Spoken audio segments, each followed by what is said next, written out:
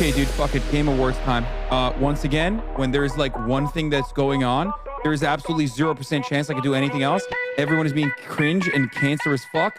It's Game Awards time. Sorry. We are going to watch the Game Awards, okay? I can't deal with it. I know there's 20 minutes left, but they're already showing stuff, and nobody, and I mean nobody, wants to miss out on a single second of my fucking soy-facing ad! Oh, Bob! That's it! Game Awards!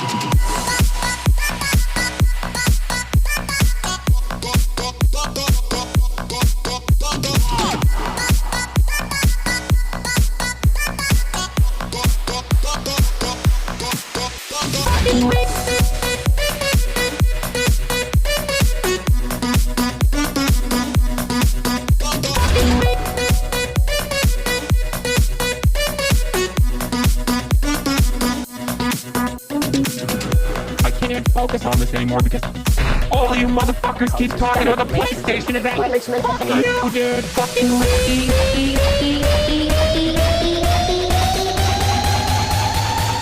fucking channel. Mommy, sorry. Mommy, sorry. Mommy, sorry. Mommy, sorry. Mommy, sorry.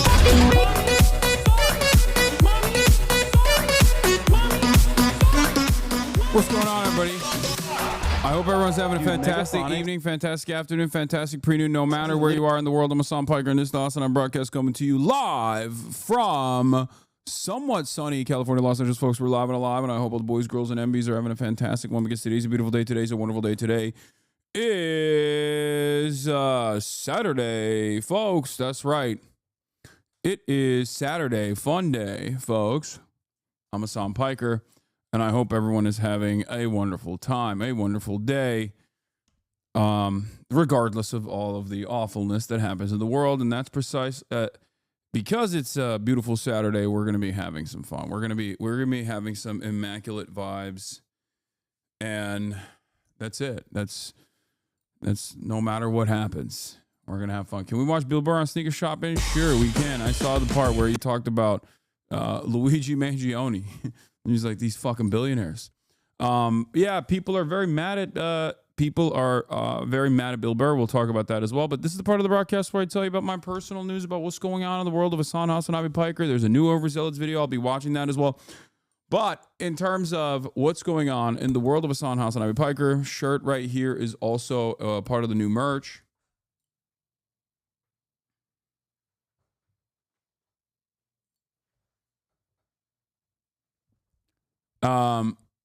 But yeah, what's going on in my world is, my brother's here. Well, he's not here right now. He's doing some stuff, but, Fifi's here. Fiona. She's laying down somewhere in the house, but,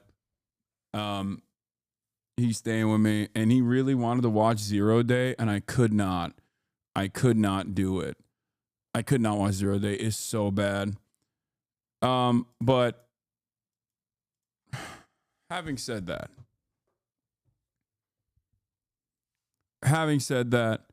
I wanted to watch, what am I saying? I wanted to watch White Lotus, so I've been watching that. That's what I've been doing. But today will be a fun day. Woke up early in the morning as always and worked out. Did some deadlifts. It was another it was another circumstance where I just truly did not want to go out and truly did not want to work out. I already watched the America's Downfall Gatsu video chatter, but I did it anyway. And the takeaway from that, Chinese internet, the takeaway from that for you should be to just do it. Not to get all Nike with it, but to just do it. Because in moments where you feel like you don't want to do something, but then you end up doing that thing you don't want to do, you only feel better, you know? Asman just said you'd be mad for the recent U.S. assassination of an ISIS leader in Iraq. That's an insane statement. But cool, I guess. Yeah, I love living in a world where I'm just getting straight up 2004 levels of Islamophobic animosity. But I doubt that he said that. It's probably another chatter who's just trying to fucking drama farm. Hi, Hassan. This is my first stream of yours. Not gonna lie, I fell for the Hassan is bad propaganda. I come from the drama side of YouTube, non-political. I wish I watched your videos before just accepting it because you've seriously opened up my eyes and taught me so much. I've literally been binge watching all of your videos on YouTube. Let's go. We got a new one, boys. It's important. It's important to maybe figure out like how this happens, like how people fall into that rabbit hole and how they get out of it. I think that's good, you know. But welcome to the world of welcome to the good side, really. You open my sinuses with the hottest it takes, yeah. Anyway, what was I saying? Oh yeah, I worked out this morning, even though I didn't feel like it. And as always, my point here is you should too. There's going to be moments where you don't want to work out. There's going to be moments where you're like, I don't want to do this. I don't want to do this. But you should. There has never been an instance where I have worked out and felt worse overall afterwards. Okay? That's it. There's never been a moment. It's wild how a lot of us fell into the negativity, came here and get mesmerized by Azan's arms. Yeah, that's usually what it is, honestly. Honestly, that's what it is. I just, people come in here and they're like, you know what? This Hasan guy's a really bad guy. I'm going to show him what's what. And then I do one of these and they're like, wait a minute.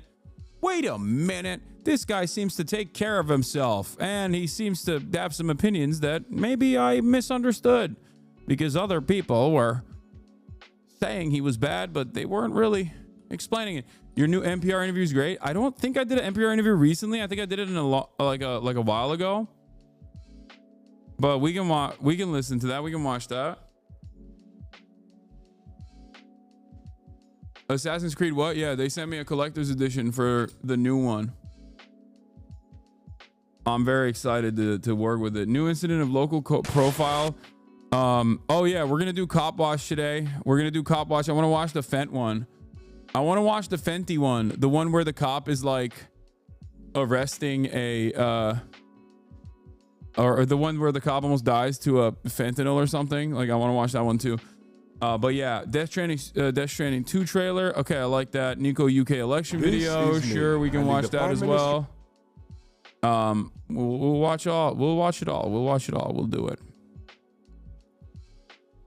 Have you seen the Gaza Ghetto Uprising? I have not, but I heard it's very good. But I am fearful that it will have, I suspect, some TOS, some terms of service violations in it. But yeah, Twitch CEO explains how they deal with high profile bans after Hasan's suspension. Oh damn, that's crazy. He did that. That's cool. Let me see. We got Tornado Watch as well. As a union member and outspoken socialist, it was so nice to find a creator who I feel represents my worldview, and watching your content has tremendously helped me refining my talking points. Hell yeah.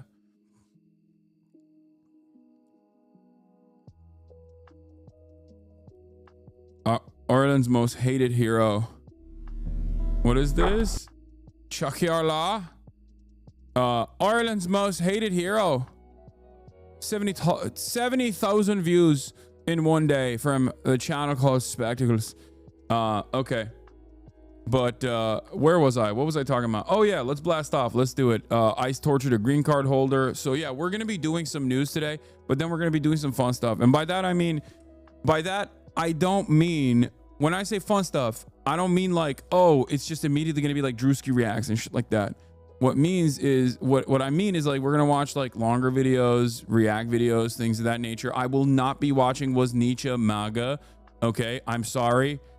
That, like, when I say fun, I mean like fun for me. Okay, maybe not fun for you, because I think sometimes fun for you is not fun for anyone but you. You know, like much love to Philosophy Tube, great content creator, great channel. But I think if I watched that, it would brick my brain so hard. Okay.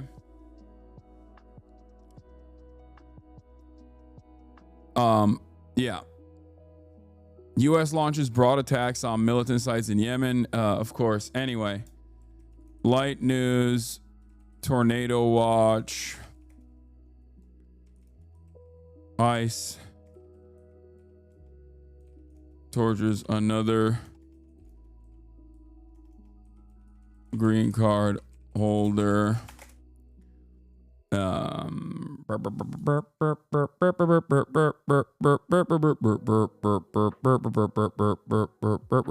was like stuck in my head.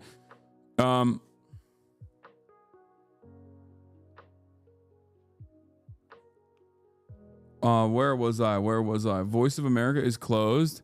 No, not Bloody Sunday. Bloody Saturday for Voice of America. No,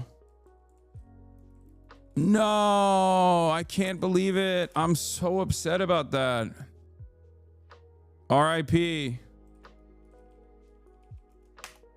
Anyway, Saturday, fun day, cop watch, hog watch, fun reacts, gaming. We got it all. Isn't the reason you want Asmongold on stream with you just so you can get him banned again? You think I got him banned last time and not what he said on his stream? What? No. Do you think that I run Twitch? Like, do you think that I have like genuine power over Twitch? I mean, I just got banned recently. Was that like a fake ban? I really want to understand where you're coming from with this. I do genuinely want to know, because like it's got to be some cool ass opinions. It's got to be some cool ass opinions up there. Yeah, we're gonna watch the Chinese support for Palestine as well. That's like a really cool 9-minute video. Please, Mimic Queen, give me something good here, because I really do. I really do want to hear what your perspective is on this. Do I control the media? Is it me?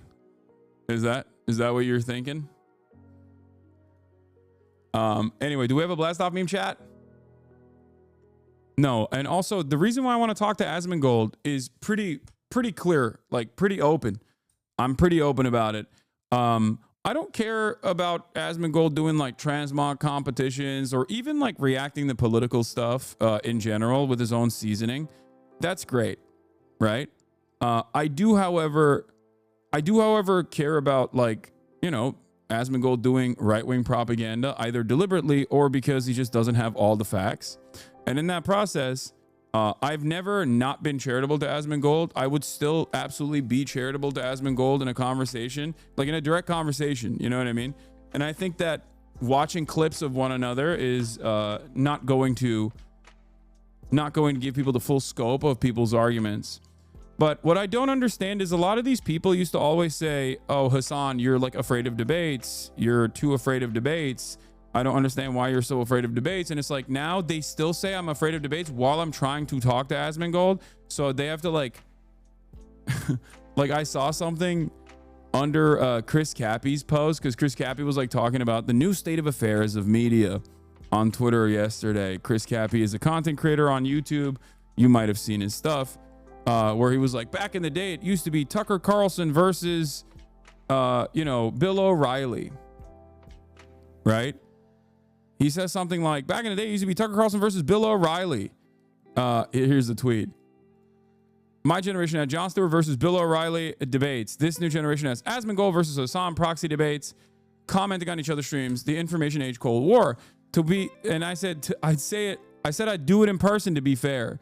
And there is like, this is the funniest fucking response to that. This is what I saw in response to that. The Hasan system, the proven method for handling criticism: hide, ignores critics' content to obscure their argument, alter, drastically misrepresent their opposing view, strawman. Also, I look pretty hot in this, so thank you once again, my haters, like making me look hot. Strawman, attack the misrepresentation by grouping critics with deplorables. Avoid, debate only weaker opponents, not the original person.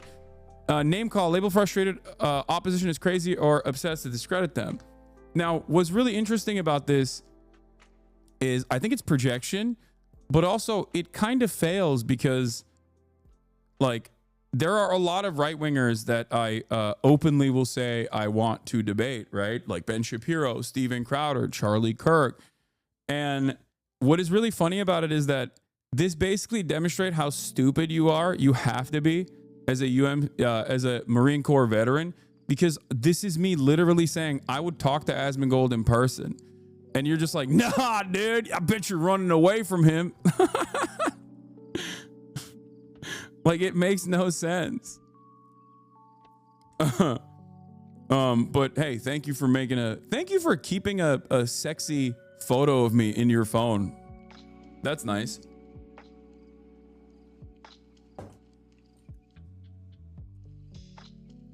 Blast off.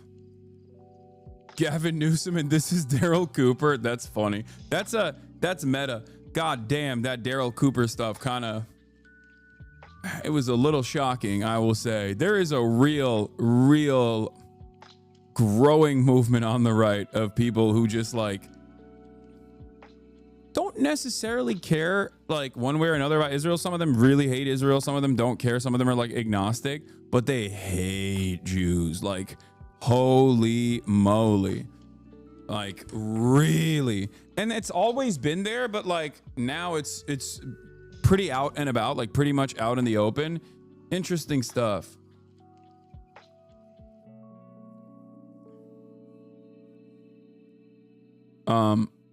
Go look at the comments on the video, the Daryl Cooper video. I don't want to look at it anymore.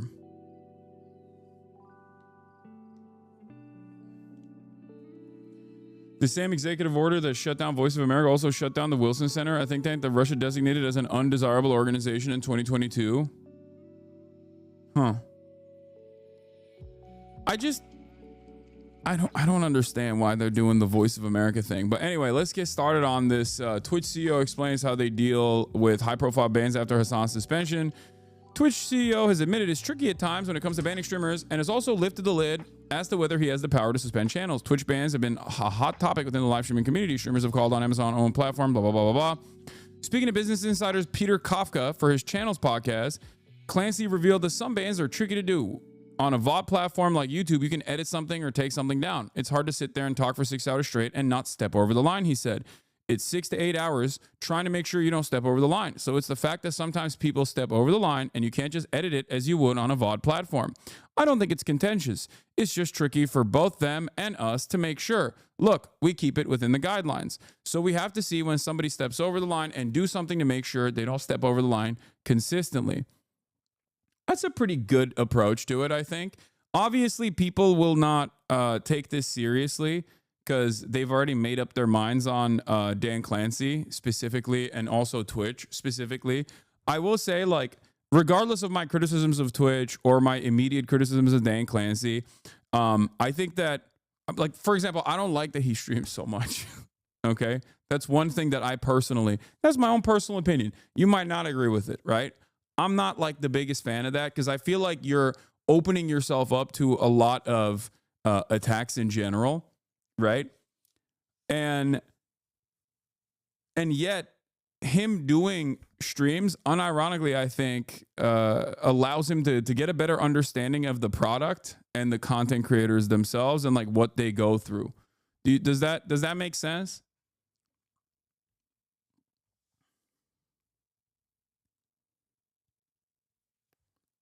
Like, there are some issues as far as like the app, you know, the Twitch app is like kind of garbanzo and they're trying to fix it. But as a CEO, I think like Ford CEO also drives a Ford. No, it's Ford CEO literally does not drive a Ford exclusively any longer. He's now driving a fucking Yangwang, I think. But yeah, as a CEO, it's still good to understand like the service that the platform is providing. For fucking real, hilarious example to be wrong about. What? Anyway, the Twitch boss also noted that he personally does not decide on anyone's ban, be it hand one out or lift an existing suspension. We have a team that does that. It's not automated. I'll be aware of their decision for certain high-profile streamers, but it's not my decision because the whole point is to keep some degree of separation. That came off the back of being asked about Hasanabi's recent 24-hour ban. It also was revealed by Twitch streamer Amaranth that Clancy did, however, get a shadow ban on her channel lifted. So they asked him about me getting hit with the 24-hour one. Yeah. At 6:58, the reporter says you were clearly not doing Support for this show comes from Smartsheet. Have you ever? Yeah. Wow. We got guys. We clearly have shooters out there in the journalism. I do control the media, okay? You're watching on the biggest channels because those are the ones you've heard of, right? And on a big channel, it is the fact that chat flies by. The magic of Twitch is on the channels of there'll be somewhere between 200 and 1 or 2,000 or 3,000 people watching, 4,000. And chat doesn't fly by as fast then. Then you can really see chat, you recognize names. And the other thing is, you're closer to being on a message board. It's yes. And also you're dropping in once, okay? Part of it is you come again and again. And the analogy I often use, now I'm playing to my own generation, is back to the TV show Cheers. I'm familiar. Where everyone knows your name. And you show up in a chat room that you go regularly, and everybody screams out your name if you haven't been there for a while and says, Norm, where you been? Yep. Right? And you feel like you belong and that they're happy to see you. Always glad you came. One of your biggest streamers, Hassan Piker, someone I'm familiar with. I've interviewed him. He's got a caustic edge to him. Yep. He was recently suspended on Twitch. That's cool. He was making That's a cool way to, damn. He said, I got a caustic edge to me. I like that. Damn, journalism is not dead, folks. Wow, this guy, let's see what he says. point about healthcare. He was sort of extending a metaphor that involved killing Rick Scott, the U.S. Senator. He wasn't calling on people to kill Rick Scott. But he's making a metaphor. He was suspended. Apparently, he's been suspended multiple times.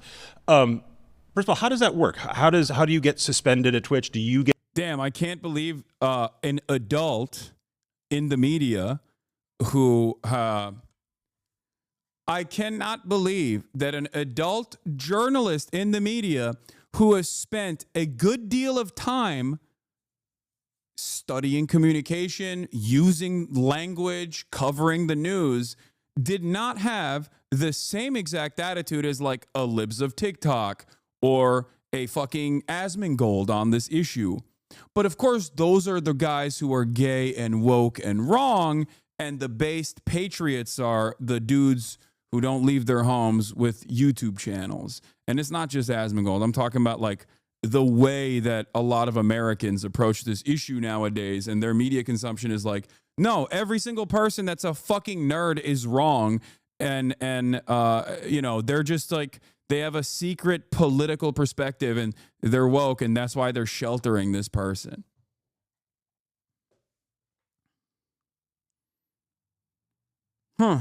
Interesting. All right. Hasanabi, renounce your citizenship. No, if U.S. is so bad.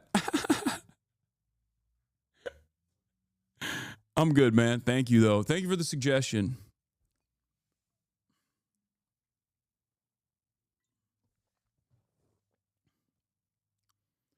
Yeah, I'm just shocked that this journalist would actually report on what truly happened instead of immediately being like, well, this terrorist guy, this freaking terrorist Hasan, okay? I call him Hasanabi. Some people call him Hasanabi. I call him Hasanabi. Why the fuck's he still on the platform? Or let alone in the United States of America? As a journalist for Business Insider, I say, get him out of here. As a matter of fact, get them all out of here.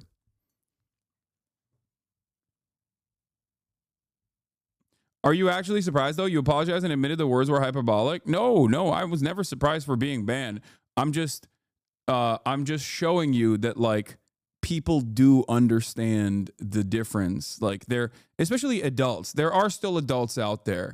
Because I think the more we look at just, like, right-wing commentary online and how much that has devolved throughout time, we get a false notion. We get a false notion that, or a false sense of reality that, like, everyone is incredibly stupid, right?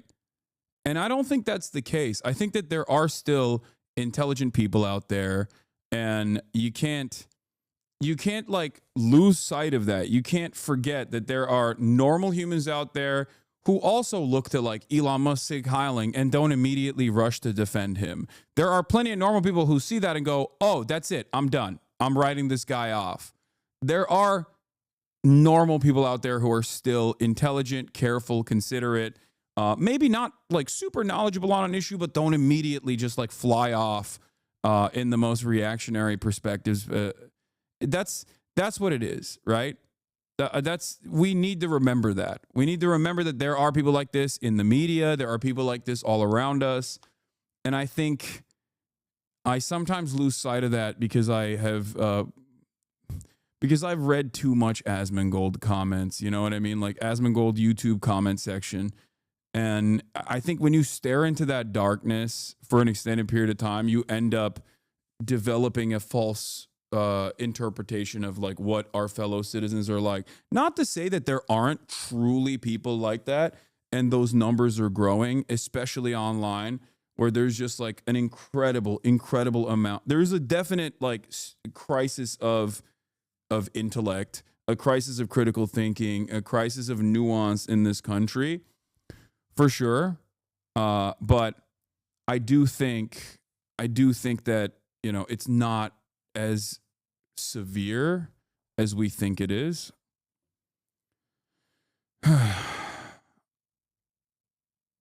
Living in a hate pit versus a hug box. Yeah. Are you going to talk about the U.S.-Yemen military op from today, or did you already cover it? Dude, can you calm down? I will. Yes, it's right here. U.S. launches broad attack on militant sites in Yemen. I know. Trump is doing the same thing that Biden did, which is just like, let's just bomb Yemen again, just one big hurrah. It'll work this time. Yeah, Mr. Peaceful Dove, dude. Mr. I'm going to handle this whole Israel stuff in a day. Mr. I'm going to handle Russia in a day. We'll get to that. Okay, this is seemingly... Get involved when it's a high-profile person? Is this automated? How does that work? And how do you get reinstated? Yeah, so first of all, they're indefinite. I'm not indefinite. They're for a given period of time. They're not indefinite. It's sort of a timeout. It's a timeout. It's a timeout, so think of it like that, right? And all it is try to make sure people stay within the guardrails, right? And so the idea, of course, is, look, if someone goes outside the guardrails a little, give them a little bit of timeout. So then it's like, okay, I'm going to work hard to stay within, the community guidelines. And we have a team that does that. It's not automated. I'll be aware of their decisions for certain high profiles, but it's not my decision, because the whole point is to keep some degree of separation, right? Where they're trying to make what is a consistent decision on the platform. And it seems like it's an ongoing theme for many of your big name folks, that they constantly are sort of, not constantly, but often are pushing the limits, getting in trouble, getting booted, getting reinstated. And then there also seems to be sometimes a question of, did the streamer say something? Was it one of his fans saying something? Was it someone off camera saying something? How do you... Yeah, I think it's like Twitch still as a medium is somewhat new, right? And a lot of normies don't entertain the idea of like tuning in to a broadcast for like 6 to 8 hours a day. So they have no way of comprehending how you can easily manipulate language and take advantage of the nuances of any kind of statement, let alone political statements. That's pretty much it. It's just like, it's very difficult to fully understand what a person's perspective is when they're talking about political issues for 8 hours, 10 hours a day, and then you're just reading what they have to say through 12-second clips. It's just not. You're never going to understand a person's perspective that way. It's virtually impossible. And because people don't really know what this medium looks like in general, I think a lot of people get duped. I get duped, and I'm in this field. You know what I mean? I'm in the heart of this, and I still get duped sometimes. Like, I'll give you a high-profile example of this. There's that guy. the Black Captain America or whatever. Like there's a tweet out there with like 100,000 likes, and I didn't even see what he actually said. Was it Anthony Mackie? Hold on, I think Your Rage responded. Oh, here it is. Like, this is what I want to show you in terms of context, in terms of like how we operate, right? Anthony Mackie has a 1 minute and 45 second response here where he talks about, I guess, like masculinity. And this person said, it feels so real to finally be being given a reason to hate him. Pivot podcast. For the past 20 years, we've been living through the death of the American male. They've killed masculinity in our communities. At Anthony Mackie, right? Star actor Anthony Mackie has soared to the highest levels of Hollywood, but one thing he really doesn't play about is raising his boys to be young men. He talks to, okay, when I saw official Crowder, I was like, Steven Crowder, what the hell? He talks to these people about how he keeps them humble. He brings them up with respect and responsibility, but strays from society's trend of what they are trying to make young men think and feel, right? So let's hear what he had to say and whether he worded this or weirdly or not. And we'll see if he was clipped out of context. I keep my boys humble. Like, my boys have never had a pair of Jordans. You know, my boys don't do all that internet fly shit. I'm like your kids. None of this is controversial so far. He's literally just saying that he doesn't like the flashy, he doesn't like the flex culture that he sees, especially for younger generations online. I agree with that 100%. Let's see. And no, I don't give a. I could be the biggest star in the world. Do not let me catch you being stupid. Mm-hmm. Do not. And my oldest gets it. My 15-year-old, he tells the other ones, he's like, yo, don't make dad mad. Because once you get one that's right, he gonna straighten the other ones out. Mm-hmm. So it's just that thing of, in the past 20 years. This is such a funny, this is like the most old head podcast, by the way. It's like, I don't know anything about this podcast, but it's like, as soon as it panned over to the host, I'm like, oh, this is amazing. We've been living through the death of the American male. They have literally killed masculinity in our homes and our communities, for one reason or another. But I raised my boys to be young men. And however you feel about that, you feel about that. Right. But my boys will always be respectful. They will always say, yes, sir, yes, ma'am. No, sir, no, ma'am. They will always say thank you. They will always open a door for a lady. They will always make sure that their mother is taken care and provided for. They will always be men. And that's always, since they were 2 years old. Every time I left for a job, I tell my 15-year-old, you're the man of the house. You make sure these doors are locked every night, this alarm is on, you text me or you call me every night before you go to bed and you wake up. I love that. Because we're men.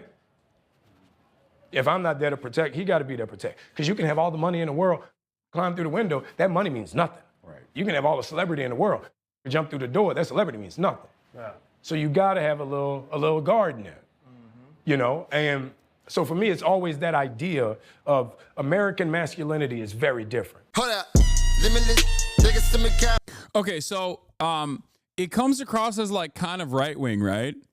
And apparently the context of this, like it's not that controversial, like what he's saying, but immediately, like if you are tuned in to that frequency, if you know what like right-wing commentary and right-wing statements look like, yeah, it's understandable that people will go, oh, he's talking about like male bravado, like the pussification of like American men, like, because when you make a statement, there are a lot of things that you're not saying that you're operating off of, like underlying premises that you're operating off of, and that leaves a lot of room for interpretation for people. And if people are conditioned into recognizing right-wing sentiment, they hear this and they go, oh, this guy's a fucking real right-winger. Like, what do you mean? He's doing the classic, like, oh, kids are gay now. Now, what is ironic about this was that what he was actually talking about, apparently, because I saw someone else show the full context of the conversation, was literally about unlearning homophobia because he has a gay brother, and he also personally played the role of a gay man. Like, so he's not like the conversation. Yeah, this is the thing I saw. Yeah, if you bother to watch the whole interview, you'd hear Anthony explain how he stepped out of his comfort zone to play the role of a gay man early in his career to understand his gay brother better and not repeat the same homophobic attitudes he grew up in the South. Like, it's just what's interesting about it is like this happens in every medium. This is just like a cultural thing that we all love to do. We hate when our enemies do it or our perceived ideological interlocutors do it, and then we love doing it ourselves. And sometimes we earnestly get duped by this stuff. We earnestly get duped by this stuff. We get clip chimped. It's basically the equivalent of not just clip chimping, but like simply in the old version of it, reading the headline of a news article and not reading the rest of the article and not realizing that like the headline of the article actually left a lot of stuff out, right? It's like if you only look at New York Times headlines, especially on an issue like Israel, and not like the rest of the articles where they bury the lead pretty far down the article, you're like, oh, Israel has not done anything wrong. They're the most moral nation on the planet. Sometimes they mess up a little bit, but overall they're trying their best, right? And it's like, that's how it works, right? Yeah, so if you guys remember and then there's obviously the other side of this where you got Captain America, they've killed masculinity. Like, there's battle lines are instantly drawn and people jump to this. People jump to their opinions. And then these wars are fought, right? Here, let's hear what he had to say. South in the 90s. He starts the other clip with saying he doesn't like the money spread 999 Rolex, 1,200,000 or 1,200 haircut individuals. Yeah, for the record, he's a black man on a black podcast talking about his own community and his own interpretation of what he is seeing amongst the youth. Something that I have also talked about as well. Something that I also fucking get annoyed by in general by American culture is like American consumerism and flex culture has like completely gotten to a new level at this point where people are just like, they substitute having fucking expensive watches or expensive things and living a lavish lifestyle as a mechanism to say like, I'm a good person. Look at how successful I am. Right? It's annoying. And before there's like immediately people going Gucci shirt. Like, I know you're joking when you say this, obviously, but like, there's never been a moment where I have been like, look at what I got, bitch. Like, I'm the man. I fucking made it. It's usually people, because I'm a leftist, people constantly throwing it back in my face. There's a difference between someone flexing and versus, someone purchasing a stupid shirt in a moment of emotional weakness at Coachella multiple years ago. You do that every stream? What do you mean? Yeah, I do. I do my money spread. So that's it. It's like it's very frustrating, right?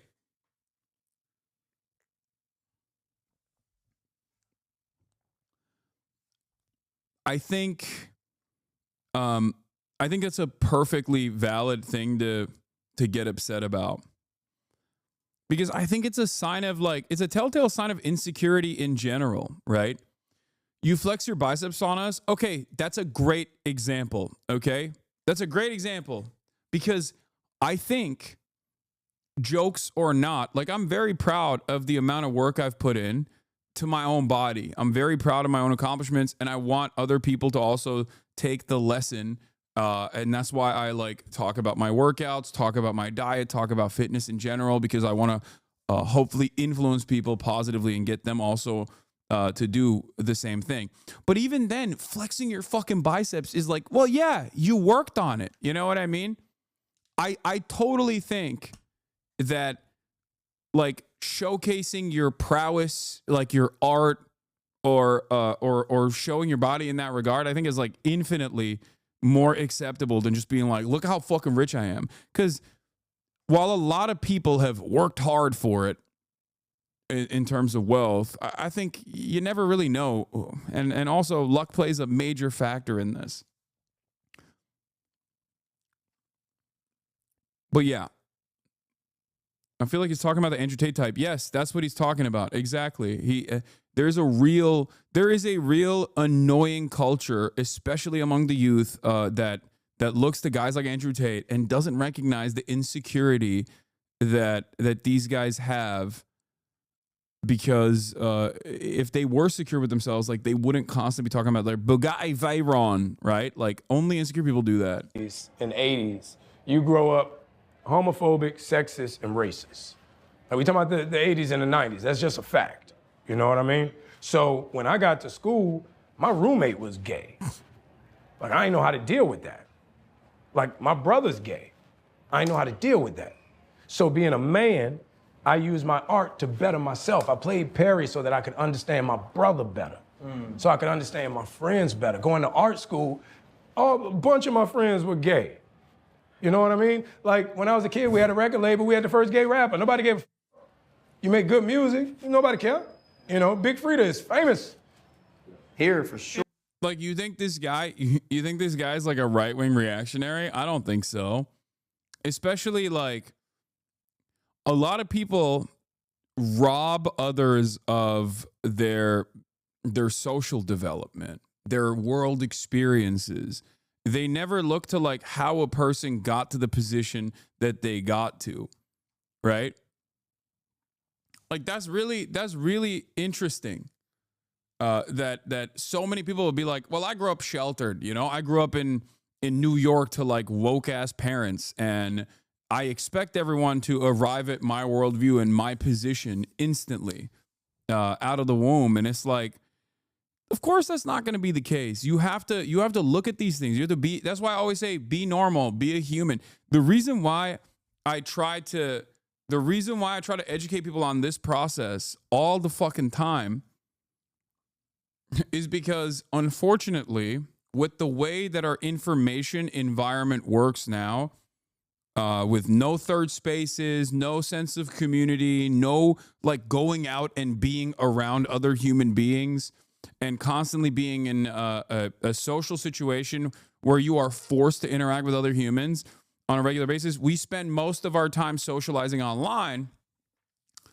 So a lot of the nuances that you normally would use to filter certain pieces of information, for example, are just gone. Right? It's the difference between watching someone talk or watching a video of someone versus reading their quotes on paper. It's an entirely different format, and the outcome and what your takeaway will be entirely different. And the same goes for the difference between watching someone on a podcast for a minute and 30 seconds versus seeing them in the wild, you know, interacting with them in the wild. Not saying that like you're going to meet every single person, right? You're probably not going to encounter, what's his face, Anthony Mackie in the wild and get a full understanding of what his worldview is.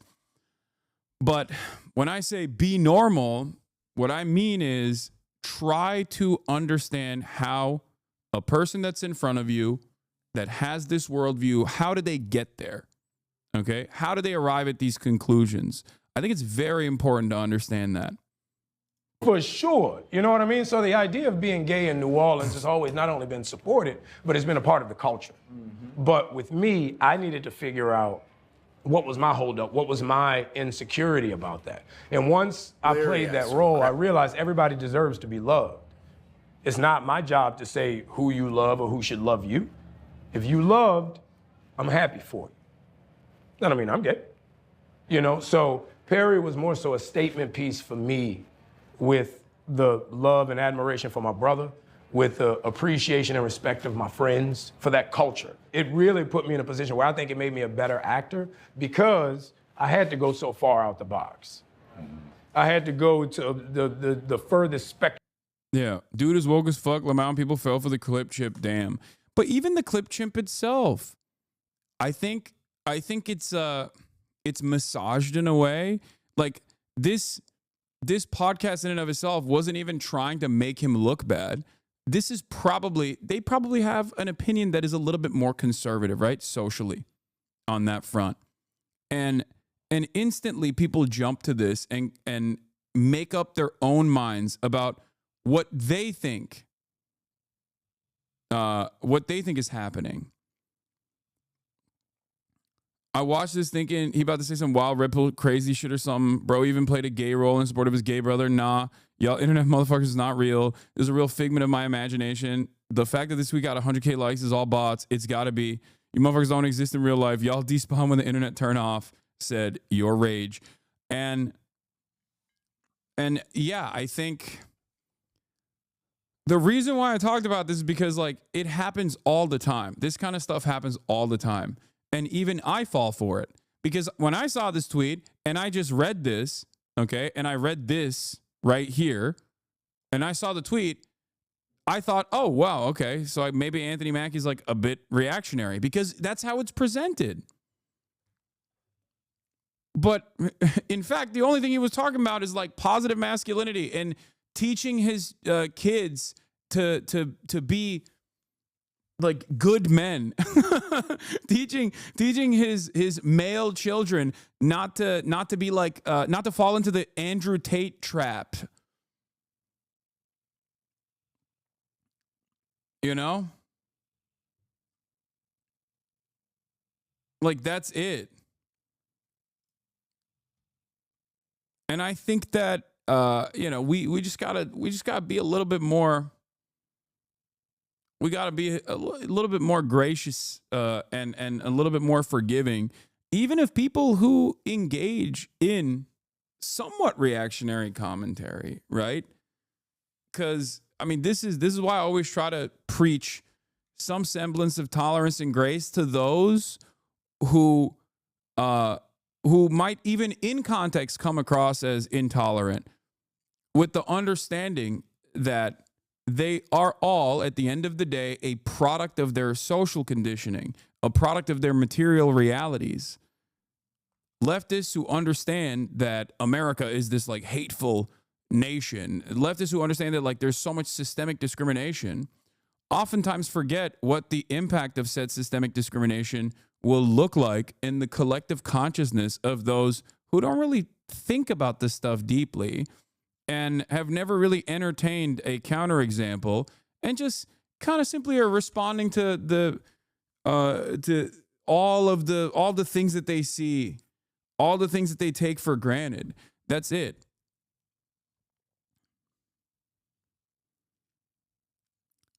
But yeah, same goes for every single person. Every single person will eventually find themselves in the throes of being misunderstood. It is what it is. And the reason why I use the Anthony Mackie example is because I personally saw that. And I initially thought, oh, what the hell? Like, is this guy like weirdly right-wing or whatever? Because I hadn't even watched the clip.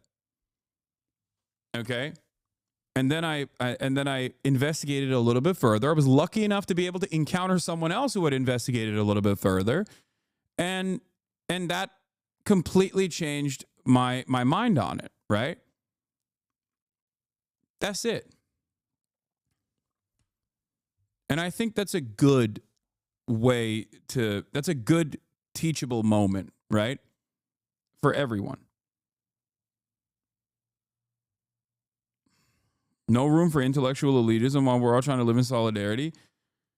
Yeah, I mean, there is a balance to everything. And I think that balance also should factor in, for example, like not treating people like they're idiots either. Like I'm an advocate for not doing like Den's theory. And I think everyone plays a different role. My role is to do agitative propaganda, of course, and to help Americans understand their class position and who the real, like what the real vectors of harm are in our current hierarchy, right? That's my goal. That's my role. But that doesn't mean that like I have this attitude that like the average American, the average working class person is too stupid and too dumb to understand theory either. So there's a balance there as well.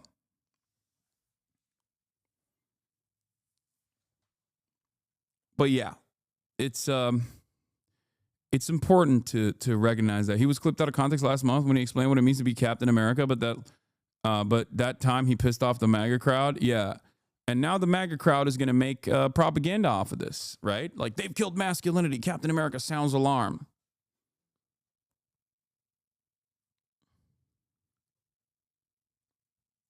But yeah. That's important. It's a little brief moment. But we'll... So we are gonna...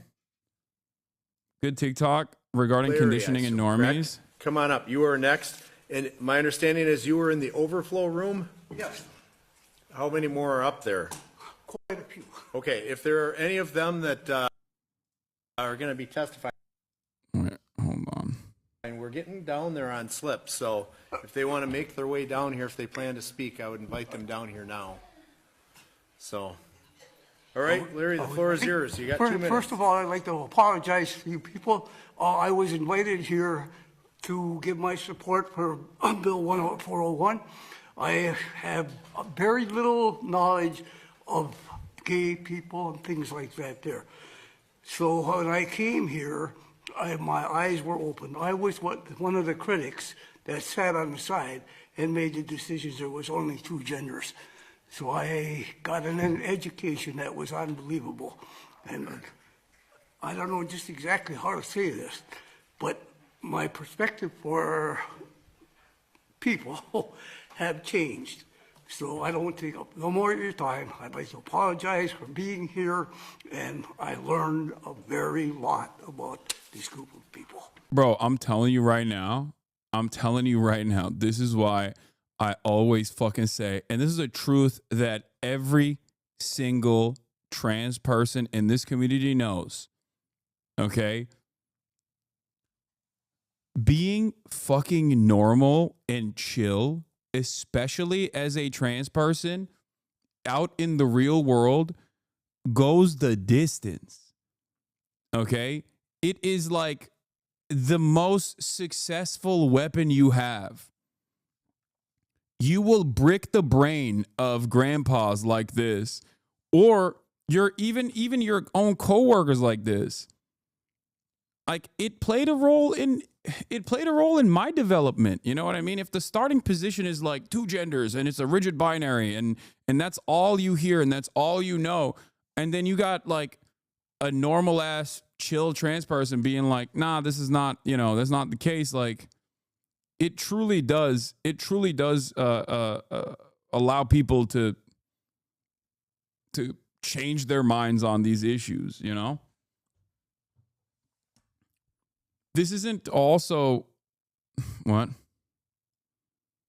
Why are you talking about trans people? I haven't met a trans person in my entire life. I doubt you have even met a trans person. Like, why do we talk about people who barely exist? Chatter, get down. You're fucking surrounded. Okay. Let me tell you, this is perhaps the stupidest community to say that in. There are a lot of trans people in this community. Okay. That's awesome.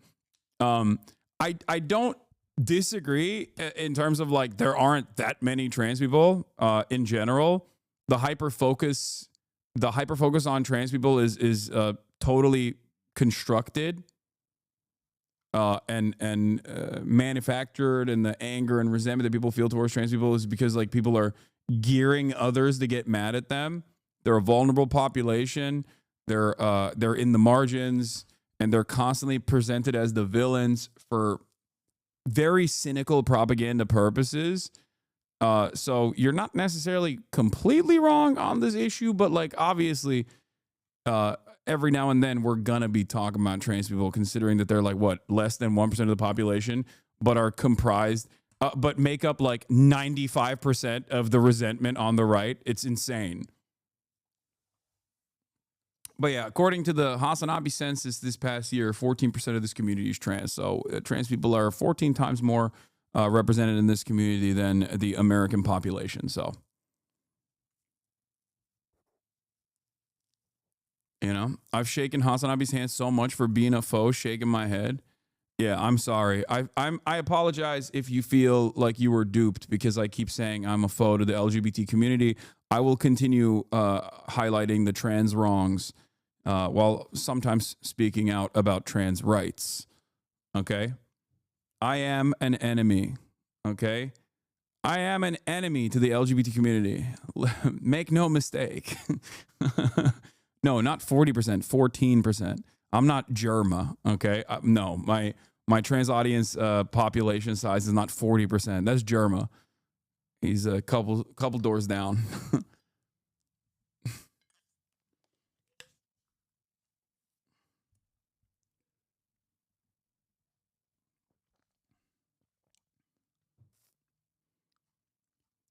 Yeah, right-wing commentators dominate social media. It's not even close. True. Obviously, like the metrics for this are not the best. Like they're just simply looking at like raw follower numbers and follower counts. I don't think you can make a decent assessment of like who has the most motion, for example, or who gets the most, who has the most like unique reach.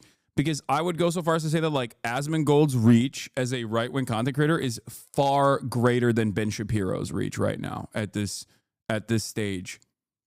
So like the size here, or even like my reach versus like the Young Turks' reach, or my reach versus Trevor Noah's reach, right? Like I think that I have a much larger reach at this stage as opposed to like Trevor Noah as a liberal or leftist or progressive left-leaning content creator. But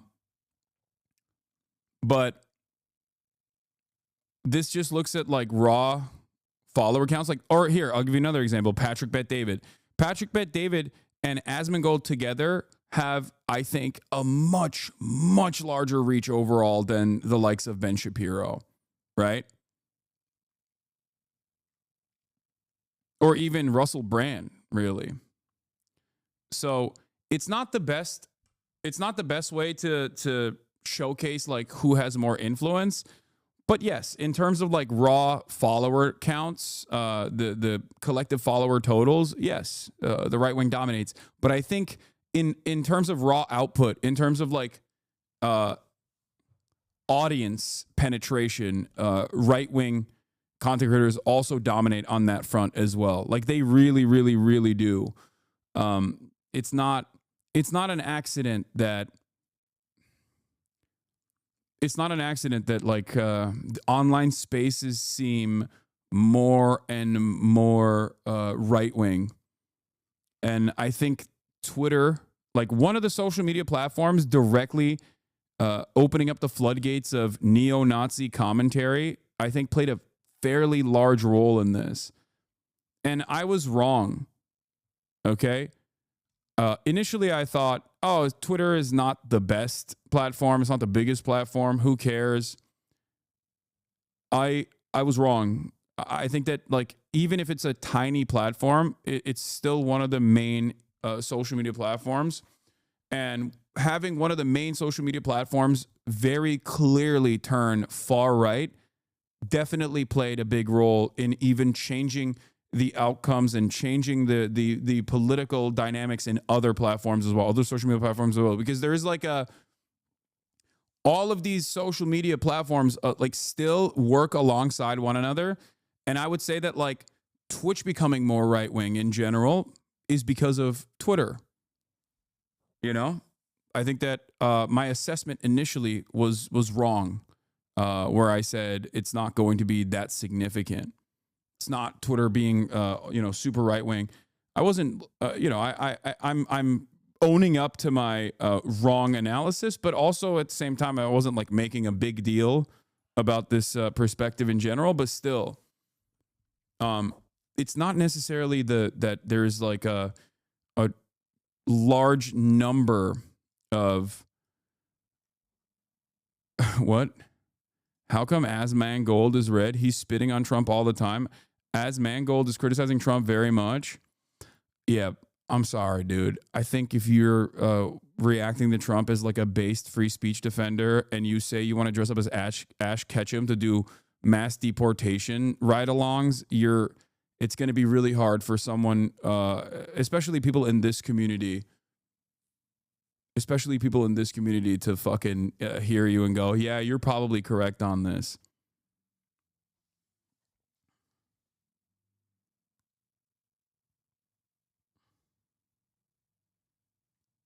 You know?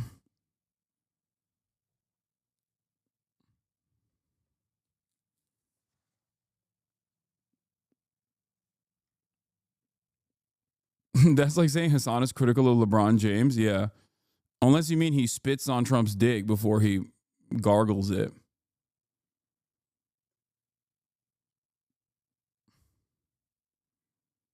You know?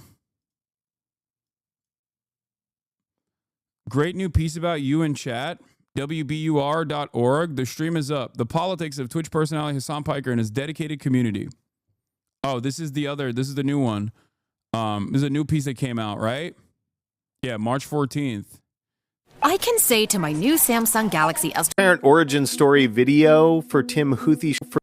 Results may vary based on input. Check responses for accuracy. Support for this podcast comes from Is Business Broken? In love with a celebrity. People are into this Timothy Chalamet. They say he's a Houthi, a fighter, he's hot. They say it looks like Chalamet. Yes. Not incredibly skinny Bob Dylan impersonator Timothy Chalamet. Tim Houthi Chalamet. The apparent origin story video for Tim Houthi Chalamet was pretty unremarkable on the surface.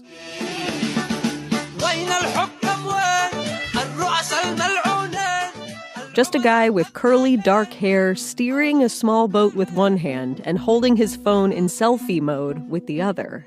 A light blue skiff bathed in the sun. Very mindful, very demure. A much bigger ship hulking in the background with big white lettering that said Galaxy Leader. This was 33 seconds of, honestly, not that much. But then, like that, this video had 13 million views. Because, I mean, look at him. Okay, I don't understand why people obsess over actor Timothy Chalamet either, but Tim Houthi Chalamet's celebrity was in some ways an example of a new way that people are consuming news and information. Coming at it kind of sideways. At least that was true for me. Tim Houthi was how we learned more about the Red Sea and the attacks. Yeah, this is WBUR. It's a NPR local for Boston.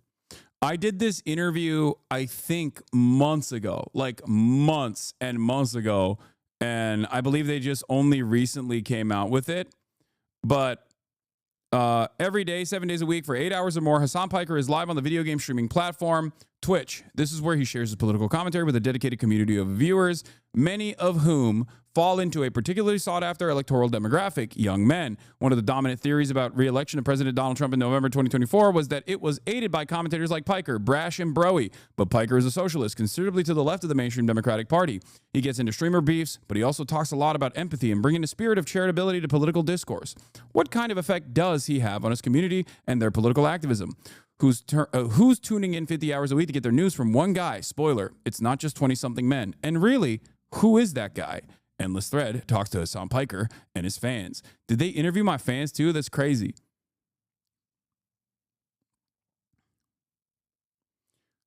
Weren't you live for this interview? No. I did this offline like months ago. I forget exactly when. To the Red Sea, where the UK says Iranian-backed Houthi rebels have carried out their largest attack so far on shipping lanes. The Ministry of Defense. That is the BBC. But we didn't first listen to that report until a few weeks ago. No. My understanding of Yemeni fighters disrupting a key international shipping route in reaction to the war in Gaza started in the diffuse, crackling, digital, foamy broadcast waves of the internet, somewhere between TikTok and Twitch. Okay, that's crazy that this is a straight-up journalist on NPR, Boston Public Radio, openly admitting that his perspective shifted on the issue that the Ansar Allah movement was presenting, the reasons as to why they were dealing with the Red Sea in the ways that they were on my fucking Twitch stream. Okay? That's crazy. Hey, Rashid, how old are you? Where are you from originally in Yemen? Let's orient ourselves a bit here. We're talking about the southern end of the Red Sea, which flows past Yemen, Eritrea, and Djibouti. It's this key shipping route because it brings giant ships back and forth between the Indian Ocean and the Arabian Sea and the east coast of Africa and the Mediterranean Sea and Europe. It is a massive shortcut for getting goods between the East and the West. An age-old plan to shorten the distance between Europe and the Orient by linking the Red Sea to the Mediterranean. Yes, to get from the East to the West, you have to head through the Middle East. And when these attacks started a little over a year ago, the ships under attack were traveling up and down the coastline of Yemen, which has a front seat to the Red Sea's shipping route. The Red Sea, the Suez Canal that connects it to the Mediterranean, this is a zone that's had a ton of all kinds of commercial shipping for a long time. And a lot of conflict, since forever, since Moses. The long history of man's efforts to create a passage through the Egyptian land barrier can be traced back to 2000 BC. The Houthis are a group of fighters in Yemen that are vaguely associated with Iran, and they're in their own intense armed conflict with their neighbor, Saudi Arabia. They've driven a civil war in Yemen against the government there, with a resulting intense humanitarian crisis. We are not going to try and explain this conflict further right now. Which is probably for the best. But the Houthis have been reportedly doing this because they believe Israel, the U.S., and its allies were doing nothing to stop the humanitarian crisis in Gaza. It's not. It seems fair to say that, right? It's not AI. Not everything is AI. You need to stop being brain dead Zoomers. Secondly, there's not much else I can do in terms of like visual, visual guides here, because while we conducted this interview technically on camera, and obviously I didn't know that this was going to be the way that they were going to cover this interview, because we talked about a variety of different issues. This is a radio broadcast, okay? This is a radio broadcast for WBUR, which is the Boston NPR affiliate, okay? This is Boston NPR. It's an interview conducted for a radio broadcast for the show Endless Threads. I assume the podcast Endless Thread. Please, I just want you guys, I have never heard this either. I want to hear what their perspective is. I didn't know this was going to be about, I did not know that this was going to be about like my interview with Timothée Chalamet. I didn't even realize that they were going to predominantly feature that interview, okay? God, you guys are so annoying. Put some Subway Surfers up. Just watch, please. Please, just watch. Right now, politics and armed conflict have a much more direct and highly personal impact on daily life in Yemen, to say nothing of the larger region. But much of the way we experience this story in the U.S., unless we have a personal or family connection to Yemen or the merchant mariner industry, this feels and is pretty far off. Timothée Chalamet, also known as Rashid Al-Haddad online, brought it closer somehow, especially after he did a big interview with what we might call a news delivery service. I'm doing journalism, chat. Calm down, okay? Not the New York Times or BBC or NPR, organizations that might at least have a few reporters stationed in the region near the Red Sea. What platform is best to talk on? He said Instagram. Okay, that works. By the way, 19-year-old Timothée Chalamet said he was not a Houthi fighter, but he did seem to have the trappings of an influencer. He said, Hasna, wait a few minutes until I set up the lighting. Bro, this dude is a professional, dude. The news service getting the big interview with the Chalamet of the moment also had good lighting, access to translators, and a huge engaged audience. Associated Press, Reuters, It's kind of crazy because, like, I do make the sausage in real time. Normally, you never see how the sausage is made. You see a finalized product where news outlets that will do exactly what I did in real time in front of you guys will basically like they were saying, they'll have a station journalist, probably not in Sanaa, but they'll have like an affiliate maybe on the ground or somewhere close enough. They'll have Arabic translators or can speak Arabic and will interview this person. And you don't normally see this happening in real time. That's, I think, a unique aspect of the way I operate. And then you see the finished product where like that entire interview in and of itself, and even like how we put it together, would never be seen by the world, right? You would only see like maybe 2 to 3 minutes, like specific answers that you're hearing from Timothée Chalamet at the time. NBC? No. More of a dude who's a professional dude. Hasan Piker. People say, Hasanabi, you've changed. It's like, motherfucker, I haven't changed. You did, bitch. I've never heard a Democrat be like, man, what do we got to do about this fucking military budget? We are literally the fucking last political space online that is a holdout, that is majority men, that isn't like insanely politically. Not insanely politically, maybe, but definitely polarizing. And we're not even really talking politics yet. We're talking generations. Whenever we ask people if they know Hasan Piker, it goes one of 3 ways. It's either no idea who you're talking about. Or, oh yeah, is that hot guy? Or the streamer? Yeah, definitely. And these answers divide along generational lines. Hasan also divides people on feelings about the war in Gaza.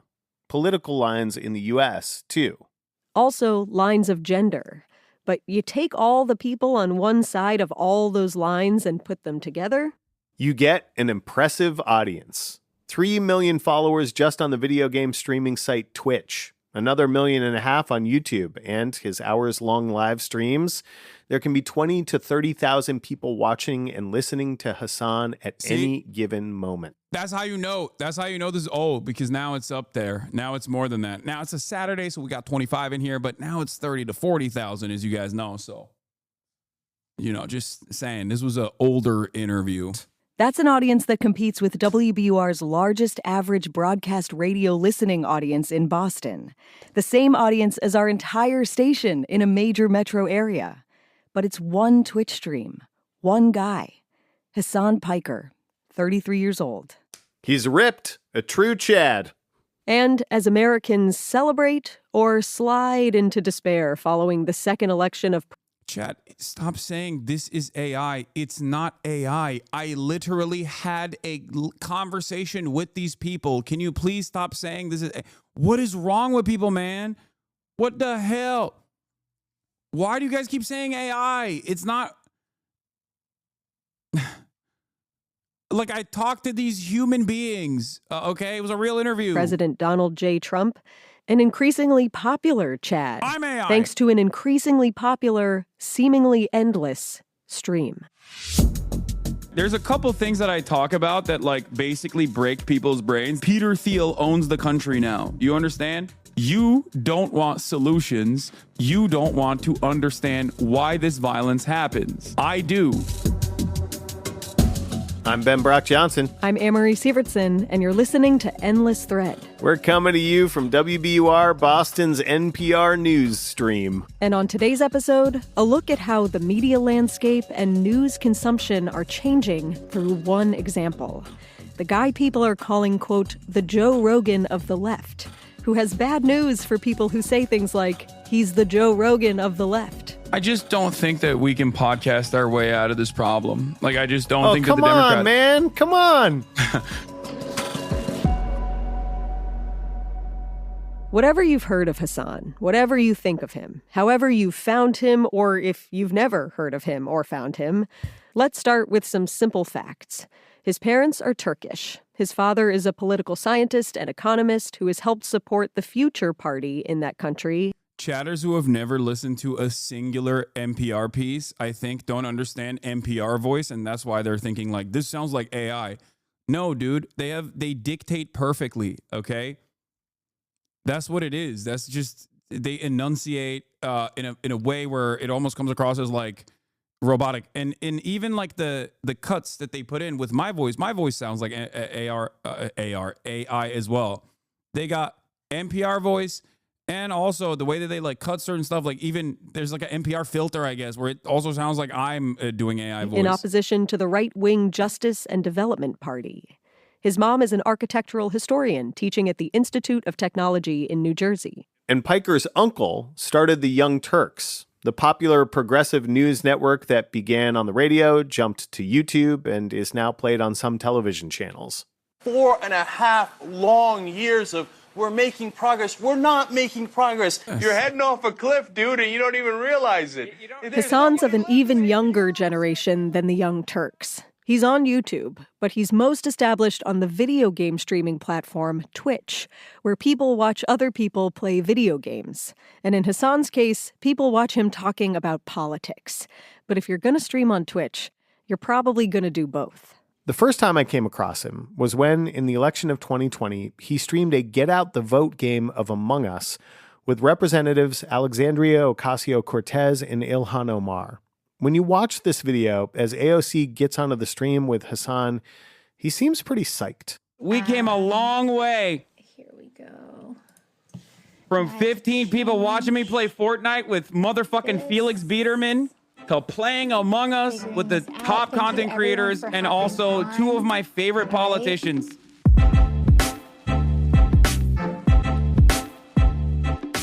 The Among Us stream, just a little more than an hour-long total, netted nearly 700,000 concurrent viewers.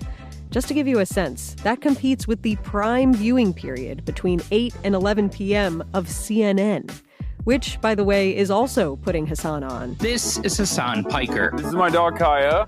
Piker was 29 back then, and about to watch Biden sweep into office and topple Donald Trump's attempt at re-election in the midst of a brutal pandemic. When you watch this 4-year-old stream, Hassan seems legit giddy at what's happening.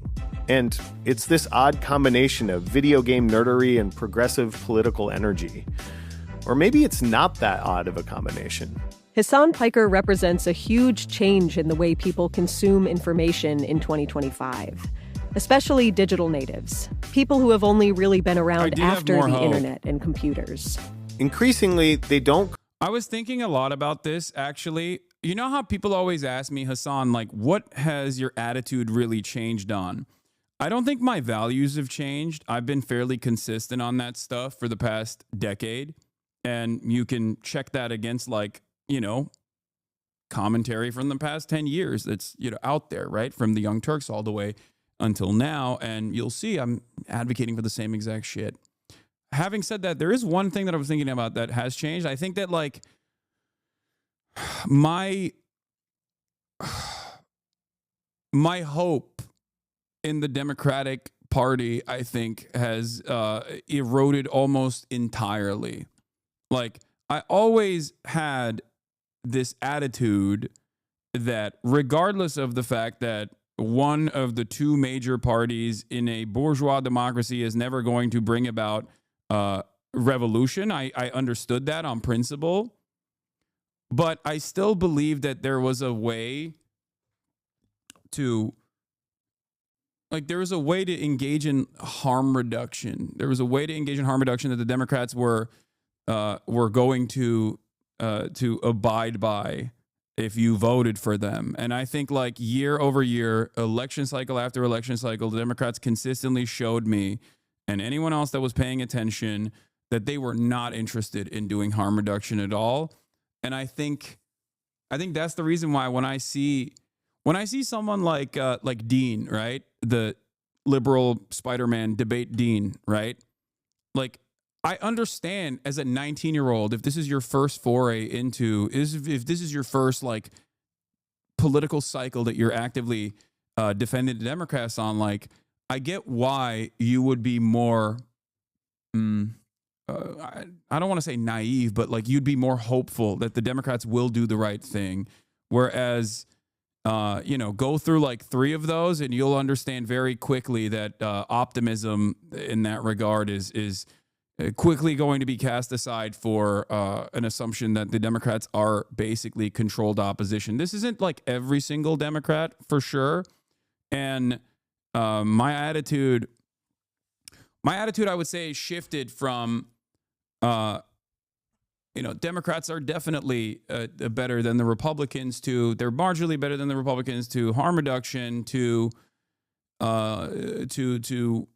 we need to use the platform that the Democrats offer to existing progressive voices in an effort to continue building up a labor movement, to continue building out like outside pressure, outside mechanisms of pressure that are not immediately within the lap of the party, to like, I don't even know where we're going at this point. Like, I just, I've never been closer to an advocacy for building a third party from the ground up than this very moment. I will admit that. It's something that, like, I wouldn't say I'm as far as, Michael from Pennsylvania is on this issue. I truly don't, I don't know. I truly can't see a way out of this beyond like either completely reconstructing the party or looking for a alternative, like developing an alternative at all. I tweeted about this this morning. Who could have seen this coming? Everyone. We kept yelling about this. I think it's time for the liberals who scream at the left to bury the hatchet and actively reconstruct the Democratic Party to be a real opposition party with a bold vision of change, or build a real alternative.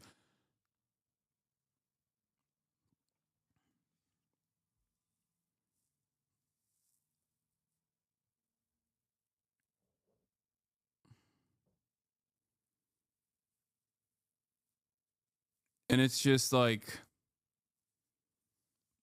I don't know how we do that. I'm being radically honest with you. I don't know how we do that, but changes need to happen immediately. Compartmentalize their different flavors of content. They don't go to one place for news, another place for lifestyle, information, etc.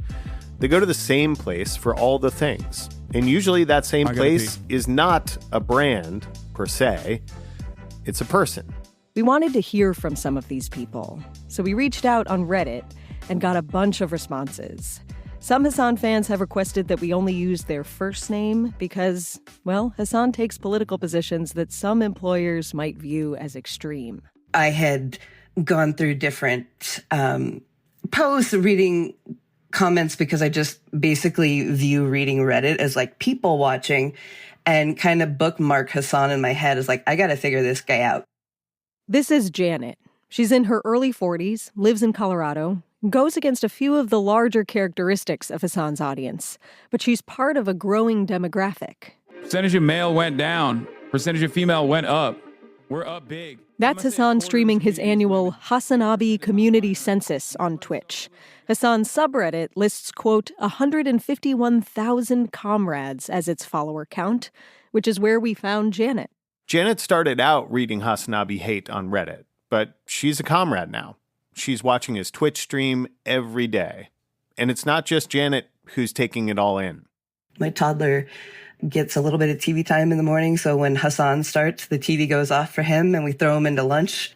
He knows the Hasan is streaming song, and we'll start doing sign language for food when that song comes on, so I've kind of ruined the baby, but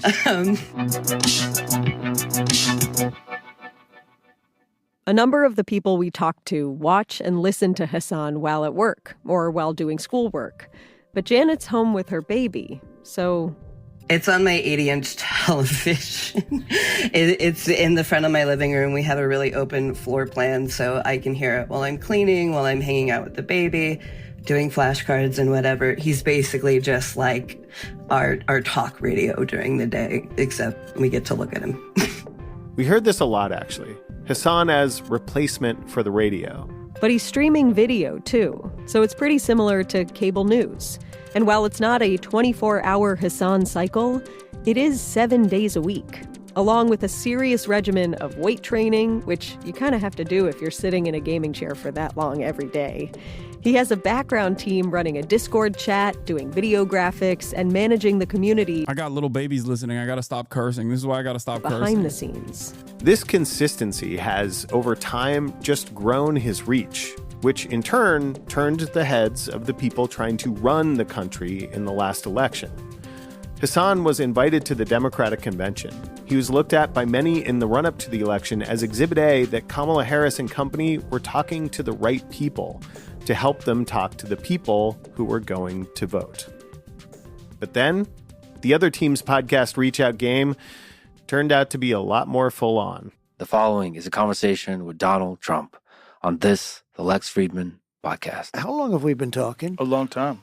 Let's go. Probably like 3 hours. He's one of the most famous people on earth, and I'm grateful for this chance to learn more about the man behind the headlines.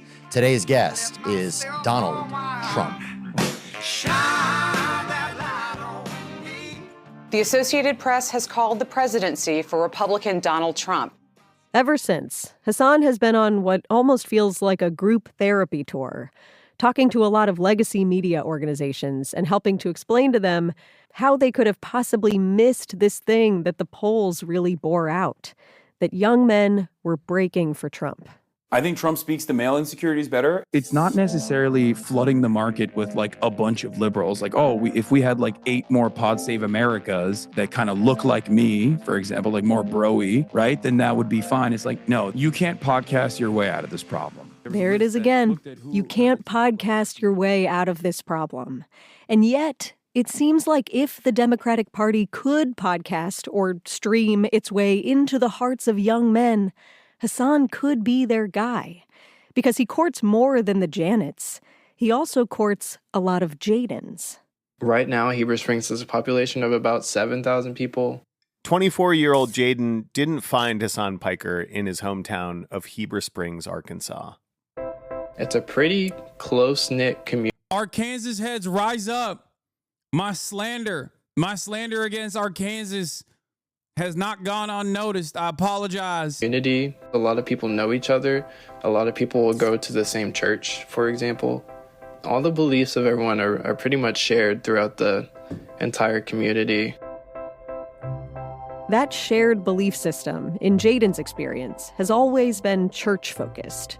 Growing up, he says a lot of the social interaction was through church or trips with church groups. One of these particular trips, to some cabins in the woods, he remembers in particular. It was cold, it was windy, it was so miserable. There was always a theme or topic of discussion for these trips. For this trip, they decided to make it about homosexuality. Jaden thinks this trip happened when gay marriage got national protections in the U.S. He says that the trip turned out to be a bunch of adults telling a bunch of middle schoolers about how homosexuality and gay marriage were ruining society. I had so many experiences like that, kind of around church and things like that. When Jaden started to spend more time online in high school, he discovered perspectives that didn't really match the homogeneity of Heber Springs. And when he went to the University of Arkansas in Fayetteville, his own belief structure started to shift even more. Jaden says straight up that the only reason his belief structure has changed is because college and the internet. Which is where he found Hasan. I thought that the way he broke down certain topics was just really easy to understand, easy to digest. Digest what exactly? Hasan's worldview. Whether it's, American foreign policy being ultimately damaging to the world, or whether it be an advocacy for enshrining abortion rights in the Constitution, gun control, like reasonable gun safety measures that must be implemented, focusing on universal health care and free college education. All of these things have not improved at all. Jaden says that Hasan Piker's point of view on a bunch of different topics felt logical and approachable, and that they were ultimately compassionate towards America's most underprivileged people.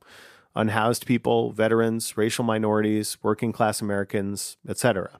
It was definitely sort of a gradual realization that a lot of these things that the church and conservative-minded people were saying were concepts and ideas that actually went against the Bible in some ways. I think that was kind of the biggest contradiction that I sort of realized was when they talk about politics, it's pretty clear to realize that these people are not 100% for loving thy neighbor and looking out for those less fortunate than you. Jaden.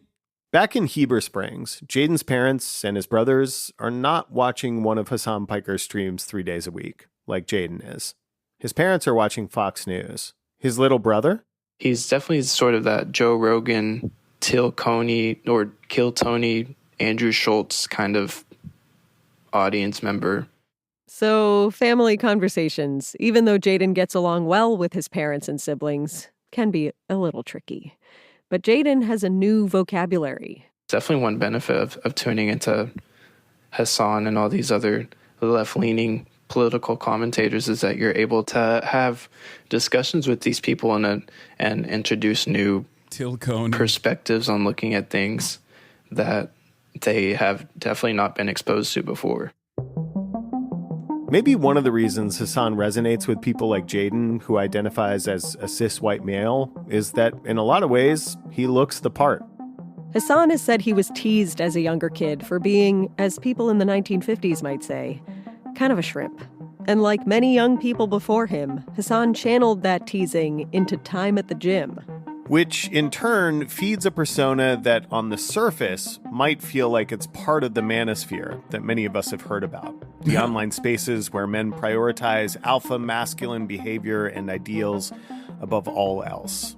He does look and a little bit sound the part. Bruh. Dude. Oh, dude. Holy dude. It's like, bitch, what do you mean? But this is another case where you have to look closely enough to see the differences between streamers, who definitely don't line up along the same clear, bright lines between, say, Fox and MSNBC, or even NPR and the Wall Street Journal. And yet, the streamer world is drawing more and more of the audience that used to go to big broadcast news organizations away from that and into things like a video game streaming platform that might have a bunch of political thought mixed up with a game of Among Us or Counter-Strike. Hasan Piker has drawn a lot of controversy for his positions and his statements. And I'm not talking about bitch. I'm talking more about, if you look at the civilian deaths versus the deaths of soldiers, Hamas's percentages are infinitely better than Israel. That's just facts. So no, Hamas is the lesser evil.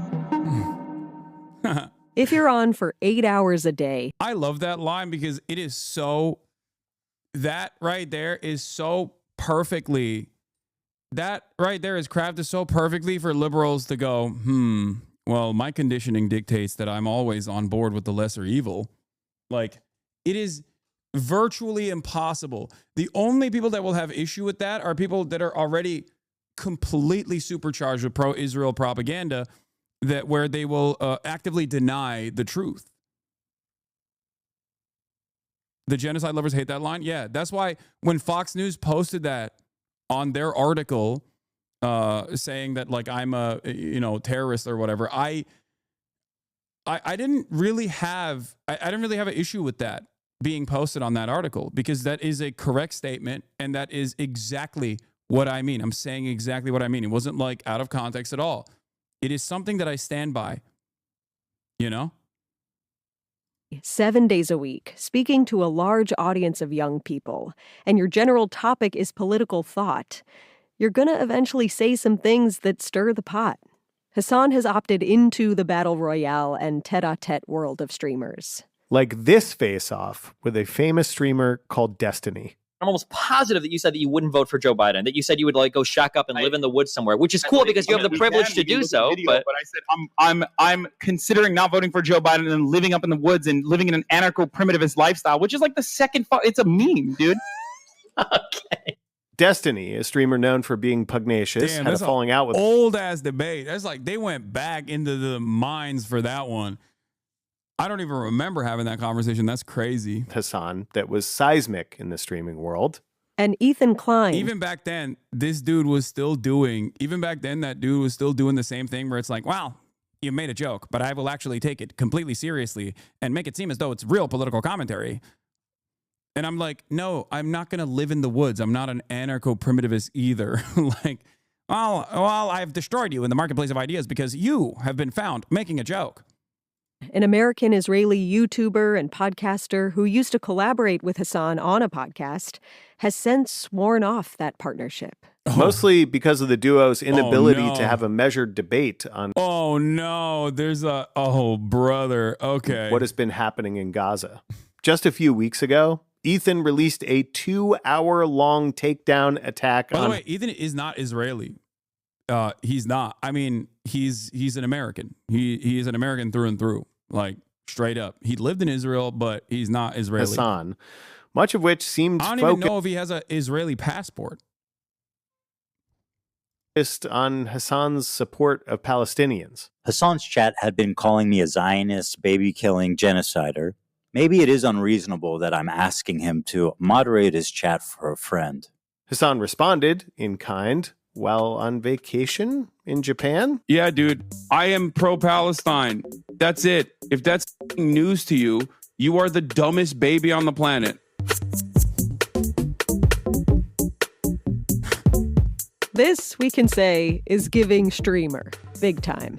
Though big news organizations do it too. Newspapers throwing shade at each other through competitive reporting and op-eds, even presidential What's endorsements. interesting about this piece is that this was far before, like, I interviewed, and they briefly asked me about Ethan in that interview, but this was far before the content puke. This was far before, that back and forth in its entirety. So it's like interesting that they're like, I wonder what they did with this, because I have no idea what the final product looks like.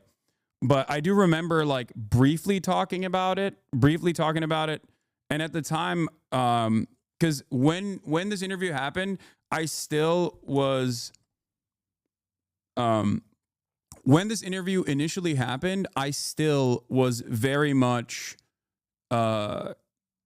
trying not to talk about Ethan at all. So that's why they have snippets of me from Japan in the piece. Hey, remember when newspapers did presidential endorsements? Somebody check the Jeff Bezos Twitch stream. A slap fight is a slap fight. But underneath the bros and the bitches, the bluster, the muscles, Hasan's pushing political thought too. So it's time for us to @ him in the chat. And we will when we come right back. Oh, there's no more mention of this after the fact? First. Ba-da-ba-ba-ba. The end of this platforms. Though instead of a brand of, hey, I'm just a guy who used to host Fear Factor asking questions, Hasan's brand is more, dare we say, earnest? Let's find out. I'm Hasan Piker, also known as Hasanabi on Twitch.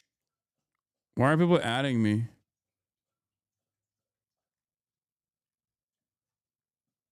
What? Why are people adding me? I'm confused. They said it? Oh, I didn't hear it. Or Hasan the Han on Twitter.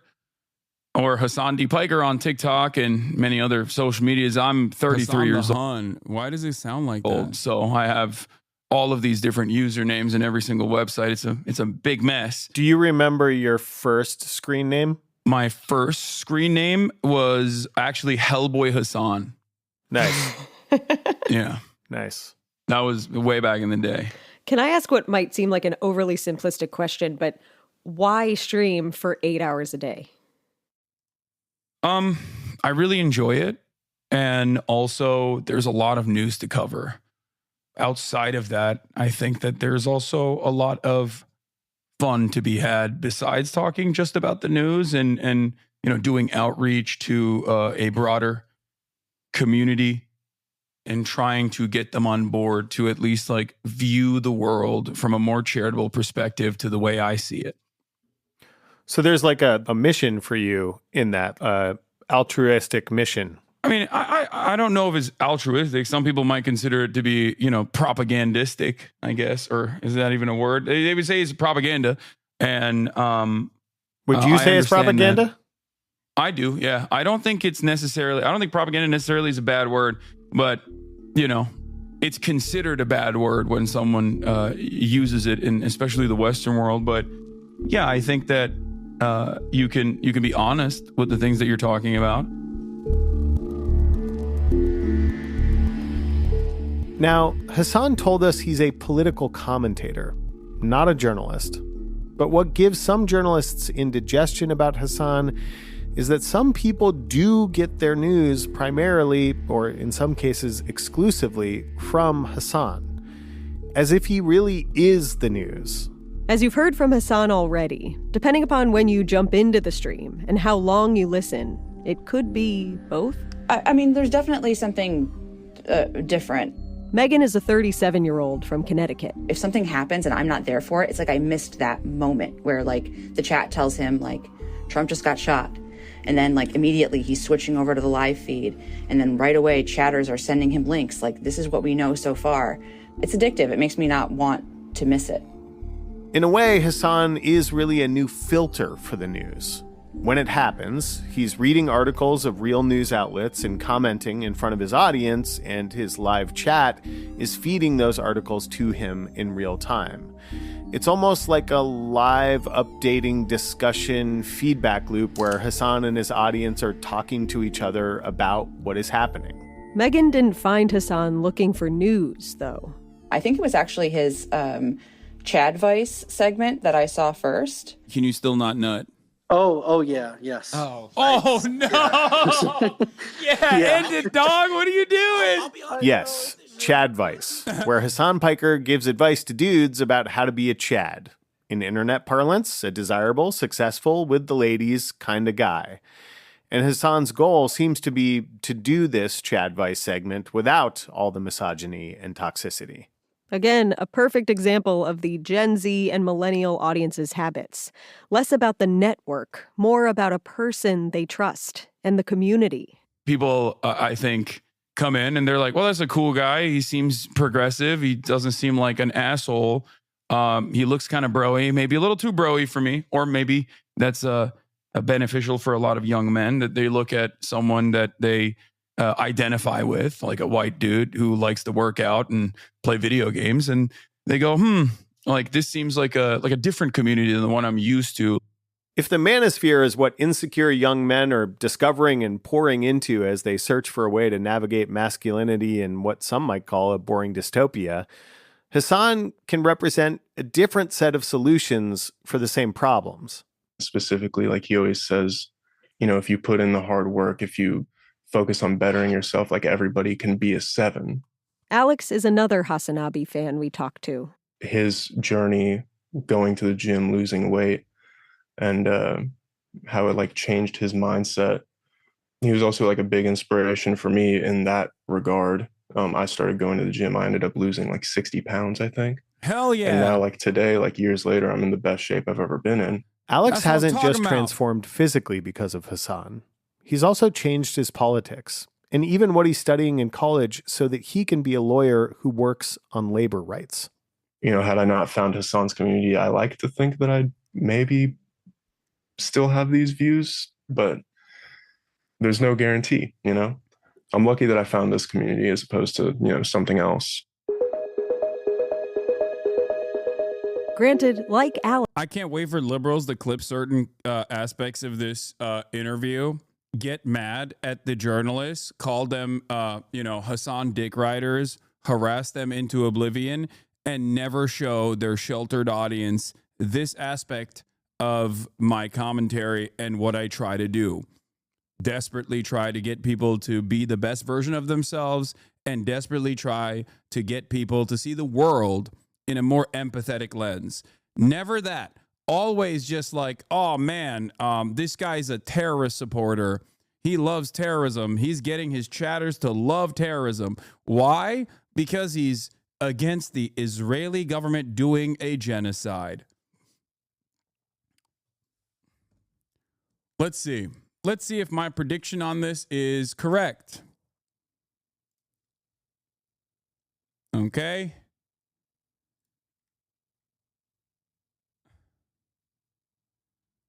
Okay. H3H3 Productions subreddit. Apparently, Hasan said again on stream that there's no proof of Hamas committed. NPR loves terrorism now, I guess. Right on the money, baby. 39 minutes ago. He's in here. The person who posted this is in here, or at least saw the Twitter post, or saw my Instagram post, and instantly ran to the liberal H3H3 subreddit, supposedly progressive H3H3 subreddit. I'll never understand how people can be this influential. Oh, wait, what?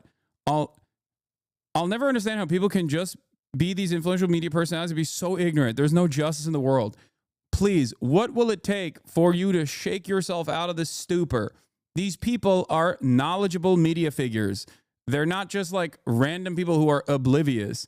They went so far. If you were to listen to the interview, you would recognize that they went so far back that they found old debates that I had with Destiny at the time. This has become a snark sub. This is what I was saying about Ethan's hypocrisy. Ethan understandably hates snark subs. I have talked about I have talked about how snark subs are unhealthy and they're bad for the people that, they're bad for the people that entertain the snark subs, and they're certainly bad for the people in the crosshairs, like the content creators in the snark subs. Everybody understands this. Ethan certainly understands this, except he operates a snark subreddit and also a snark podcast at this point. Like, look at this. Any number of different people within the crosshairs. What is this? POV Hasan takes you hostage? What the fuck? What is this? 800 upvotes.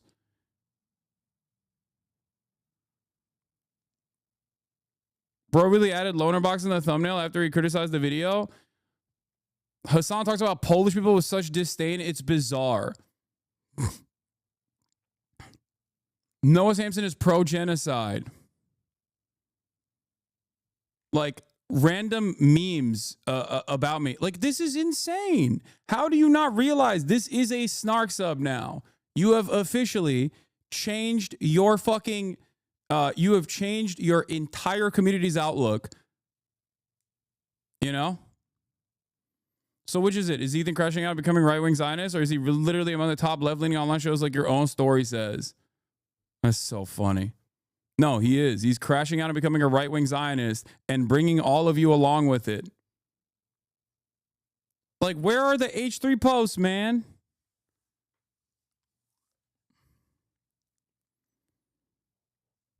Made my Hasan-loving best friend watch a new H3 app with me last night, and she locked in.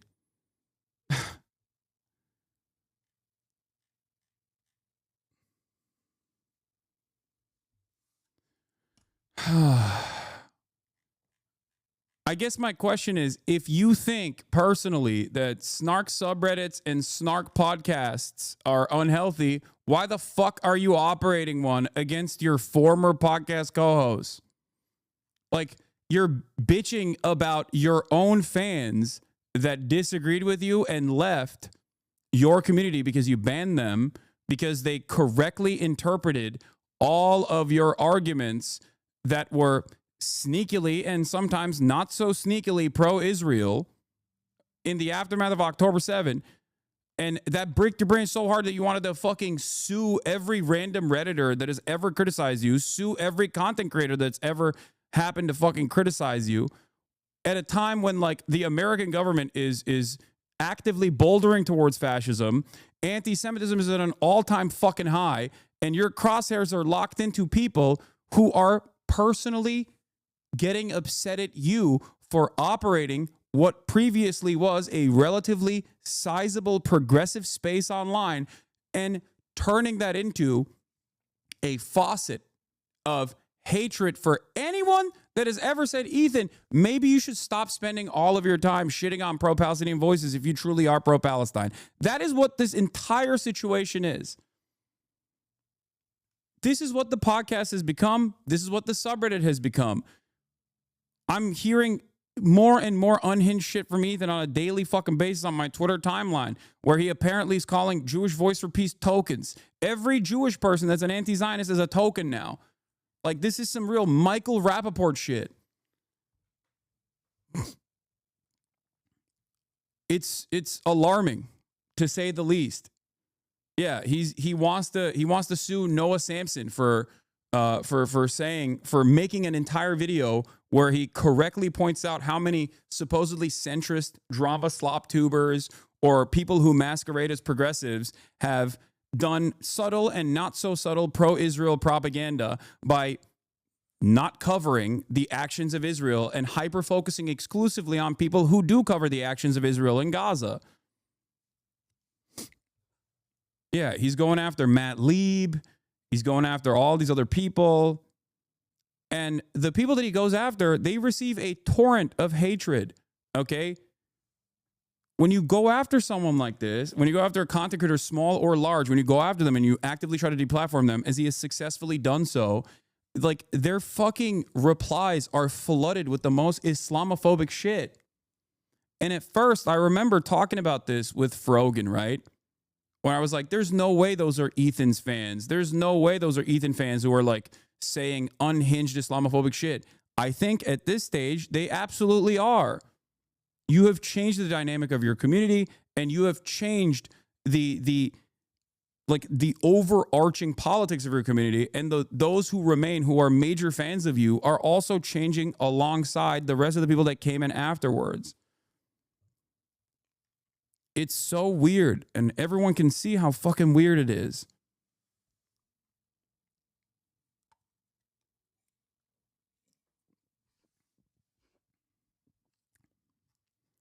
It's so strange. Like, everyone can see the transparent hypocrisy of constantly complaining about snarks, which there is validity to complain about, while simultaneously operating a fairly successful snark subreddit and a snark podcast. Anyway, let's continue with this. Hasan's had his own awakenings and political evolutions too. Trans rights is an example. It's not something that I hide. I used to have transphobic opinions. I mean, this was a decade plus ago, but it doesn't matter. Like, it's more so about like always being charitable and admitting when you're wrong, and maybe developing a better mindset around certain things with more information. One of the biggest criticisms leveraged at Hasan is not that he's doing irresponsible journalism, sourcing stories as they happen during a stream from online users who are dropping links and rumors into a stew of a live chat log next to his video stream that moves so fast fellow kids lurkers like myself can barely comprehend it. And not even that he is, as he says, also making propaganda, often pro-Palestine propaganda, which he admits fully up front. No. The biggest criticism of Hasan from the right is that he's extreme, which is also the criticism from other people on the left, or at least the center of the left, because Hasan is an avowed socialist. Not exactly the messaging a lot of powerful Democrats are going for. And that goes both ways. Hasan's support of the Democrats seems to be somewhere between tenuous and fully in the rearview mirror. DNC was my turning point.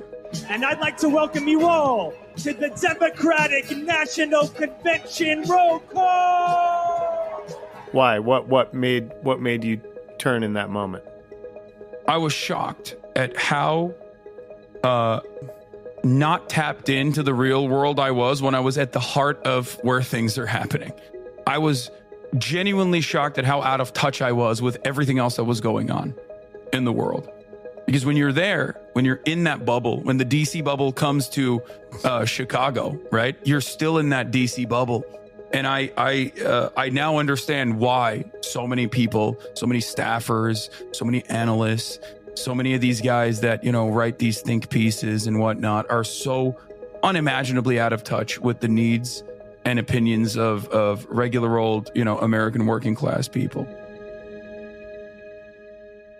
And when you talk to regular working class people who listen to Hasan, like Megan, you do get the sense that he's having a real impact on their opinions and their feelings about the world, whatever their lived experience. For Megan, that lived experience includes a period of homelessness. After she failed at her second college attempt, feelings of shame kept her from going home. Despite that home life being one that Megan describes as privileged and supportive. She's back on her feet now. She works as a court reporter, doing transcriptions of court recordings. And in her spare time, she volunteers helping expunge minor marijuana infractions from people's records. But it's so much closer to all of us than we know.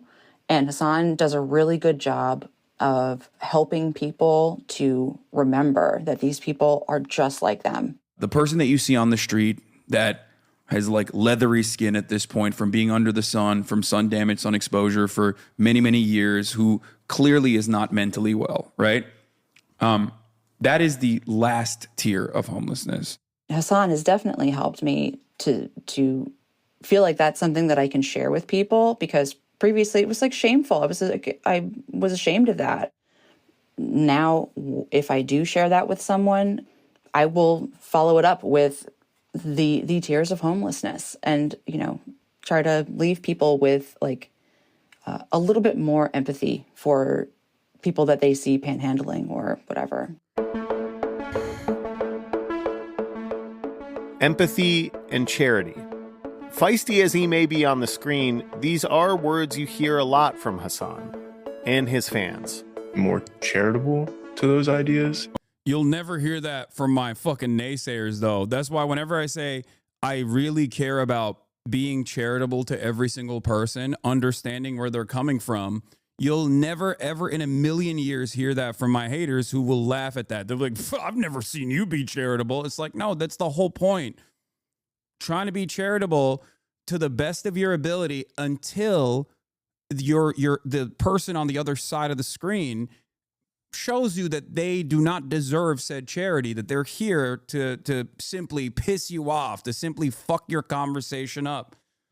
That is precisely the reason why I am always charitable to content creators as well. Content creators with massive communities that I know I can speak to directly. When they turn the crosshairs directly on me and make their fucking entire output how bad I am and the way I see the world and my politics, all of a sudden, you're going to have a shit ton more haters.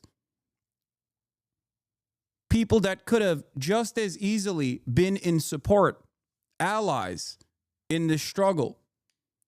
Those who can actively advocate for a better future will then turn all of their attention and priorities to fucking being like, no, this guy is bad. It comes across as though I'm being selfish here and I only care about myself or my own brand or whatever. But like, no, these people have liberals especially, or centrists and people who love drama online have turned me into an avatar for fucking left-wing values. Okay?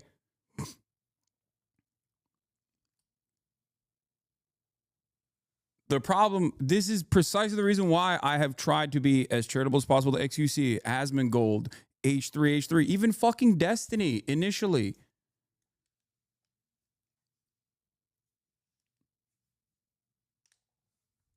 And regardless of how these people treat me in general, I still will demand you do the same, okay? Especially for normies. You cannot help yourself, bro. Lol. I don't know what you mean by that, but when you're having a conversation with a normie, you cannot fucking fly off. You can't just like pop off on them. You can't get ridiculously angry at them. You have to always approach the subject matter from a point of empathy, from a point of understanding like what their background is, what their social conditioning looks like, what their material conditions look like. You have to be normal. If you treat everyone as though they are reactionary fascists across the board, you're not gonna be able to convince anyone. You know?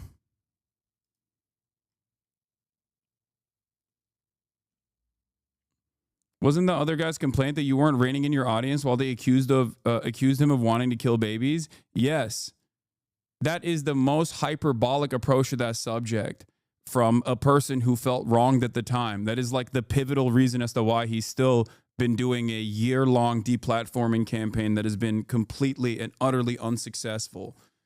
In terms of the actual impact of deplatforming, it's been unsuccessful. It has been, however, successful in like convincing his own audience of normies who are not super political into thinking that I'm a fucking, I'm a fucking terrorist or whatever. I'm like the arch villain of American progressives. Having said that, the people that were calling him a Zionist at the time, not baby killer, okay, but a fucking Zionist at the time, were saying that because of his output, because he just kept saying things that were pro-Israel from a liberal Zionist perspective.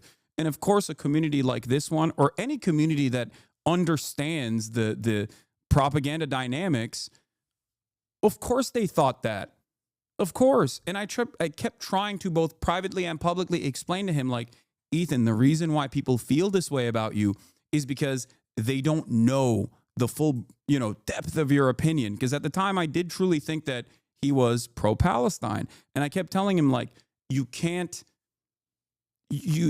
say that, like, a gay sex worker is going to be thrown off of a building under Hamas leadership for saying that they're pro-Palestine if you don't want people to think you're a Zionist. That is just a pure, insane Zionist propaganda talking point. Like, that's what you hear from the likes of Ben Shapiro or a Jordan Peterson or a Trump, right?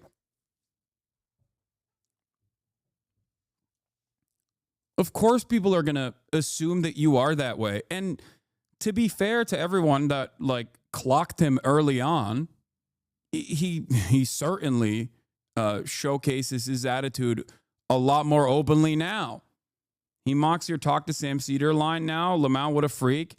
Yeah, I know. Like, that was my last message I ever sent to him.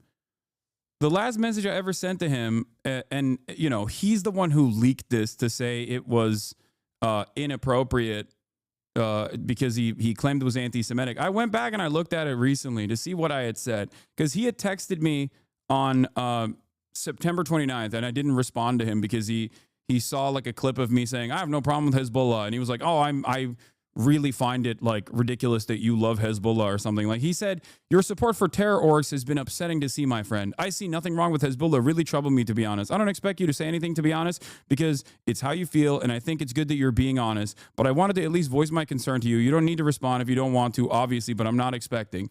That's what he said. Right. And I didn't respond to him because, you know why I didn't respond to him at the time? Because I didn't want to fucking talk to him about this issue at a time when I was covering the Israeli invasion of southern Lebanon. Like, that was his hyper focus on that. Okay.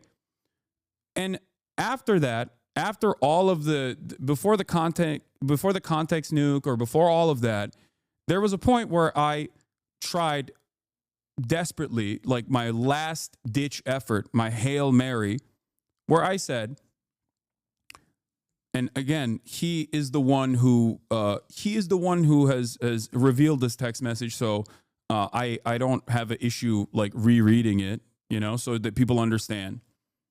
On Thursday, October 24th at 7:22 a.m., after the deplatforming efforts really escalated, before the context nuke, but you know, the deplatforming efforts had really escalated at that time. My last text message to Ethan, who he didn't reply to, was as follows. I don't know what happened over the last couple of months, but I'm trying this as a last resort. I don't think you see me as an honest person at all, but I really think you should talk to Sam Cedar privately.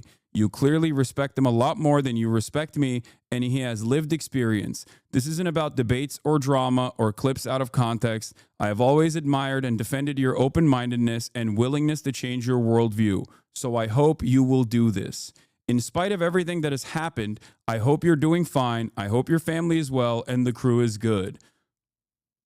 Also, not that it matters, but it was wild to see you using a clip titled Hasanabi from a unlisted link from a Destiny community account. October 24th, 2024, 7:22 a.m. He never replied to that. Instead, he went on his show, H3H3 Podcast, and turned around and said I was anti-Semitic for suggesting that Ethan Klein talk to Sam Cedar, a person he respects, not simply because he's a Jew. That's what Ethan's words were. Oh, you want me to talk to another Jew?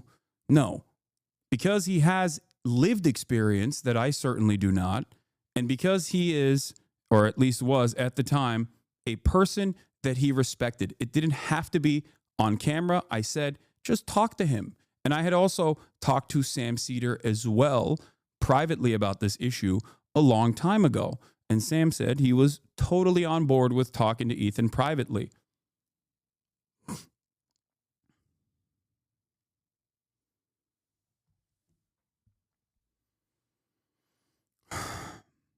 Now, if you look back at the time, around October, when I texted him that, if you look at the way I was talking about Ethan, both publicly and now, as you've seen privately, versus how Ethan was talking about me publicly, you will see a dramatic difference. I tried to be as kind as I could and as understanding as I could until the very last moment. And all of that kindness, all of that charity, all of that grace was slapped away by a person who was so lost in the sauce that they just could not see the world in any way outside of the horse blinders that he had placed upon himself when it came to this issue. So no matter how much people try to rewrite history on all of the adjacent drama communities, you know the truth. Okay? And it's not an accident that this exact same situation has played itself out a million times over with other content creators on silly ass drama too. Even with like XQC and shit. It takes a lot for me to just say, all right, you are not, like, you are never going to be charitable. You are always going to throw me under the bus. You are always going to use me as a vehicle to draw ire and to gain clout off of. And not only that, but also actively undermine this project, actively undermine what I seek to do. What I do requires charitability from the uninitiated. If they are not charitable, if they immediately come in with the attitude that I'm like a bad person, a terrorist, a fake, phony, hypocritical socialist with a metric ton of pre-existing resentment and animosity that people have towards socialism, towards leftist values, towards progressive values, like it's virtually impossible for me to convince people. It's virtually impossible for them to see what I have to say with an open mind. This is precisely the reason why I talk quite a bit about how like the drama slop tubers and other content creators who are apolitical, how they've played a formative role in undermining not just myself, but just like leftist thought in these spaces. And of course, in that process, understandably, a alternative content creators with like alternative visions, right-wing content creators are going to thrive in that environment. If all liberals care about is shitting on fucking content creators to the left of them and leftists in general, then yeah, right-wingers are going to blow the fuck up in the process. It's normal. Especially at a time when right-wing commentary is also popular. It's always been popular online, but it's especially become more popular. That's it. That was simply my point. A more charitable perspective. It was that charitability. A lot of charitability.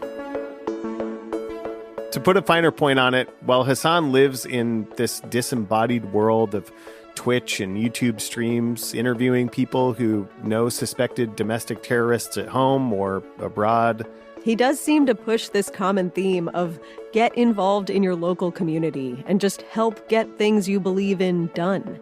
Which, again, whatever your political stripes, is probably good advice if you are not a billionaire, but you want to make meaningful impact.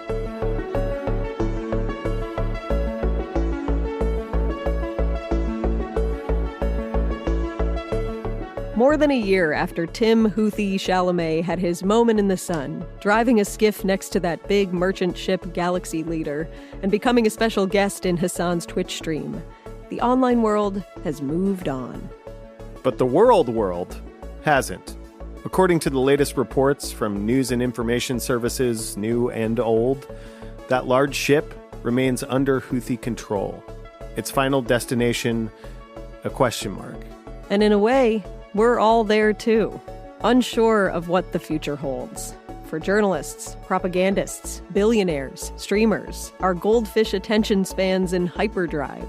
I think they made this before the Houthis released the ship and the people in it. Somewhere Like in the back of our minds, do an update on trying to hold on to North Stars of how we should act towards our fellow humans, listening and watching and wondering what to do. Whatever the case, the stream is up.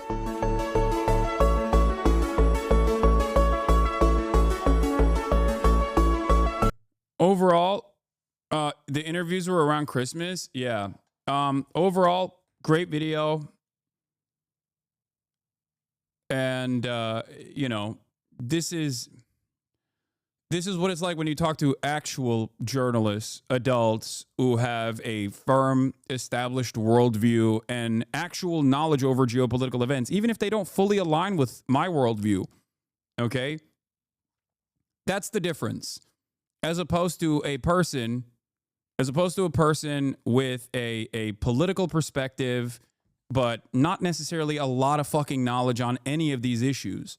That is the major difference. So if you are coming in here with hate and with the attitude that you're in here to like fuck stuff up, you're here to like show the world the dangerous nature of my commentary, and you're like, why are fucking adult journalists treating Hasan differently than my favorite drama slop tuber?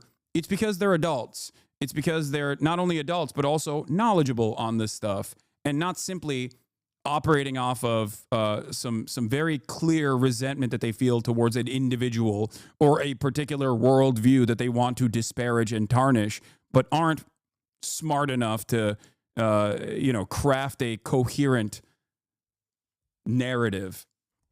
So they have to rely on, Redditors that have clipped shit out of context for over a year. That's the difference. And I think a lot of people basically see this, and they have two options, right? When they see stuff like this, they have two options. They're like, either everyone who is mature and grown up and knowledgeable on this issue are wrong or somehow blinded by Hasan's demeanor, or maybe the communities that I find myself in have a false assessment about the issue. Like maybe we were wrong. Maybe I was wrong. Maybe I misunderstood. Now, for a lot of people, I think taking a deep breath, taking a step back, and admitting that like perhaps you didn't understand the issue in its entirety and maybe you were duped, is gonna be difficult. That's gonna be very difficult. So I think that's the reason why I see a lot of people going in the exact opposite direction, where they go, no, it's stupid, sexy Hasan. He controls the media, and increasingly find themselves in the throes of like QAnon style conspiracies as they double down, triple down, quadruple down, and assume that there is like a mass media initiative.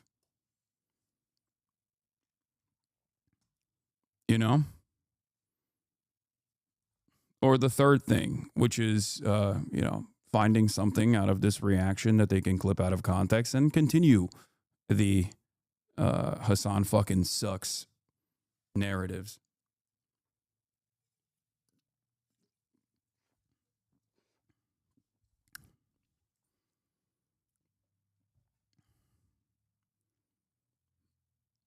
No matter what happens, though,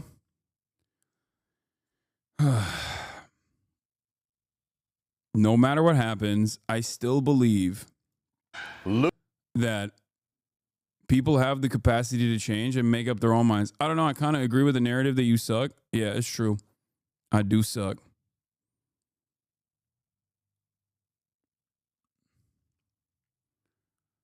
I'm just not going to stop. I'm a very stubborn person, so obviously I'm not going to stop advocating the things I'm advocating for, regardless of all this shit that's happening, all this background noise that's happening. And a big part of that is obviously because I've been able to create this massive community of like-minded individuals who do care about empathy, who do care about changing people's minds, who do actually go out of their way to protest, to join local organizations, to join community organizations, to join unions. And, that is what makes it all worth it at the end of the day.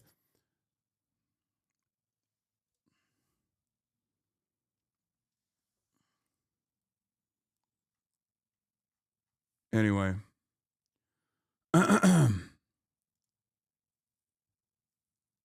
What is this?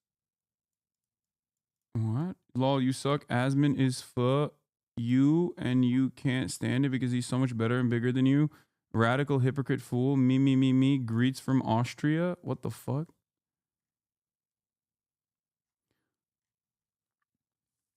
I will never understand this take. Especially when it comes to Asmongold, because Asmongold has always been bigger than me. There has never been a moment where I've been bigger than Asmongold. Asmongold has always been bigger than me. I've never had issues with Asmongold until he became a right-wing content creator. I don't have issues with Asmongold being a bigger content creator than me. I have issues with Asmongold fostering a community of right-wingers and doing a metric ton of right-wing commentary. My issue with Asmongold is the same as like a Ben Shapiro type. Or maybe a Tim Pool type, right? Tim Pool might be a better analog considering that he also considers himself a centrist. Claims to be a centrist and yet constantly finds himself on the right of all these issues. When you talk about extreme size, the only thing they can think of is, oh, you must be jealous. I know. They will never hear what I'm saying. They're just like, refuse to hear it. I see it so much. Can we watch Jimmy the Giant's video that kind of talks about this? Sure.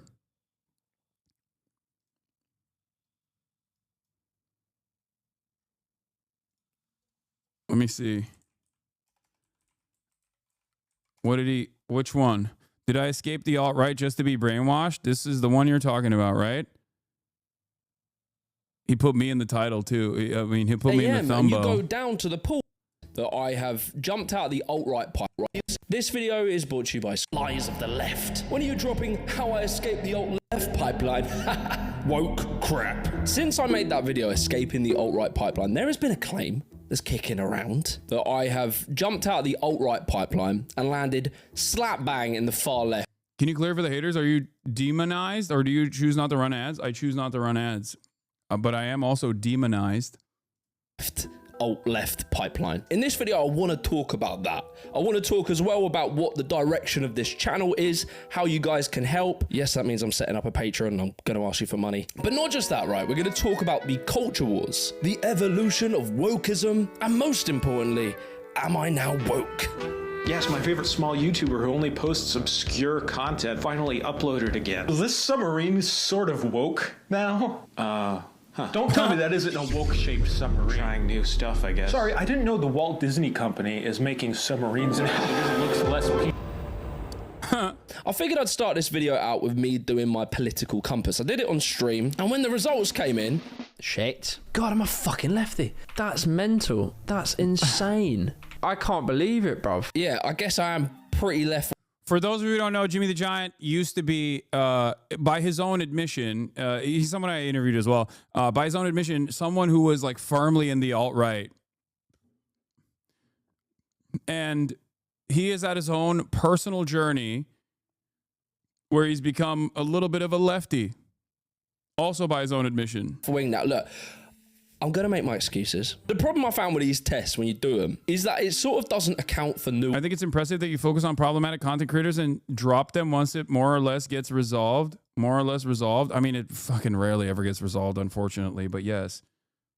Once, because me as an individual, I can be very critical of unregulated capitalism. However, I really like capitalism. I really like businesses. I like it in many industries. I like when people come up with innovative businesses and they create cool shit. I think without checks and balances, capitalism has some nasty tendencies. Competition in capitalism can drive innovation, but I believe in order to actually have real competition, you have to have things built in to stop the 1% of wealthiest people hoarding all of the wealth. Everyone calm down, okay? Let him talk. Like, you don't have to immediately go, this man is an ideological enemy. Like, just chill out.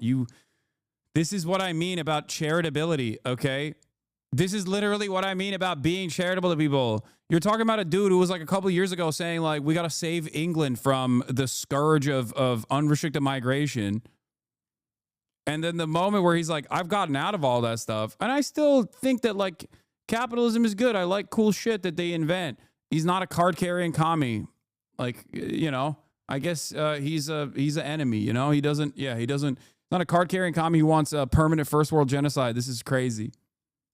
wealth. I believe a state should control its utilities, like private billionaires maybe shouldn't own our water supply, our rail, our electricity, etc. But you see, these political compass tests, they don't let you type out your answer. It's basically, is capitalism exploitative? Yes or no? So you just have to take my word for it that practically and politically, I am a social democrat. I believe in the sort of Bernie Sanders, the Nordic model, but the graph says I'm far left, so fuck it, I'll own it, I'm far left.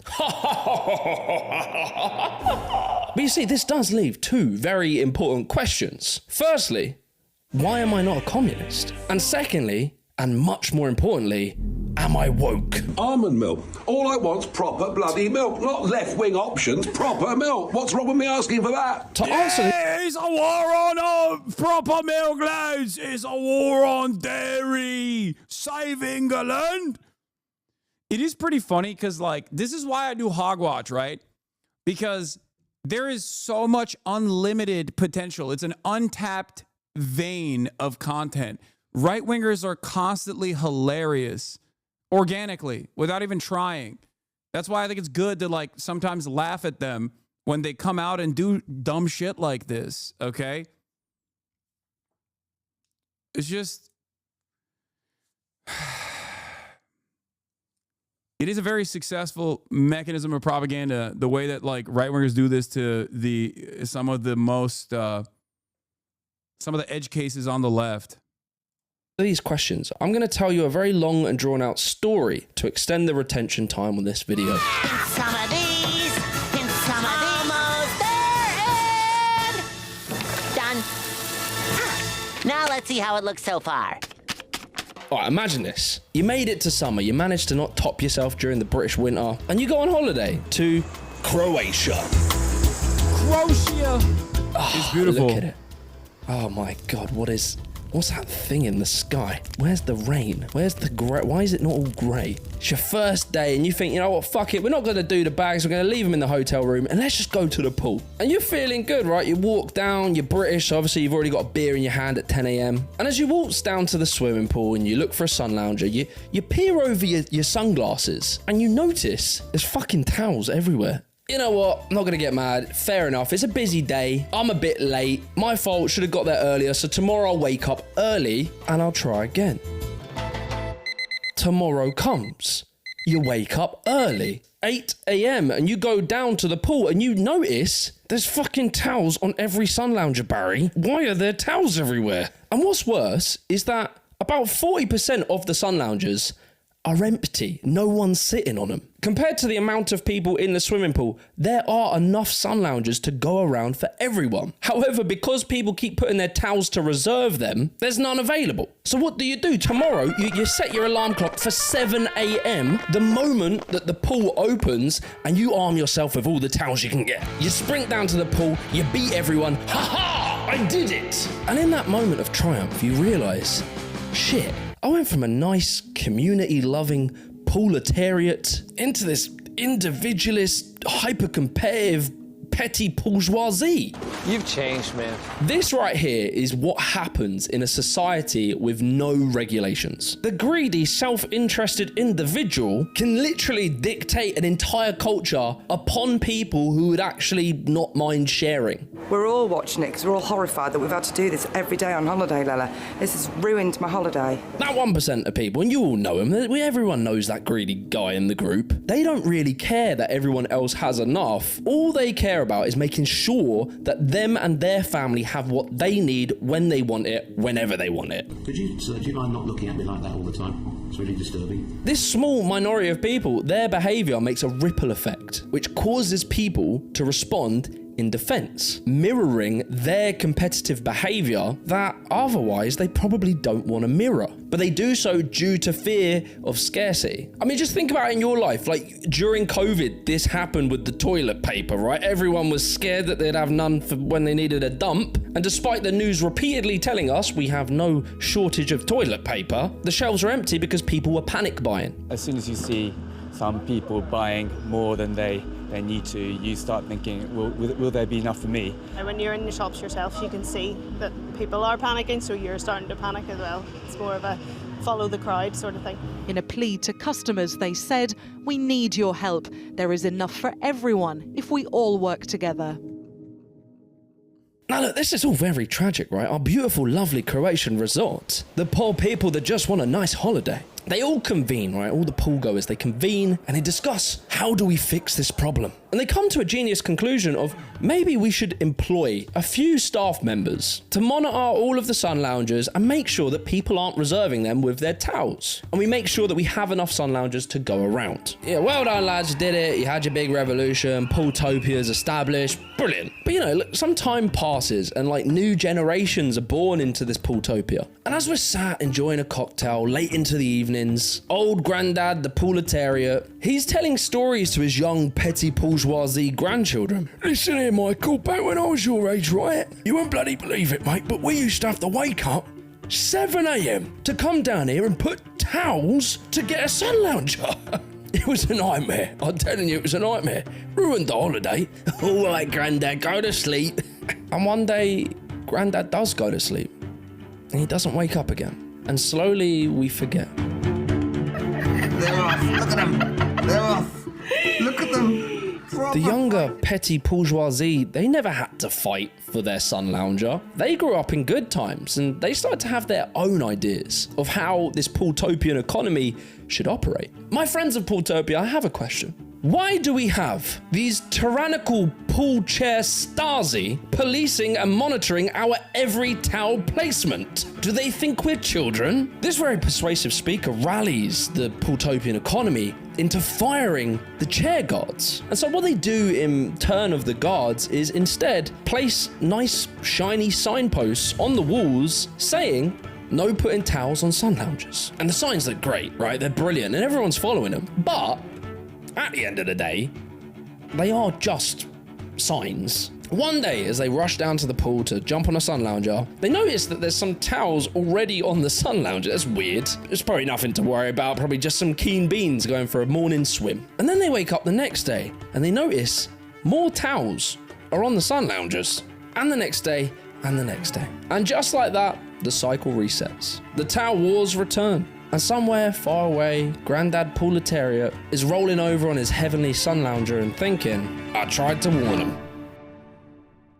Before we go any further, I want to give a massive shout out to Squarespace for sponsoring today's video. Squarespace is undoubtedly the best platform for making your own beautiful, perfect website. With their new design intelligence, which combines the newest AI technology, and their many years of understanding how to craft unique website templates, you can now literally just type prompts into the AI and it will make an entirely bespoke website template for you and your brand. And also what's so helpful if you're selling products online is their payment systems. They accept so many different types of payments from Klarna, ACH direct debit, Apple Pay, and you can even do buy now, pay later with Afterpay and ClearPay. And also, if you don't love writing like product descriptions or whatever, you can use their AI to generate descriptions for you. Also, if you're not that great at copywriting and putting like product descriptions in, Squarespace's Blueprint AI means you can bang in a prompt to ask it to make a description and it'll shoot out some really good copy and you can just tweak it to how you like it. So be sure to head over to squarespace.com/Jimmy the Giant and to get 10% off your first purchase of a website or a domain, use the code Jimmy the Giant. Anyway, back to the video.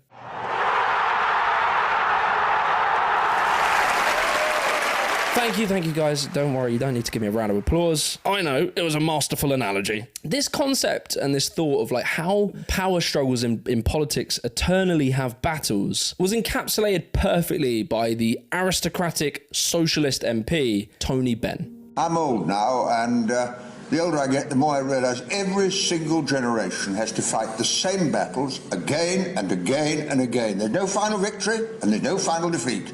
This right here is where I personally separate from, say, communists and real far left people. They will point to like the 1900s, right? Where people are working in these brutal factories for pennies, living in slums. And then from incredible hard fought battles politically, by the 1950s, these same types of people were given free social housing, free healthcare, free education. And it was great. It led to 30 years of the longest continued economic growth we've ever. Yeah. The issue here, of course, is that all of those gains were hard fought, right?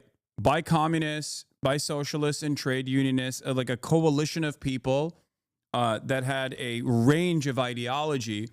And they were bloody battles. both here in the United States and also in the entirety of the Western world. The issue, however, is that while it took a while to claw back all of those social safety nets, ultimately capitalism won. Ultimately, capital owners won. They had their wishes. They were able to get their wishes because there is an extent to social democracy. There is an extent to how much. There is a limit to how many gains you can make, and social democrats will oftentimes reflect on the social democrats right now reflect on the social safety nets that were fought for by people that were infinitely more radical than they are, not recognizing that the advocacy for capitalism that they maintain, the posture that they have towards capitalism, is ironically the reason why those safety nets that they want to bring back now are getting taken away from them. This is why a lot of hardline Marxists will understandably say that the welfare state structure is simply a lifeline for capitalism, a band-aid solution. And it is true. There is truth to this. Ever had. We drastically reduced inequality. There was very few economic collapses. However, this incredible progress was completely reversed. Socialists don't like people to do things for themselves.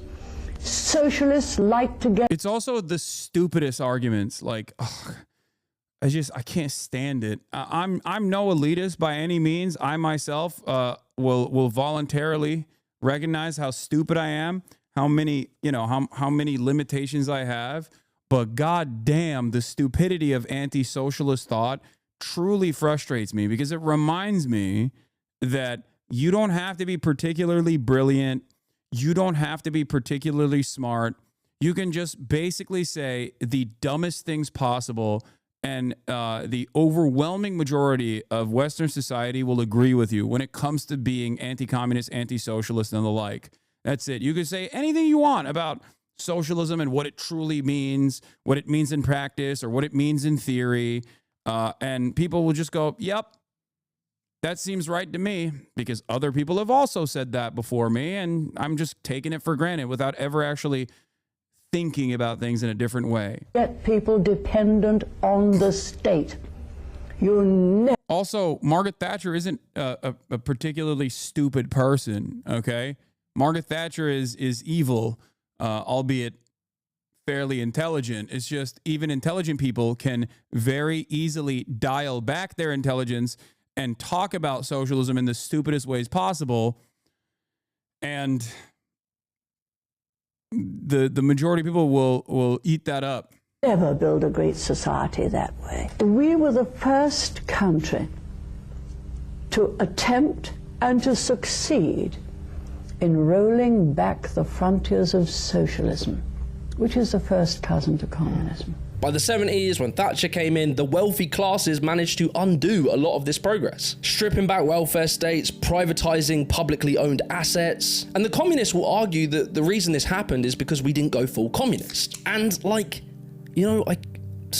agree with them. However, I personally don't believe that there is an eternal solution. Western leftists often ignore the majority of the world population being brutally exploited in the global south. Social democracy requires this exploitation. Yes. Another thing that I ironically tried to have a normal, productive discussion with Ethan on the Leftovers podcast back when we had a podcast was that social democracy can only exist in the ways that it does with hyper exploitation of the global south. There's no other way to have a social democracy. And on the domestic front, there's obviously always going to be exploitation of the domestic working population, and a consistent, concerted effort by organized, class-conscious billionaires, millionaires, and capital owners alike to claw back those beautiful, bountiful social democratic welfare state extensions that you have taken for granted. And as that goes away, you will become more radicalized. You will become more reactionary, because there's a lot of economic instability that comes from that. And if there is no socialism or socialists in your country that are telling you, no, this is fucked up, these people are stealing from us, they're stealing all of the benefits that we fought long and hard for so that they can make a tidy profit by privatizing these previously state-owned enterprises. If there's none of that, and there's unfortunately none of that in Europe, because capitalism won, communism lost. Let's be real. That's what the Cold War did. All that remains is right-wing populist sentiment. You're angry, and you should be angry. Why should you be angry? Because immigrants are coming in. Immigrants are stealing what remains of the coffers of the government. They're stealing from you. It's other poor people that are stealing. You are a hardworking white man, and you work long and hard days only to get fucked over. And who's fucking you over? People on the dole. Who's fucking you over? Immigrants that are coming in and stealing your minuscule social safety nets. Personally, don't believe it. On some level, no matter how much you achieve, how much you raise living standards, how much you structure your democracy to be as representative and democratic as possible, ruthless actors will still find a way to give themselves more power and control. When the problems of the past are fixed, the younger generation forget the struggle that it took to get there. And you can see this on the other side, when you flip over to like right-wing libertarian attitudes to capitalism. Many of the American right sort of follow this idea, like Ben Shapiro. But then in Britain, we have like with the Reform Party, Rupert Lowe and Nigel Farage, who often talk about removing the welfare state. They criticize disability benefits a lot. Some of them want to privatize the NHS. This ideology, this sort of libertarian ideology, completely forgets the reason why these things exist in the first place. Wait a second, why does it exist? Isn't it just one big waste of money? Well, first of all, the number of people who will suffer is likely to be very, very small. Private charity, private efforts will provide support for the vast majority of people who would be poor in the absence of some kind of support. And when government does it, it creates an air of entitlement that leads to more and more demand for redistribution until everyone becomes a ward of the state. Well, look, let's talk about that. So let's say we have some bloody libertarian revolution, and we create the Free State of Britannica, sponsored by Meta. In this amazing libertarian utopia, we all go out and we make our own little businesses. I open a little shop selling gamer goo. You open a gallery displaying NFTs. And like, you know, we still have a government because we're not complete anarchists, but it's a very small government. There's no welfare programs, there's no free healthcare, there's none of this stuff. All there is a few politicians to stop monopolies forming, because even libertarians understand that monopolies are bad. And what's this all going great? Do they? They say in theory that monopolies are bad, but I mean, the reality of the matter is libertarianism or any kind of deregulation actively moves the needle in the direction of monopolies. As a matter of fact, the reason why monopolies currently exist in the United States of America and all around the planet is not because the government created them, but it's oftentimes because there is a tremendous amount of deregulation that allows companies to take advantage of the marketplace and engage in predatory practices, undercutting the competition, and then purchasing them once they go bankrupt. Amazon is a perfect example of this in the e-commerce field, where Amazon is a monopoly in the e-commerce field. And we're all trading and doing our thing.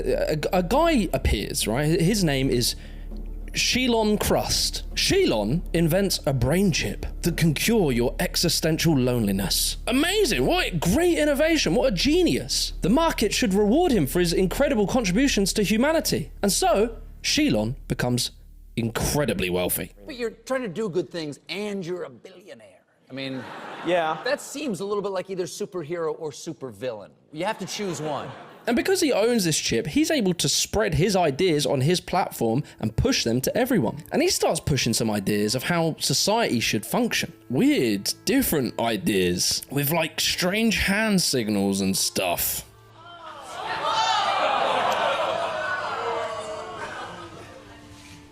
Okay, And what Shelon does, because he's so wealthy, he actually manages to find a very charismatic politician. And that politician is called Ronald Rump. And he becomes the president. And all of a sudden, Shelon starts bending the laws to suit him. The government, who are meant to be like, you know, not involved in the economy, they start imposing tariffs on Shilon's competitors. He even manages to make the politicians agree to taxing the people, and those taxes go to funding his big projects. And very quickly, Shilon just starts building this non-competitive monopoly. But wait a fucking second, hang on a second. In our libertarian economy, you're not meant to do that, it's against the rules. Shilon doesn't give a fuck about your lame little rule book, and he's made enough money and has enough power to do whatever he wants. This is the chainsaw for bureaucracy. And what's worse, right, is because you made the government so small and so weak, you actually stripped away all of its powers to protect the people from Shilon's red pill rage. Dogma!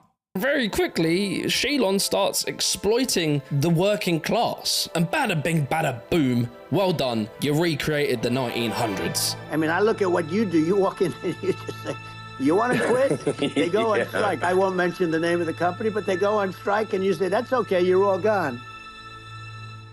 You see, this is the big problem, right, with libertarian theory, is that built into libertarian theory is this belief that cultural values alone and market competition are enough to guide morality. I mean, it's liberalism that's base boosted. That's what it is, you know?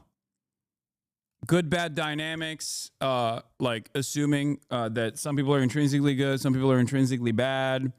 Bad people do bad things for evil reasons. Good people do good things for good reasons. And also simultaneously that like some other idealistic spiritual reason will actually hold this entire process together. That's why I get frustrated whenever people say like communists are collectivist. They don't care about the individual, or they'll say things like the man's nature is inherently greedy. It's like, yeah, a materialist understanding of the world or a Marxist perspective is not inherently collectivist. It ultimately wants individuals to have personal freedoms, more personal freedoms that are currently allotted under this existing organization of the economy.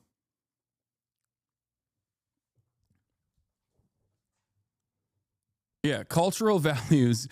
Cultural values enough to control exploitation. Are you a baby? Yes, they are. They are a baby. And just like a baby, they think that even though currently, I don't know, they work at a fucking Jiffy Lube, that they're going to magically turn around in this like deregulated structure and become a god, become a demigod amongst men. It's like, oh man, once the government stops holding me back, dude, I'm going to be one of the rulers too. It's like, no, you won't. You will be a slave. You are currently a wage slave, and in the next evolution under a, I don't know, fascist, anarcho-capitalist dystopia, you will be a slave that inevitably gets sent to the glue factory. You're currently a wage slave, and you can't even see that. Why the fuck do you think your situation is going to get better? You're currently advocating for your own demise as it stands. You're going to turn into a battery cell. They're going to melt you into biomatter. I'm telling you right now. Would it be different in a communist state? Yes. The entire purpose, the entire principle behind not just a communist state, but anti-capitalist thought and anti-capitalist action is quite literally to change the current existing hierarchy. It automatically is beneficial for the average working class individual. Okay? That's it. If you are truly someone who is self-interested and you are currently a wage laborer, you have one of two options. You either fantasize that one day you will be a ruler, you will be a part of the ruler class, you will be a capitalist, and, you know, then those working poors better look out because I'm going to be ruthless, right? You either fantasize about that every day, or you recognize your current standing in society, you recognize the class dynamic, and you choose to undermine it. You choose to work against it. You choose to, for your best interest, create systems where you can advocate for more, create systems where you can demand more from your bosses. For example, the profits, the surplus labor value that you contribute to the company, you can get more of that back. But it will never happen because you asked kindly enough. It will only happen if you get together and you say, hey, all of us, without us, you don't really have much. Okay? You don't really have much. You just have a factory. You have tools at your disposal. You have upfront capital, but value can only be created with all of us working on the assembly line. Without us, you have no value. That's just sitting there and it's depreciating. Those are depreciating assets. So we want more. We want more in return that you are taking from us. Currently, as it stands, we want more benefits. We want more of the profits, a larger share of the profits that we're generating for you. The only way to get that is through collective bargaining, and if push comes to shove, showing your worth to the company with collective action, work stoppages, a strike.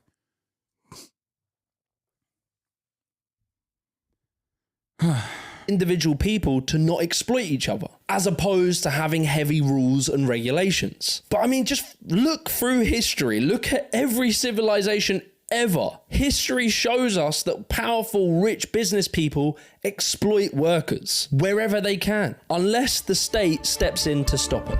You have security cameras right behind you at all times that are looking at you 24/7. And if you don't meet standards or the rates, you're out the door. You're just disposable. Even Margaret Thatcher, No way, man. A socialist state always changes one hierarchy of the plutocracy billionaires to the government bureaucrats. It's one hierarchy over another, and they both debase individually. Yeah. Do you have an alternative? What's your alternative? Are you an anarchist? Is that what your alternative is? Like, this notion is hilarious. We currently exist in the fucking plutocracy of billionaires. You're making it seem as though under a socialist state that the government bureaucrats become the billionaires. Okay? The greatest example of this not being true is even when a country attempts to engage in a transitional socialist state like China, while there are still a tremendous number of issues in China in terms of its governance, in terms of its domestic policies, there is obviously better even development. Okay? It just is the truth. A truth that many Americans refuse to recognize. Many people in the Western world refuse to recognize that reality. Now, is China perfect? Far from it. Of course not. But with the limited amount of resources that they've had over an incredibly short period of time, they've been able to become a competitive global superpower that is seemingly going to outcompete the United States of America in a matter of a couple of years, if it's not already outcompeting the United States of America. How did that happen? Individuality, they both debase individuality is a silly centrist attitude to have in this process. You're imagining that socialism will create a new hierarchy, but then give the awesome power that capitalist billionaires have to government bureaucrats. All of a sudden, government bureaucrats are living in this living with incredible amounts of power. And your lives will still be dominated no matter what. Sure, there's a moral justification of that hierarchy based on the general good that ultimately concentrates power and abuses it. Yeah, I'm willing and able to concentrate power and abuse it at your behest. What I mean by that is, no matter how much wealthy people have told you that it would be terrifying to have public housing, I'm going to give that to you, whether you like it or not, okay? You might complain all day, every day about, oh no, we can't have socialized medicine in this country. That's devastating. That's terrifying. Yeah, guess what, dude? You're going to have it and you're going to like it. Doesn't fucking matter to me. And I'll give you an example of how you actually do like it. Are you ready? People with my mindset and the mindset of many others in this community have fought long and hard for a lot of the amenities that you currently take for granted. You don't like child labor. Child labor is hyper exploitative. It's ridiculous. Well, thank a fucking union for that. Thank the communists for that, for fighting long and hard through literal labor militancy, through battles with blood, sweat, and tears. You like the weekend? Thank a union for that. Thank some communists for that, okay? Do you enjoy the weekend? Do you enjoy, like, you have a sense of autonomy, a sense of purpose, a sense of humanity that you recover in that time frame? That is precisely because people older than you, okay, your great-great-great-great-grandparents fought long and fucking hard to get that, okay? It does not happen because people are kind and ask for it in a kind manner. It doesn't work that way. You like a 40-hour work week? Okay, thank a labor union for that. Thank communists for that. Thank socialists for that.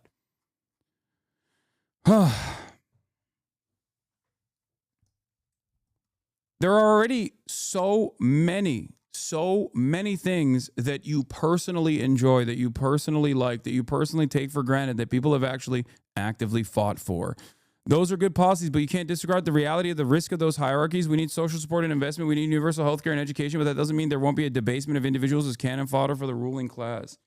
You exist in a world where you also, by your own admission, recognize that there's a ruling class that does not care about you, and then you fantasize about potentially another ruling class that will force more egalitarian policies upon you, but then you still fantasize about them dominating you somehow.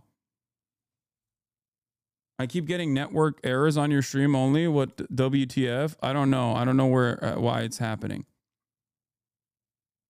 The icon of neoliberal philosophy. In her dying days, she regretted some of the forces that she unleashed through neoliberalism. Some of the arrogant displays of wealth jarred very much with me and with the Prime Minister. The capitalists have given Margaret Thatcher a bad name because she did not believe in excess. She believed in responsibility. In a system with no rules, power will always win. And power doesn't care about your cute free market fantasy. It cares about control and domination.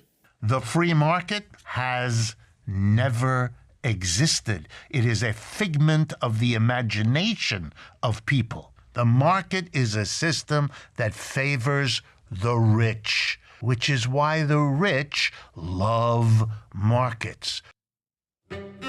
So, like, with all that in mind, that's the very extreme libertarians and the very extreme communists. It leaves me in this weird place where I, in one part of my brain, understand and accept that we do have the logistical and technical ability to literally create a utopian world, to give everyone what they need. But unfortunately, I believe that despite that, human nature stops us from achieving it. Self-interested individuals will do what they can to break anything good that we have. Yeah.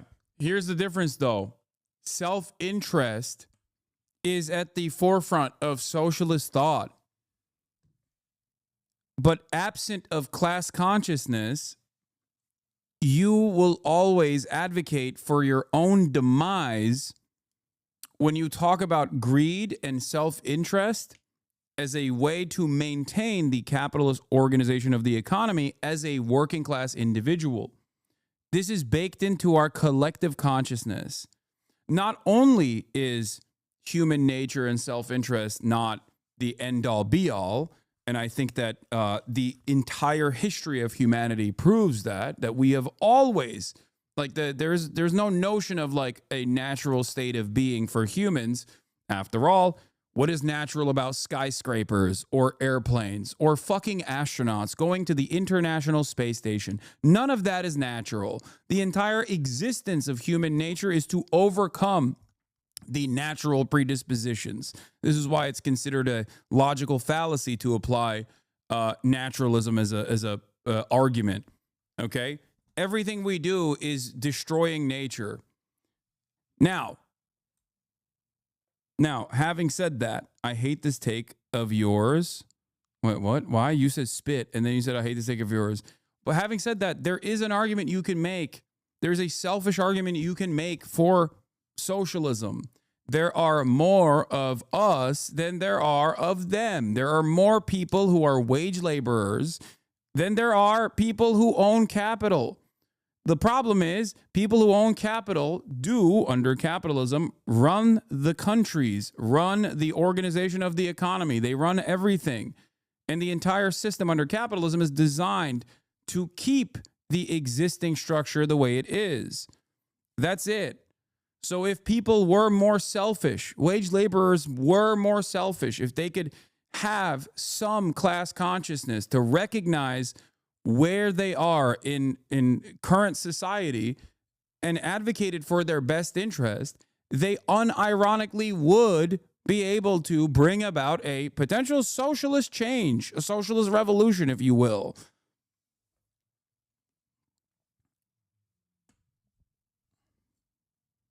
The problem, of course, is that it is incredibly difficult to organize, especially when there is a lot of effort to divide the working class along numerous boundaries. The easiest ones, of course, are to instill panic amongst the white working class and black working class, instill panic amongst immigrant laborers versus domestic labor, you know?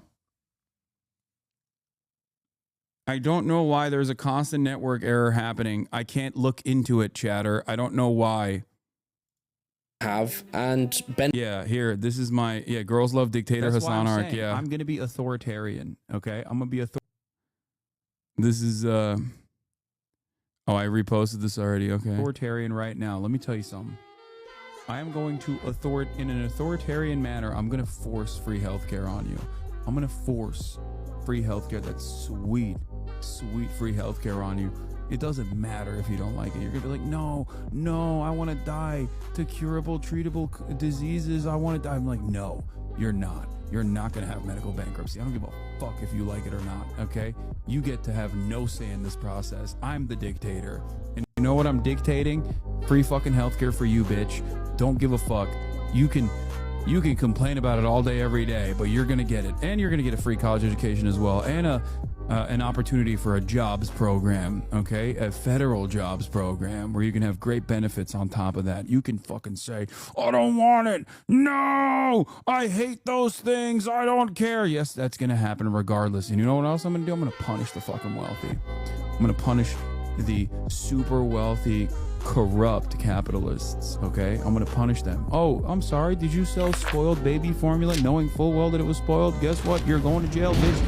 Oh, I'm sorry, Sackler family. Did you actually fucking create a massive opiates crisis? Well, guess what? We're not giving you a slap on the wrist, okay? You're going to prison. That is my dream, okay? Whether you like it or not, you're getting these things. You're getting these fucking benefits. You obviously haven't lived in a society with universal healthcare. I have. It sucks. I grew up in Turkey, a much poorer country than the United States of America. And let me tell you, okay, public health existing, like a national healthcare structure existing, even though there is also still private insurance in Turkey, is still wonderful. Were you an adult in Turkey who had to pay taxes and you're rich and your family is rich, so don't pretend you understand the impact of those taxes? Yeah, rich people famously love paying taxes. Yeah, it's actually a very common advocacy from rich people to advocate for higher taxes so you can pay for fucking social safety nets for the poor. Famously, that's what rich people always advocate for.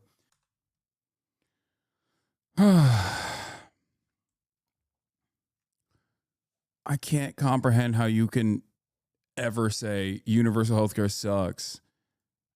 It just doesn't make any sense to me. Anyway,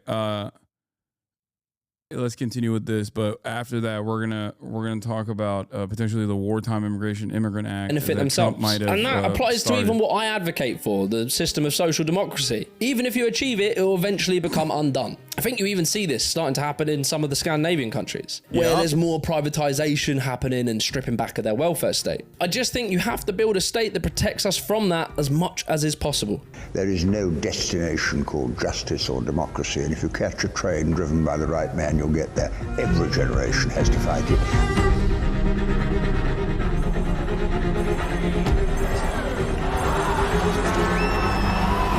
All of that understanding brings us to now, 2025, where we're in like this very weird time politically. So whilst wages have stagnated for the last 15 years, houses now cost 10 times the average annual salary, all the while corporations are making record profits, whilst people can't afford heating, the middle class is shrinking, the poor are getting poorer. Despite all this, society seems to consider the most important problem of our time is which bathroom does a trans person take a shit in? You don't agree with gender-neutral loos? No, not at all. I think they're extremely dangerous. And bro, I'm not judging. I was one of these culture warriors. I was deep in all this stuff. I was one of them. But how did that happen? Well, this is where things get a little bit interesting. And it all started in 2008. But we are underway, and I do mean underway. We're essentially down by 4-5%. Down over 16%, 18%. 21%. 43%. Traders here working the phone say a lot of their customers are freaked out, waiting to see how low the Dow will go. They're focused on the Dow, not so focused on OPEC. Yes, OPEC did. After the financial crash, where big banks committed financial terrorism, gambling on people's homes and crashing the economy, this resulted in mass unemployment, rising inequality, and the destruction of working class people's savings. When I was growing up, they referred to this as the credit crunch. The biggest financial crash that has happened since the Great Depression, they had branded it like it was a breakfast bar. Oh, cool, no doubt. This crash led to the taxpayer bailing out the banks. In America, it was up to $700 billion. In the UK, it was £137 billion, with a £1 trillion safety net to protect the banks from collapsing. And so, Goldman Sachs, JP Morgan, Lehman Brothers, the banks who tanked the global economy were saved by taxpayer money, whilst the working class saw the greatest cuts they'd seen in generations via austerity. And people noticed this pretty quickly. People were starting to wake up to the fact that unregulated capitalism as it currently existed is fucked. Public rage was brewing, and the ruling class was starting to get scared that real change might occur that would upset the current order in which they benefited from. And so in 2011, we start to see the people organizing, and we see Occupy Wall Street. Occupy Wall Street, all day, all week. Suddenly, people aren't just pissed off and protesting, they're now naming names. The 1% becomes a mainstream concept. 1 in 7 children in the United States suffer from hunger. At the same time, we're giving billions and almost $1 trillion to Wall Street just for bailouts. We need an economy for the people and by the people, not by the rich and for the rich. People are noticing that the politicians that they had to choose between were being funded by the same banks that just broke the economy. All the while, this left-wing populist movement was starting to grow, and they were demanding things like higher taxes, stronger labor rights, and universal healthcare. And so the ruling class realized that they needed a distraction. Welcome to the Glenn Beck program. Tonight, the truth about social justice and distorting its meaning. No. We're going to correct its meaning. We have like, God, right-wingers have used so many crackheads to just like actively belittle and dismantle any kind of like left-wing populism. And liberals have so gladly allowed that to happen. Liberals have also simultaneously been like, yeah, no, that's great. Like they've complained about Glenn Beck. They've complained about him, right? But they also totally allowed right-wingers, as they did consistently, and as they did with the Black Lives Matter movement as well, liberals in positions of power have always taken note from the right on how to undermine leftist movements. Historically, this is just how they've always operated. This is why there's the famous adage of, cut a liberal and a fascist bleeds, because they find themselves aligned with right-wingers and fascists time and time again when push comes to shove, when there's economic volatility, economic instability, and they are worried about capitalism becoming undone. Same shit happened with Bernie Sanders, where you saw liberals lose their minds at the prospect of a Bernie-style figure. In the mid-2010s, something weird started to happen to the left. Social justice movements started to explode. We'd see Me Too, Black Lives Matter, increasing LGBTQ activism. And this movement starts to grow, and you see it in things like university and corporate HR departments, where they would start to implement diversity and inclusion initiatives. And some of this was very well intended, and some of it was purely performative. Remember summer 2020? When our social media was filled with those little black boxes? Now this was irritating, as I could tell that these were people that had no intent on creating. This is yet another instance I recall when Radlibs yelled at me because I was like, why are you posting a black box? It is stupid. Stop posting black boxes. You are actually not helping, but instead harming activists that are using the Black Lives Matter hashtag to get information across to as many people as possible. And people yelled at me because I made them feel bad, because they wanted to feel like they were helping. They wanted to feel like they were doing performative help, slacktivism.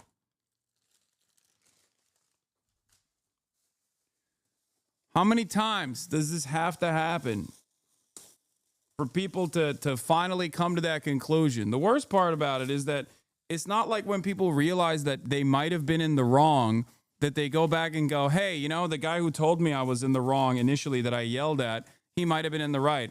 I've learned from my mistakes. I'm going to be a little bit more open-minded to what he's saying. Nope. They just carry on that resentment.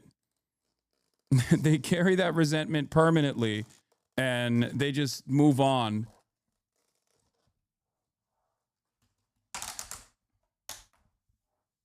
Yeah, similar thing happened with the AI Gaza pig. Is that Will's hat? No, we have the same hat, chatter. It's funny though. No.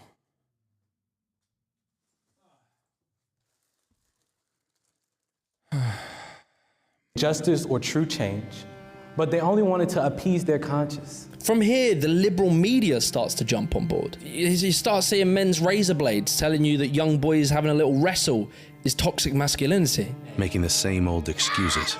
Boys will be boys. Boys will be boys. Ice cream tubs were talking to about racism. Nike run Black Lives Matter adverts whilst also simultaneously paying children to work in sweatshops. An era of what would be dubbed corporate woke washing started to gain a lot of momentum and kind of defang the economic left-wing movement of Occupy Wall Street. After George Floyd was murdered, big corporations would come out making these statements about racism, donating to charities, etc. But, you know, they were very quiet in perhaps supporting any economic policies like higher minimum wage, stronger unions, enhancing social welfare programs, things that might help the living conditions of people like George Floyd. Instead, these big businesses started to focus on pushing identity politics as the main leftist discourse. And to like average people, you could see it. You could see there was a hypocrisy. If you're not going to improve the living conditions that create many of these social problems, then it kind of came across as empty and hollow, performative, so to speak. And so it created a reactionary right-wing movement. I mean, you have talked about this woke mind virus. Yes. You should explain why you don't think it's hyperbole to say things like it's pushing civilization towards suicide.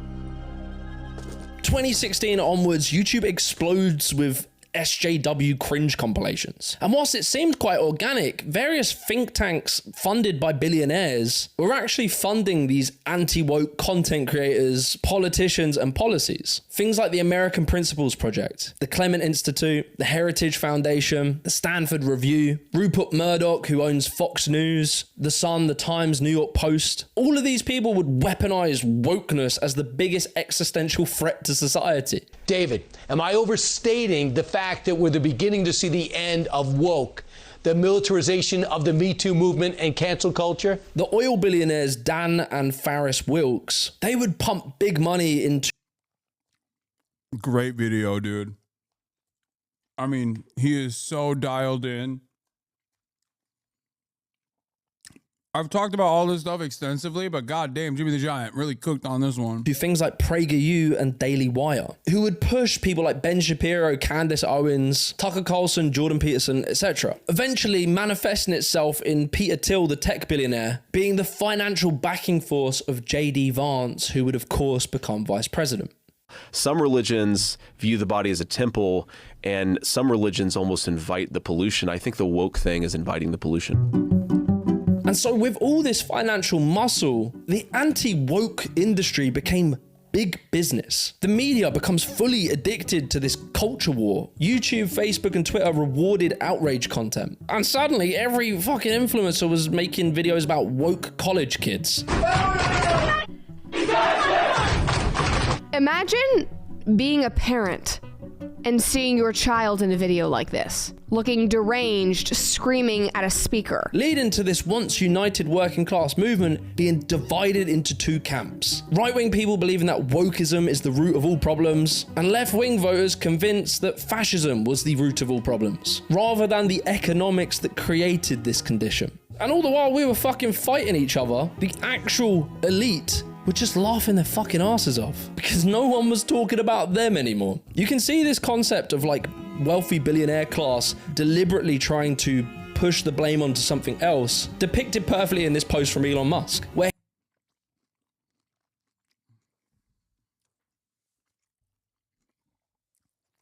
you He's not undermining the threat of fascism. He's saying that, and I don't agree with this assessment, I will say, because he's saying that like the left was like simply focusing on, you know, people being reactionary, people being racist, people being this or that.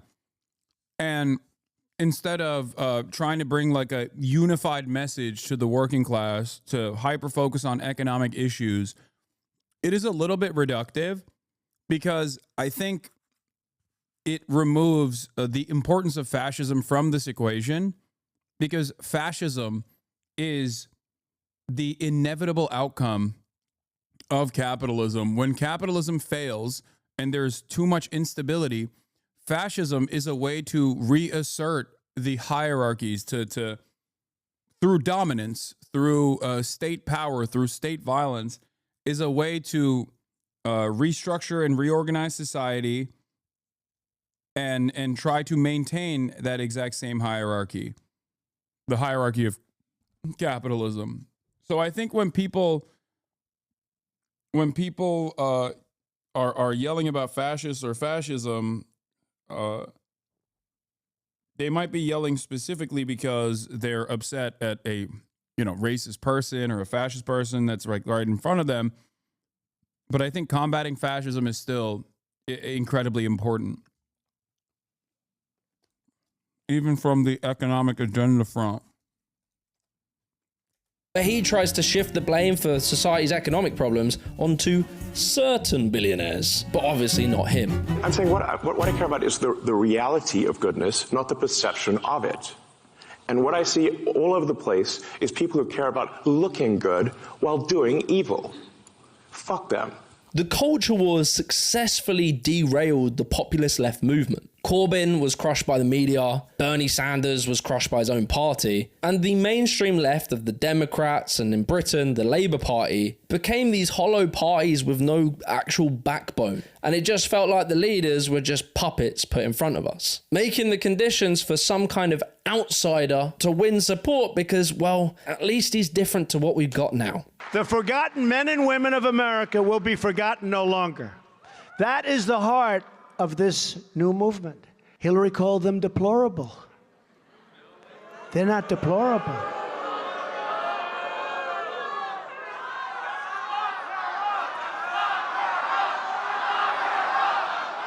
But you see, it gets even deeper than all that. So after that 2008 financial crash, right, where everything went wrong, capitalism basically failed, the US Federal Reserve dropped interest rates. Grifting piece of shit. Get off your ass and make a difference, you lying fuck. You're just as bad. Seek help in 2020. Dog, I don't think you're a happy guy. Contrary to what your username is, if you've been a hater since 2020 and you like briefly come in every 2 years, every 3 years, I feel like you're a little miserable, no? But yeah, give me some advice. What would you have me do? Do you want me to lead the vanguard in a proletarian revolution, a violent proletarian revolution? Is that what you're saying?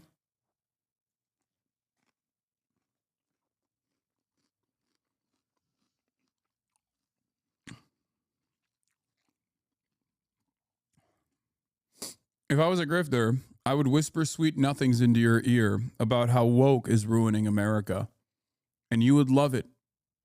I would tell you that the only way to be honest online is by being reactionaries, by being bigoted, because everyone, yourself included, have these bigoted opinions, and the wokes are too afraid to admit it. That's what I would do. And I'd make a shit ton of money doing so, too.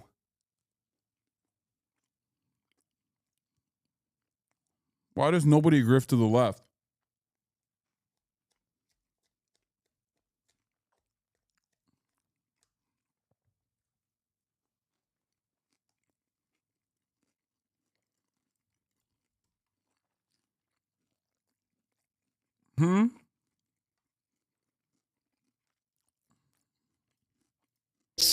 To 0%. For the next decade, mega corporations, investment banks, and asset managers like BlackRock and Vanguard had access to virtually unlimited capital at 0% interest. Free money, basically, which they use to expand their control over the economy. Companies like Amazon, Google, Facebook, and Tesla were able to expand their businesses aggressively whilst they didn't have to make profits. Amazon, for example, weren't profitable for years. It just kept borrowing at a near zero cost, undercutting all of their competition until it just monopolized online retail. And many of these tech startups that dominate the world now did exactly the same thing. Not one wealthy company on the planet Earth that is cash free, that does not use debt. I don't want to get out of debt. I want to create wealth. And the way to create wealth is through debt. BlackRock and Vanguard started buying up entire neighborhoods of houses, outbidding regular people who needed homes. They turned houses into financial assets. As they dumped more money into it and the supply didn't keep up with the demand, it drove house prices to the moon, like we can see now, to the point that now young people are never going to be able to afford a house. It's the largest investor on planet Earth with over $9 trillion in assets. That's a pile of cash equal to about 1/10 of a year's global economic activity. BlackRock and Vanguard combined manage over $17 trillion of assets, an amount that is larger than the entire GDP of China.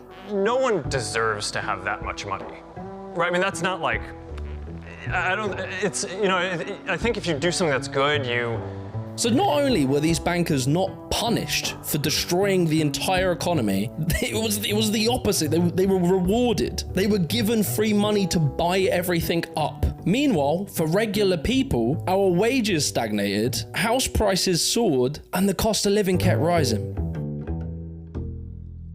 So yeah, that's pretty hairy, right? It's all very, very interesting. But I want to answer the final question, the most important question. Am I woke? Short answer, no. I wouldn't say so. I don't think so. Probably if you meet me in person, I'm not going to lead every conversation with my pronouns. I have close friends from different cultures and we'll probably take the piss out of each other's culture. Probably, if I see a lady on an airplane and she's trying to pick up her bag, I might offer to help her. Truly a bigot. But jokes aside, that doesn't mean that I don't think transphobia, homophobia, misogyny, racism, all the isms and schisms, that I don't think that they are incredibly important topics. They are. Women still earn less than men for the same jobs. And when they try and ask for more money, they tend to get penalized for doing so, whilst men tend to get rewarded for that same behavior. 77% of young people who are LGBTQ+, who when asked for what was the cause of their homelessness, cited that family rejection, abuse, and being asked to leave the family home was the reason. And like in my country, we had anti-immigrant riots that swept all over our country based on racist lies. And the fucking guy who nearly led the Tory party and is still in their party refers to immigrants as importing alien cultures. Like he says it like it's a fucking normal thing to say. These are incredibly real and very important topics that unfortunately due to the culture war have been commodified into like entertainment where we seem to be going backwards on these things. What was the woke conversation that we were having? And I'm just gonna throw it out there because there were so many about going back and forth, the right versus the left, when we just snuck in Roe v. Wade.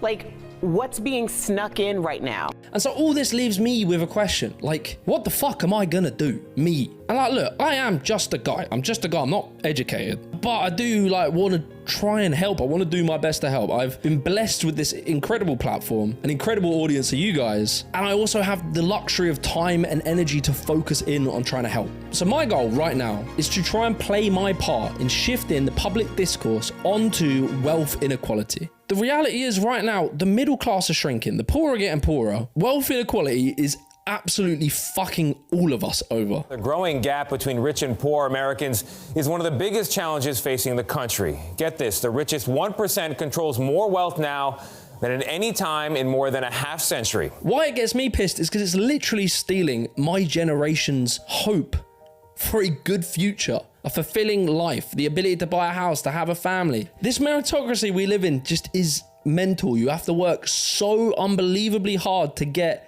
the bare minimum. I work, my wife also works, but what we make as income is probably not enough. It's minimum wage, so it doesn't cover the bills, the rent, and every other thing we need to pay for. Look, I'm going to be fucking honest, right? I have 500,000 subscribers. I make good money. I do well. I went down the whole route of like grind set, self-improvement, dog eat dog, all of this stuff. I did all that. And I succeeded, right? I made something. It worked for me, right? But all I realistically got for it at the age of 30 is a mortgage on like an average size flat and an okay car. Don't get me wrong. I am truly blessed with what I have and I'm very happy. But what I have materially is what the average family would have had many years ago, earned on one wage whilst having 3 kids, working as a milkman. But I'm not a pessimist. I truly believe we can fix this. That is the more true. people we switch on to this message, the more. That's a really good point. That is a really good fucking point. Like, this dude he's made it. Right? 500,000 subs on YouTube. He's made it. He's famous. He has a house. He has a car. These are things that are like right now in this day and age, this is considered making it, right? And it's fucking nuts. Because what he's talking about are just like amenities that you're supposed to have with one singular job, with a single working parent household. It's wild that people can't comprehend that. That like we've lost sight of the American dream, right? Like the idea that you can just work a job, get good benefits, have kids, raise them, have a decent amount of time off. You know? That, like, think about it, dude. I got fucking canceled for buying a house, like for having a mortgage on a house for myself and my family as a socialism, by the way, as though I bought a fucking apartment complex and became a landlord. Like, that's the way people treated it. How fucking insane is that? It's reflective of how far removed we are from like normal living conditions.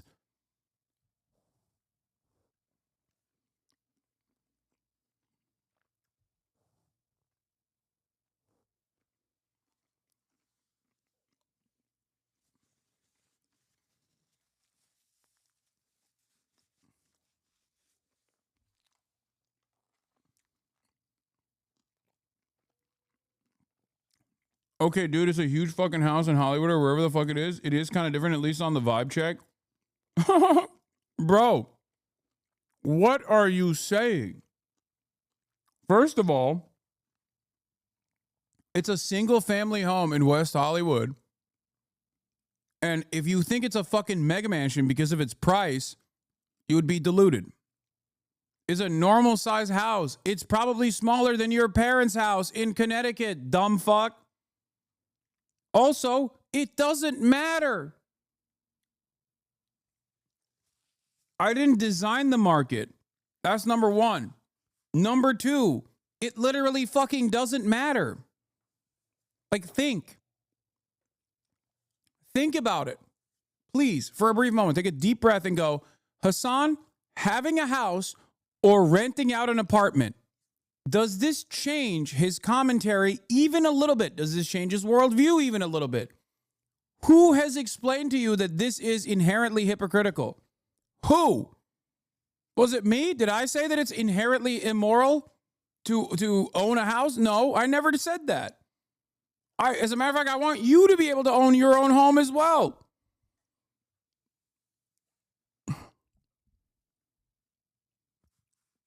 This is the problem. You treat this as though I'm some fucking televangelist who has a private jet and is like, yeah, I have to fly in a private jet. I can't be with undesirable sinners in a tin can. Like, it's so stupid.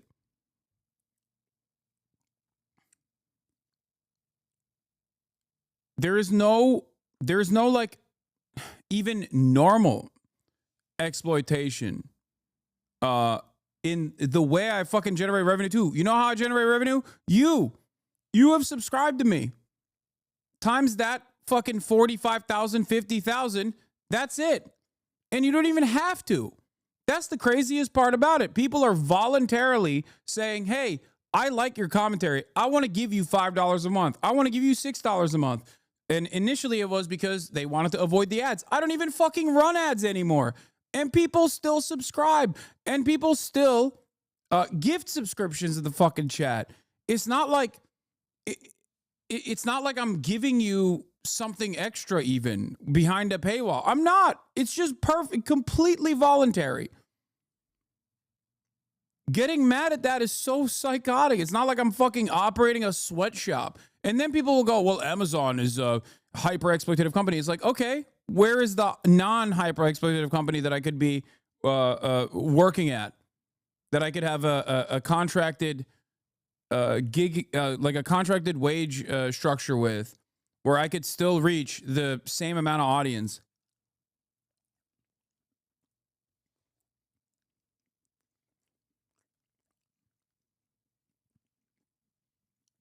It's funny because these attitudes actually come from people who, one, haven't put much thought into it and just basically go off the smell test.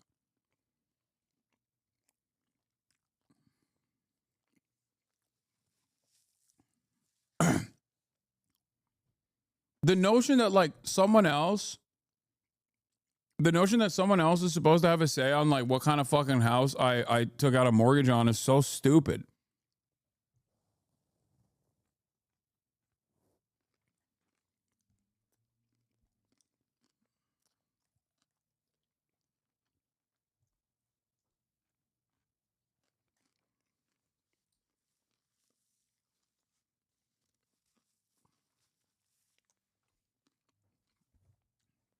Anyway. More that we can fight wealth inequality. So, here is my plan. Currently, I am in talks with a publisher about potentially writing a book. We'll see where it goes, but the idea is to distill all of these ideas, these important bits of education that people need to understand into a... Also, the other side of that, that I think is really funny is when people go, you're advocating for these things, but you're rich, you fucking hypocrite. And it's like, what do you want me to do? You want me to change my entire worldview now that my finances are different? Is that what you want? This doesn't make any sense. Why would you want me to no longer be on your side? It's so stupid. It's such a stupid argument. It makes no sense, dude. They're like, no, please conform to the rest of the wealthy class and start advocating to own me like the fucking peasant that I am is a ridiculous position.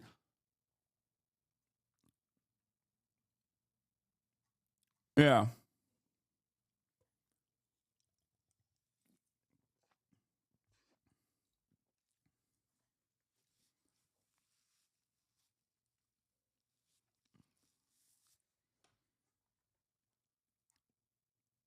But this actually is a great example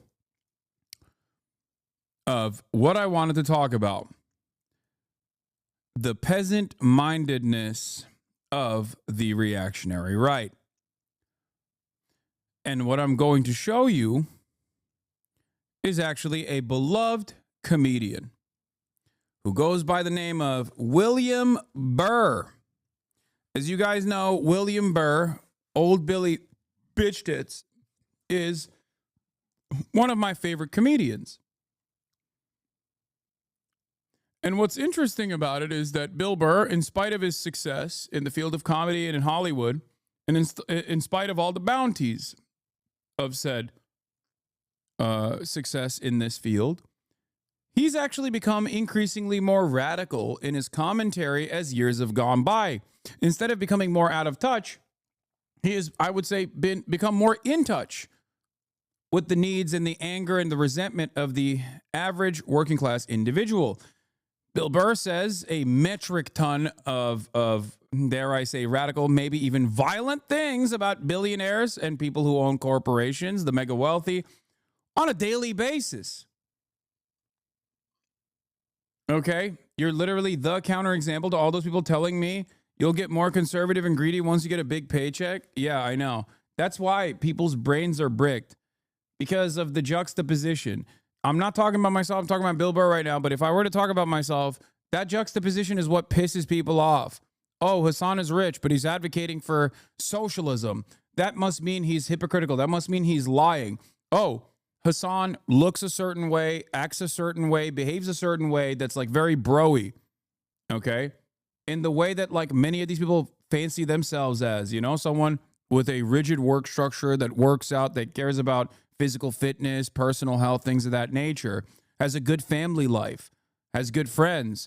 All of this stuff is supposed to be conservative. Conservatives can only have this. How can you say this and then be a progressive? How can you say this and be socially progressive? How can you say this and be socialist? This doesn't fit the propaganda.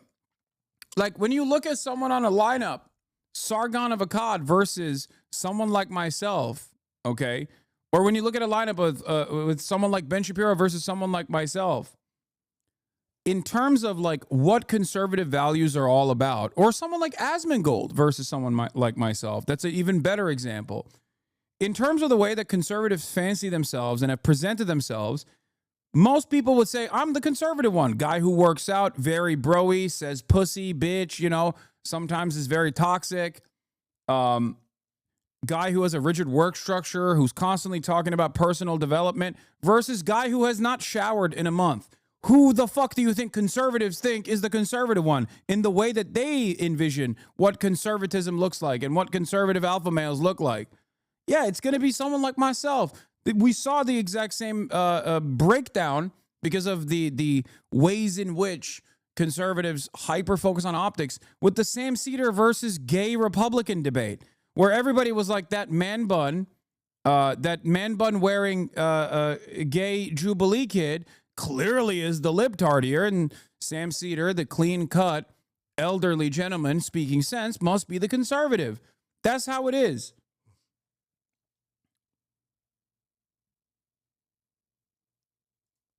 Hey, everybody. Whoa, Big Joel did a Death of YouTube Skepticism about 5 years ago.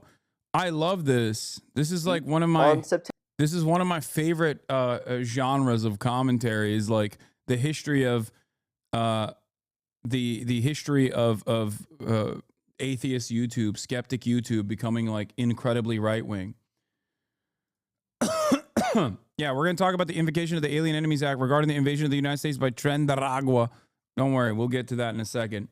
But going back to this, conservatives are now up Bill Burr's ass. Why are they up Bill Burr's ass? Because he doesn't say cancel culture wrong, cancel culture all the time.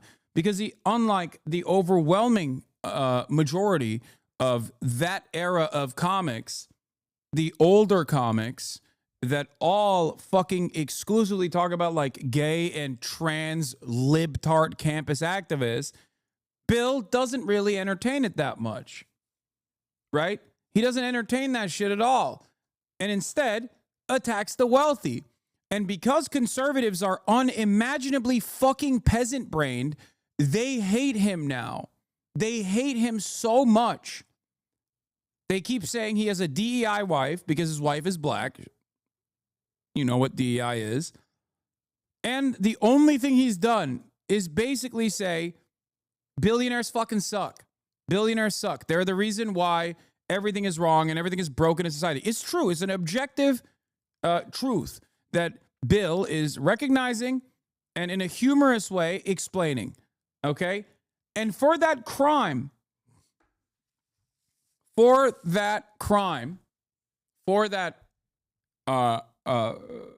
microaggression, right-wingers are relentlessly attacking him. It's crazy.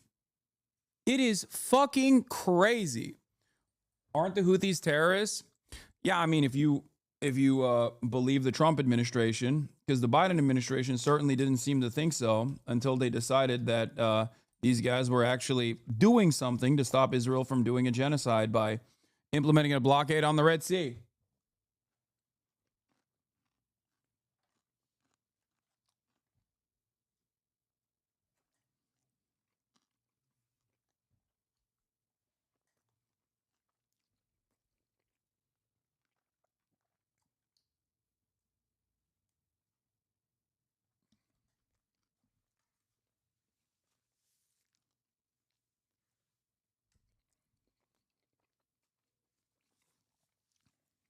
Anyway, getting back to Billy Bishtiz.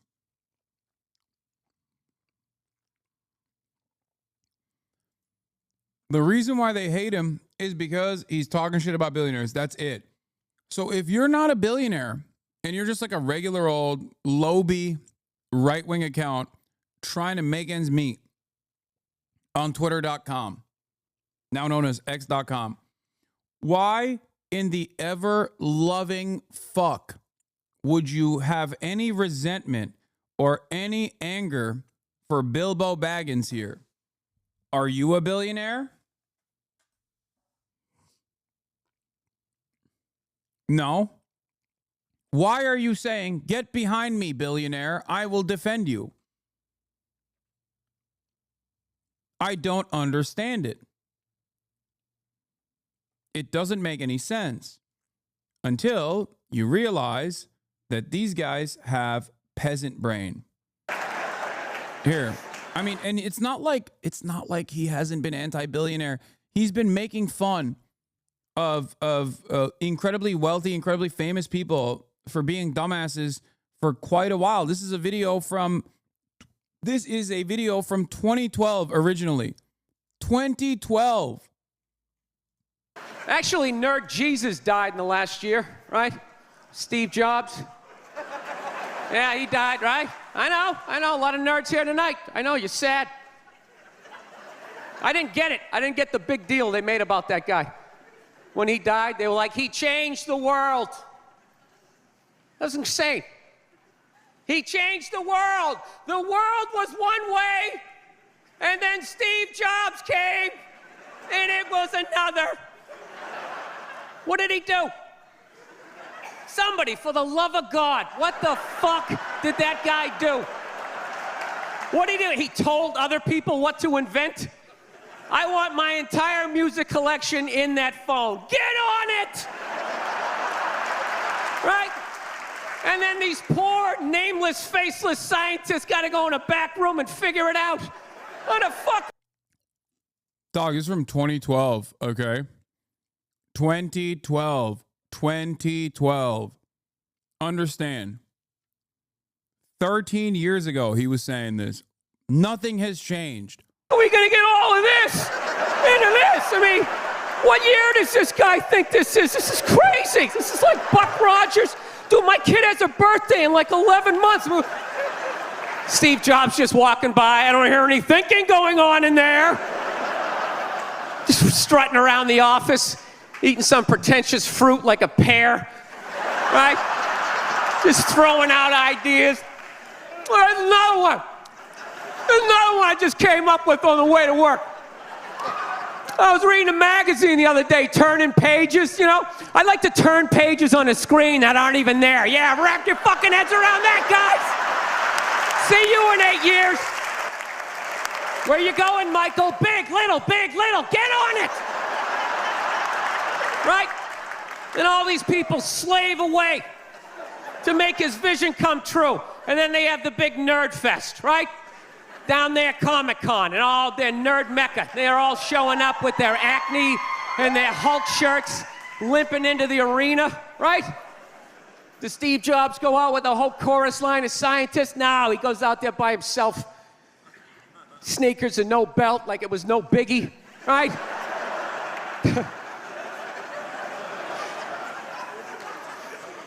like he's Tesla. Tapping into the atmosphere. I know, this is always uncomfortable. I know, you bought into it, right? That whole advertising, the way they aligned themselves with some of the greatest people of all time. Jesus, Gandhi, me! Remember that? He means Nikola Tesla, not Elon. Muhammad Ali, John Lennon, this guy! How the fuck was that dude like any of them? Gandhi didn't have a sweatshop. Nah, he didn't have people leaping to their deaths only to catch a net and get ricocheted back through the window to have to put together yet another iPad. John Lennon didn't have children in his basement pressing those fucking albums. I know. New phone can't fit the old charger. This is your hero? This is the guy. This is what all the silence is about. New phone can't fit the old charger, so then you gotta throw it out, ends up in the ocean around some octopus's neck. Do you realize how much sea life is ecstatic that that man is no longer walking the earth? That's where it all ends up, you know. Doesn't go in a landfill, ends up in the ocean. You realize that? I hate people who say I don't pollute. I don't pollute. Yeah, you do. You use shit and you throw it out. Well, you think because you put it in like a basket, it just poof, disappears? Everything you ever used is somewhere. You ever think about that? Remember that flannel shirt you bought back in the day when you got into Pearl Jam? That's out there somewhere. Probably on some porpoise's face. He's trying to get it off. Stupid little flippers. All the fads. You remember rollerblading? Remember that? Everybody had them. We set up cones, we did little tricks, right? One little homophobic joke killed that entire fad. What's the hardest thing about rollerblading? Telling your parents you're gay. Full-grown adults. Dude, I'm not gay. I don't have the cooties. These mean I suck dick. And they just threw them out. They end up in the ocean. They're made out of plastic. They can't biodegrade. They just break down to little cubes. Fish are breathing them in. 6 months later, you're going out, you're getting sushi. You think you're being healthy. You're eating your old rollerblades. All right, I'm out of... Okay. I think this perfectly demonstrates to many who've been watching me but don't understand my admiration and endless loyalty and love for Bill Burr, considering the time when he was, when he was crafting this shit. And you can tell he's not as good as he is now, too. He's not as comfortable on stage back then, even though he was already like a seasoned comic at 2012. Now,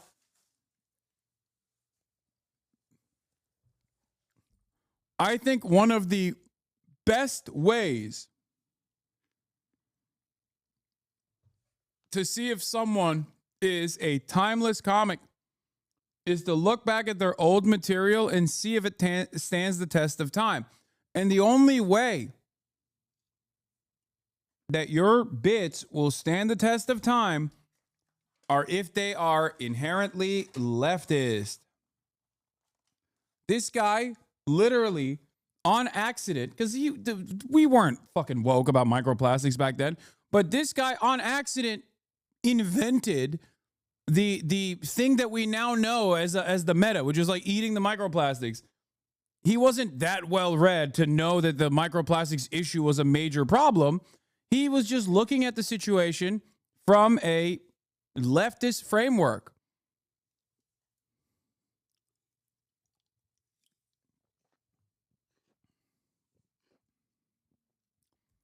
If you want to come across as predictive, if you want to literally have all of your friends turn around and be like, how do you fucking figure this stuff out?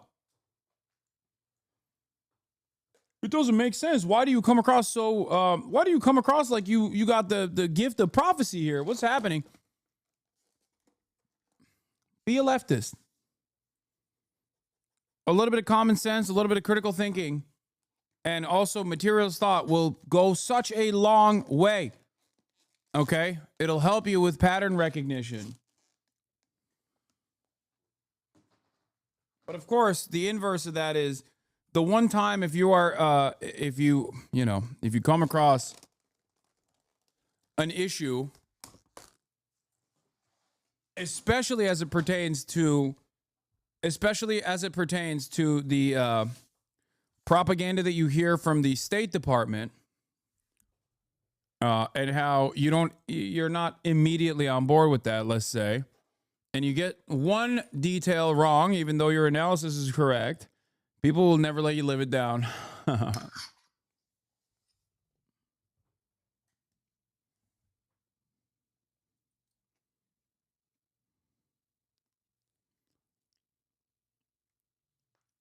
But yeah, there's a reason why people always... There is a reason why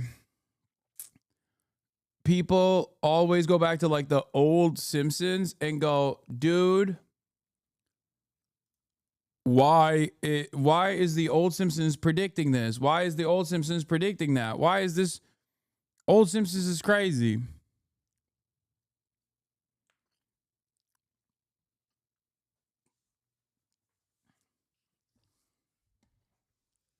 It's because back then they had a leftist position. It's not as informed now, and they've definitely shifted their attitude.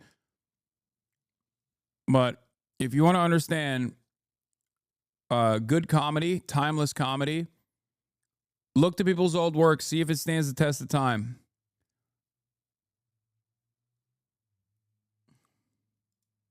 Bill Burr is having a rant. This is towards who? This is towards Elon Musk. Is this the one that you? Musk, I don't know if he's on a podcast, but I don't know what the hell. Is this the one? Oh, they're so mad at Bill. Oh, they're so mad at Bilbo.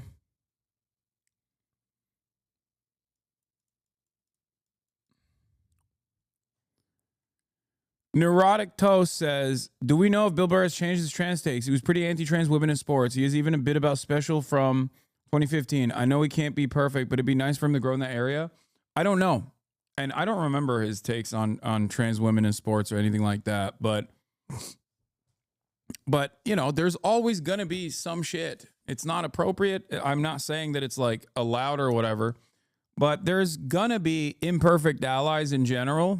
But a guy that has like empathy baked into their commentary, a guy who has like a very well-established worldview that revolves around helping others, probably could be easily convinced not to be transphobic.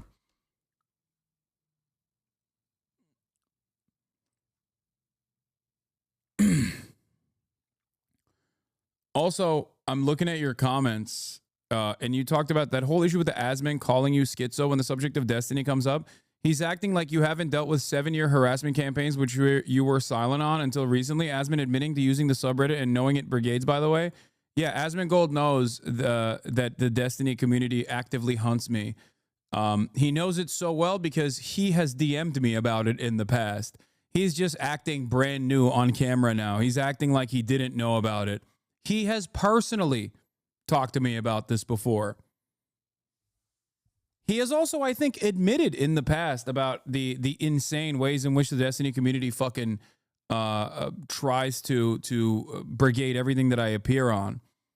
So it's really weird that he's changed his stance on the matter now.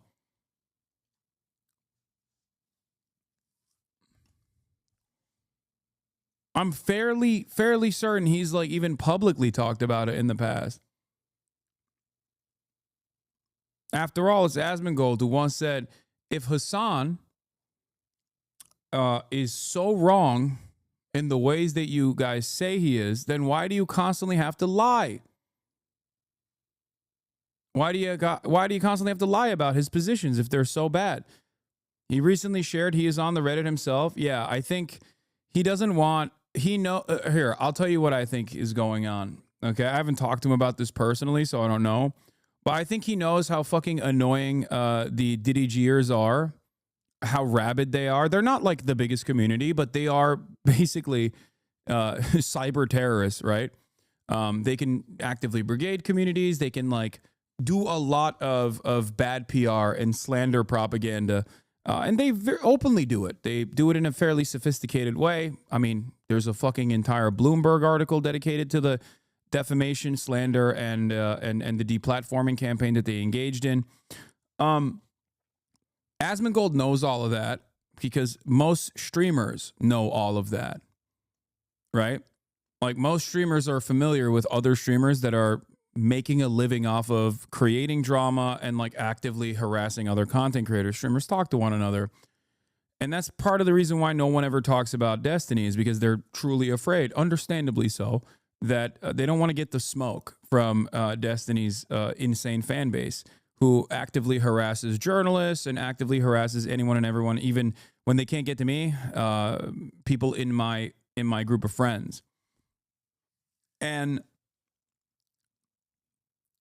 Asman knows this, and I think he just doesn't want the smoke from him, despite the fact that if Destiny was even a little bit honest about his liberalism, he would spend probably 700 times more time focusing on the largest content creator who is a right-winger Asmongold rather than someone like myself. But the reason why Destiny doesn't do that is because he likes that Asmongold is attacking me all the time. So he every now and then will push back on some of his takes, but overall will stand back and stand by. It's an interesting allegiance built around coming after someone like myself rather than actively undermining a very large right-wing community.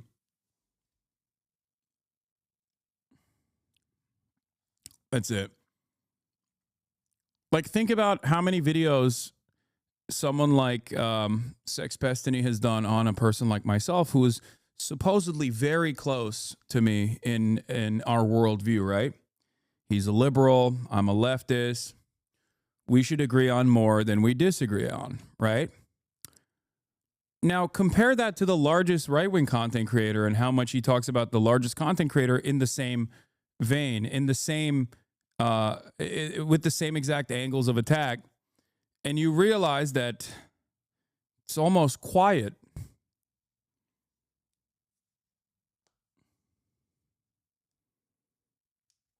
You know?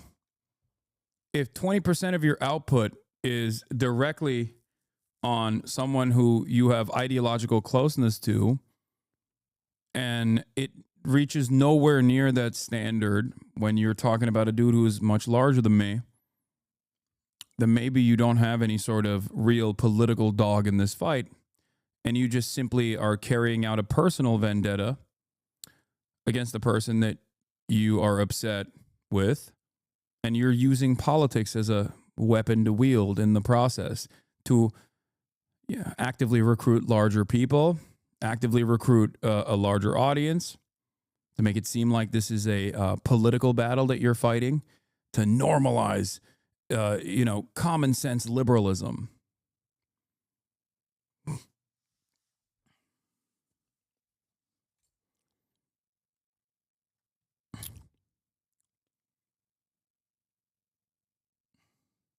Me too. I hate this bullshit drain. It's not up to Hasan anymore. He's getting it from more than 7 people at this point. Yeah, it's there are a lot of people online who I think spend a good deal of time claiming that they're liberal or centrist and apolitical, that focus all of their efforts on being like, this is a bad guy, watch this guy.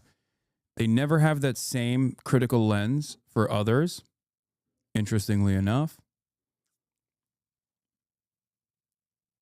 And yeah, it's just weird. I don't know. Even when they have very clear ideological differences in opinion with others, they sometimes align.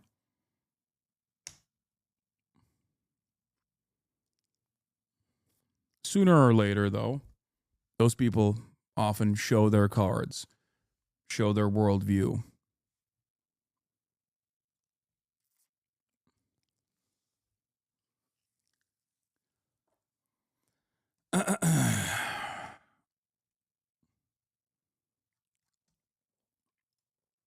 Anyway, what is Bill Burr built? Bill Burr torched over Elon Musk Nazi comparison. Let's take a look. One, Rob? Yes, it's from his podcast, Monday Morning Podcast. Okay, go. How long is this clip, Rob? This is about 1 minute and 37 seconds. And just so you know, this just broke news yesterday and today, but this clip actually came out on the 17th of February. So this has been out there, just nobody reported on it, which goes to show nobody's listening to Bill Burr. Play the clip. I'll tell you what's funny. I made fun of the fucking Twitter guy for fucking Sieg Heiling, not once but twice. And I never look at my emails. I was scrolling through my emails, and it said my Twitter account had been flagged for I don't even tweet anymore. It had been flagged for whatever. What a fucking baby. Just like Hitler. A fucking baby. Yeah. How about the fact that the Twitter guy he's not even from here. He's from South Africa. He comes to this country and wants to turn it into a fucking dictatorship. He doesn't feel that we deserve democracy. Can you just imagine doing that? Going to another country and Vinny? And just he's not done. He's not done. What happened, Rob? Because I've decided. What happened? Yeah, he doesn't mind living under a dictatorship as long as he's on the good side of it. Fucking laminated face cunt. Because that's another thing. All of these people that are into fucking Hitler, you know what I mean? And like, look at this guy like he was some sort of fucking hero. The guy's one of the biggest fucking cowards ever. All the pain and all the suffering that guy's caused, and the war crimes the Allies had to commit, firebombing fucking cities to get that motherfucker. When it came time for him to pay the price for all the suffering he caused millions and millions and millions of people. Vinny. Did he face the music? Nope. He gave himself a nice, quick, painless fucking death. Vinny, I'm going to ask you the question. I'll tee it up for you. Well, what? We had a poll. Is Bill Burr a top 10 comedian? You said yes. I was like, no way. Yeah. No way. Bro. I don't know. I wasn't around when George Carlin was obviously popping off in the 90s, but I wonder if there was a similar like right-wing movement against him. I know that he would sometimes appear on television shows where right-wing commentators would attack him, but of course now those same right-wingers will look back at George Carlin and be like, he's on our side. He's a right-winger. He's hated woke. He's totally on board with everything that we're saying. But I'm sure that there was a similar, like the same group of people, like whoever these guys would be in the 70s, 80s, and 90s were actively yelling at him. But now they go back and claim George Carlin for themselves. My dumbass racist families used to watch his shows, not realizing he was making fun of them. Yeah, that also is the same principle behind Stephen Colbert. Not Colbert now, but Colbert during the Colbert Report was, doing incredible satire to such a degree where people didn't understand it. Like conservatives would watch him and laugh, not realizing that everyone who got it were laughing at the conservatives.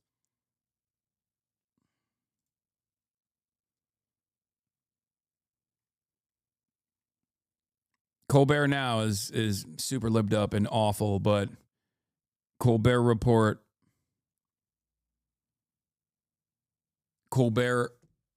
back then was fucking fantastic. Publicly. Stop. You realize Stop. he's not funny. Stop for a second. Let him react. Don't change the topic because you're going comedy. Let him react to what he said about Musk. This is not a comedy topic. Go ahead. This is not a comedy topic. Damn. Are the girlies fighting? Is there some internal drama at Patrick But David? Are you value-tained? Did PBD invite you? No, he didn't, which kind of makes me sad because maybe I'm misremembering, but I feel like there was a time and place where PBD would have had me on, but Patrick actually posted, if you guys remember, Patrick posted about who do you want to have on the podcast next? And I responded, I think it's time. And I actually ratioed him, so there's no way that he didn't see it. Yeah, he said, who would you like to see on the podcast next? And I said, it's time, Patrick. 16,000 likes, no response. Ian Carroll, bring on Representative Thomas Massey to talk about America First. He's invited. So he responded to Ian Carroll saying, bring on Thomas Massey to talk about America First. But he didn't respond to me saying, it's time, Patrick.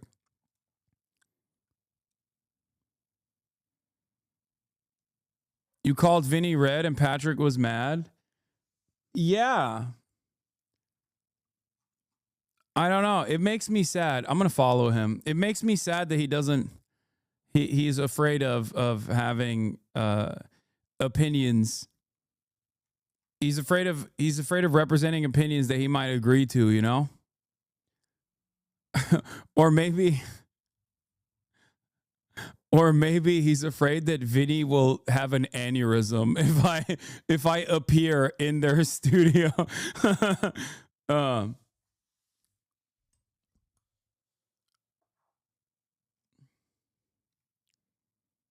Sorry, man, you just aren't value-tainment material. Didn't he literally say he would have Jeffrey Epstein on? Yeah, right here. This person says Jeffrey Epstein. He has an open invitation. This guy's like, I would love to have Jeffrey Epstein on. Hasan, bridge too far. You know? Let's not get ahead of ourselves. Let's not get ahead of ourselves here. Hasan, no thank you. You might make Vinny turn a shade of red nobody has ever seen before. I know. The country is right now, and I know.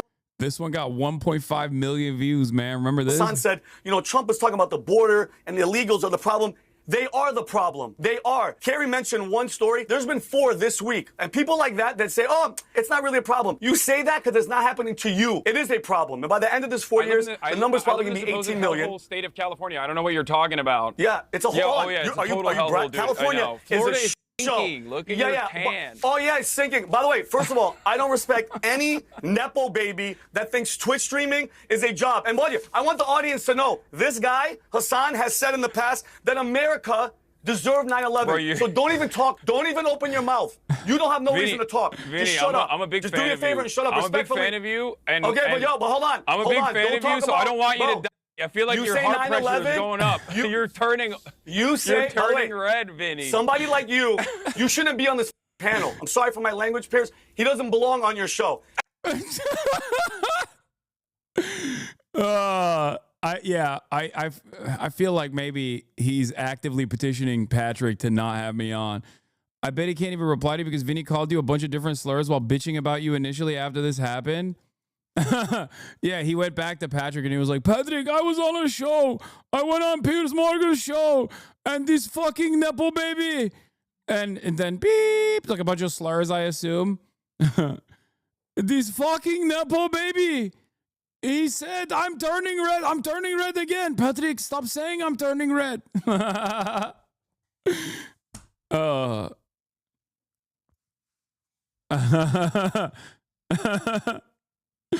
Oh, God. I love this guy. I love him. I love Patrick Bet David. I love Valuetainment. I wish they would notice me. I wish. Well, you know, Vinny has noticed me, but I'm saying. Yeah, also, oh, this guy says Twitch streaming is a job. It's like, bro, you're a podcaster. You're the second in command of a podcast. You're not even like the primary podcaster. You're part of the paid peanut gallery. Sundara Vinny got bashful when he saw you. Yeah. I'm the first mate of Valuetainment. I'm the sidekick. It's great. I love him. I really, really want to go on Patrick Bet David now. I followed him. The ball's in your court, sir. Born in Iran, made in the U.S., half Armenian, half Assyrian.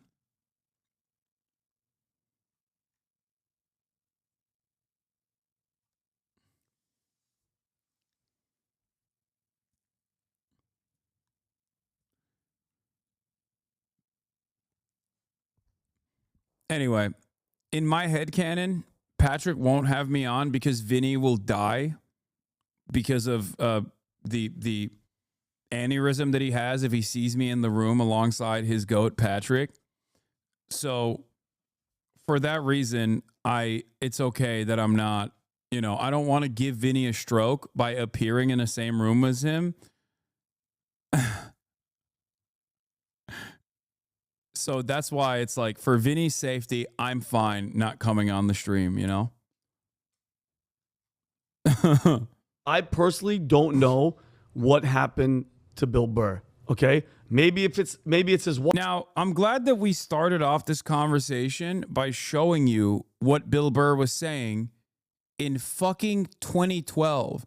The reason why I like that is because now you know these are fake fans, okay? Because old Billy Bitch Tits was saying exactly these same things even back then, okay? And Bill Burr also has been married to the lovely Nia for decades at this point. Okay? For decades. So when they also try to say like, oh, he married the DI wife or whatever the fuck these dipshits say, which is like insanely racist to say about another human.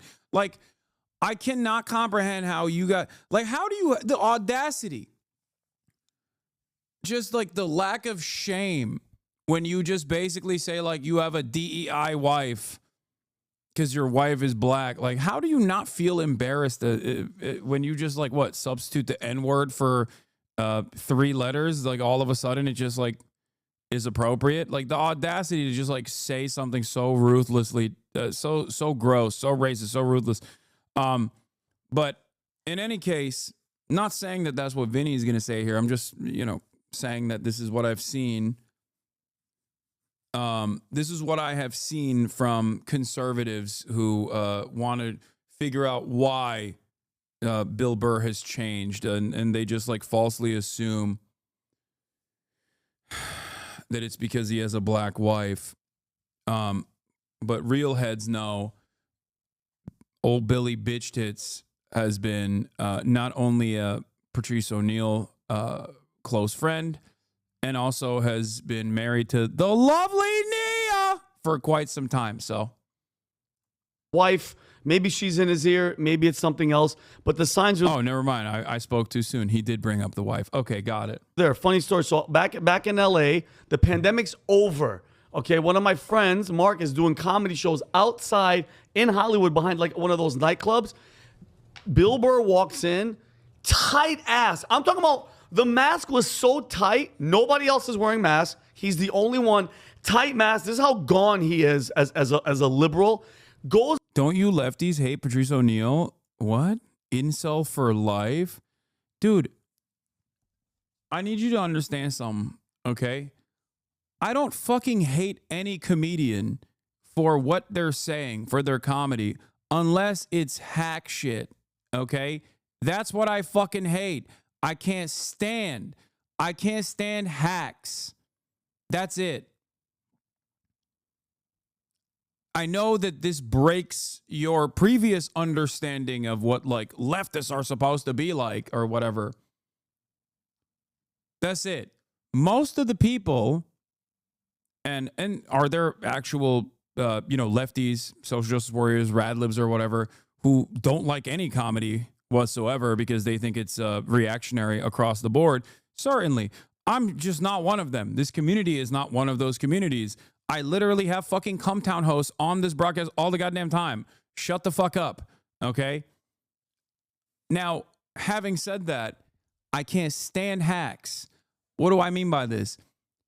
Bad comics who try to talk about race-related shit or touchy subject matter, if they're bad, will oftentimes flop spectacularly and will then rely on the shock value of the statements that they're making rather than being able to find and craft the humor in being able to broach subject matter that is otherwise delicate, okay? Subject matter that is hard to cover in a humorous way.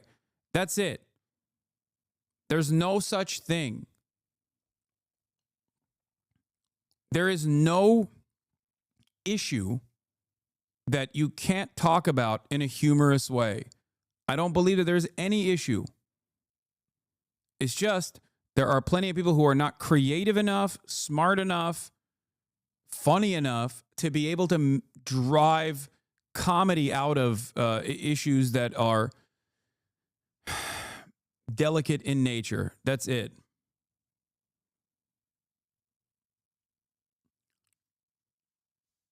Yeah, comedy is at least a bit about getting away with shit. If you don't get away with it, you failed at comedy. Exactly. Exactly. The best comedian, the smartest comedian, and I think like Nick gets in his own way in a lot of instances, but Nick is a hilarious comic and he has a lot of edgy moments, right?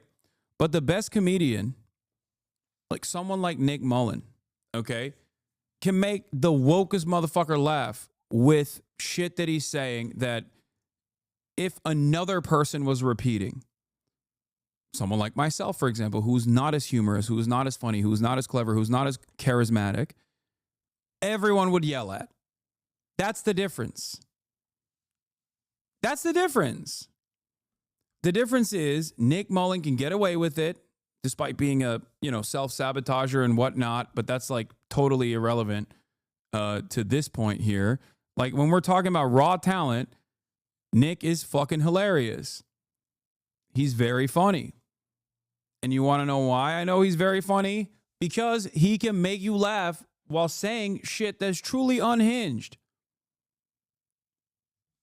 Things that most people would literally look at and be like, oh, this is shocking. I can't believe he's saying it. That's it.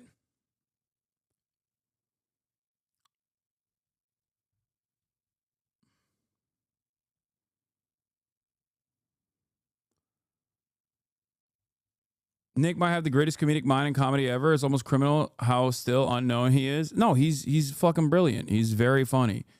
It's obvious that he has raw, natural talent, okay? Having said that, there's also a lot of work that goes into comedy. People don't understand the background shit. People don't understand how many times you have to bomb until you put together a working set that can kill in front of any crowd.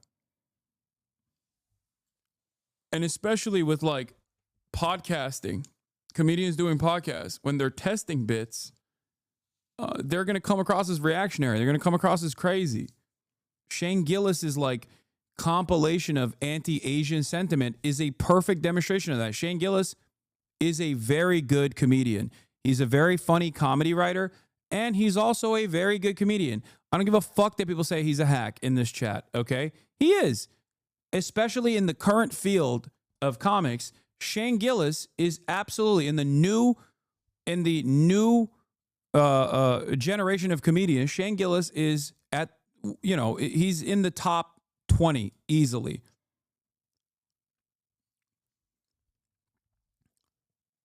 But if you know him only from his worst moments where he's like very obviously bombing on his own podcast as he's like attempting to do humor and actually engaging in like hacky ass bits, then yeah, you're going to think he's a reactionary person. He's a bad person. He's racist, blah, blah, blah. Okay.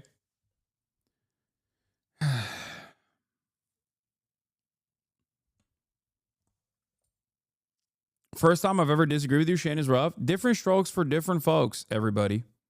I'm just telling you what my opinion is. Okay? Because comedy, just like every other fucking art form, has, comedy, just like every other art form, is very subjective, okay?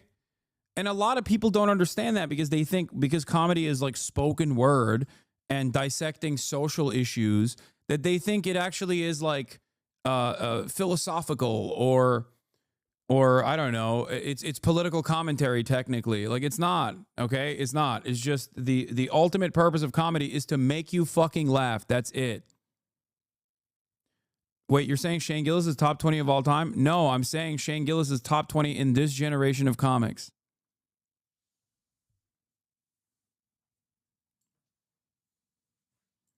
In this generation. And I'm friends with close friends with some of this generation of comedians. Like I trust me, I'm telling you, I think that he is easily in the top 20 of this generation's comedians, best comedians. In terms of like someone etching their name into the halls of greats, I would say Bill Burr from the previous generation of comics. Bill Burr has, I think, reached George Carlin era greatness, in my opinion. Which is why it's kind of weird when people are fucking getting upset at him on this like stupid ass right-wing podcast. Goes on stage kind of, away from everybody, doesn't want to go on anybody. Then he goes on stage. The stage is circular. Stay in your lane, dog. You don't know comedy? Yeah, I know. I don't. You're right. Then he takes off his mask and he proceeds to tell jokes, Rob. And now everybody's laughing, projectile spitting towards him. So the irony is just, it's hilarious. And the fact that he's saying he thinks Elon Musk, guys, and the fact that it came out, Rob? Thoughts on pre-cancellation, Louis C.K.? Yeah, Louis C.K. is also, regardless of his sex pest shit, Louis C.K. I think was also a very good comedian. Like remove his real world actions out of the equation, and just, if you were to separate the art from the artist, I guess, if you want to, and you look at his comedy as a standalone product, yes, he is also one of the best. Like, the proof is how much you fucking laughed at his shit, okay? And honestly, ironically enough, before his understandable quote-unquote cancellation, that didn't really fucking, cancel him. Obviously, he won a Grammy after that shit. But ironically enough, as a major former Louis C.K. fan at the time, when I saw him at, what is it, the Arena? Like the one in fucking, the one in like, the one near Compton. I remember seeing him live and thinking, damn, he kind of started sucking at that point. And I haven't really listened to his new stuff, so I have no idea. Maybe his, the Forum. Thank you. Not the Arena, the Forum. I would say that, like, he was actually fucking falling off spectacularly with his wit. Maybe he's a lot funnier now. I don't know. I haven't really heard his shit. Last month, he still thinks you're so stupid and gullible. You think this guy is gonna do the Nazi salute twice? That just shows how stupid Bill Burr is. Okay, that's how gone he is. I guarantee you, he was one of the BLM posting the black squares and all that shit. He probably donated, even though they stole all the freaking money. But here's my question, Bill. What have you ever built? What have you built? We talked about this. Wait, what is Vinny built? Is Vinny a builder? Damn, he's getting red again. I was about to comment on how, like, Vinny seems to be doing a lot better this time around. Like, he doesn't seem like he's seething. He doesn't seem like he's turning red. And boy, was I too fast. Boy, was I too fucking fast on that. I pulled the trigger too quick. He's going red mode. Yesterday, your podcast studio, Elon Musk. He's like, what have you built? What have you built? Why would you ever get mad at Henry Ford? He wants to build company towns. That's a good idea. What have you built? Oh, these guys run around saying they're anti-fascist. What are you talking about? I read the pamphlets. Henry Ford is not only industrious, he's built a lot, he did the assembly line, but also on top of that, let me tell you what else he did. He bought a newspaper in Dearborn, and he started talking about the truth. He loves writing. Why are you shitting on Henry Ford, calling him a Nazi? Read his pamphlets. He wrote a lot. 1,800 pages on Jews. These wokes.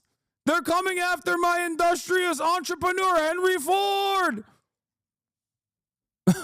Zip2, PayPal, SpaceX, Tesla. Bro, he didn't, like, invent any of those things. What are you saying? It's so stupid. Yeah, it's awesome. Being a rich guy is awesome because you just get called an inventor of things you bought. You know what I mean?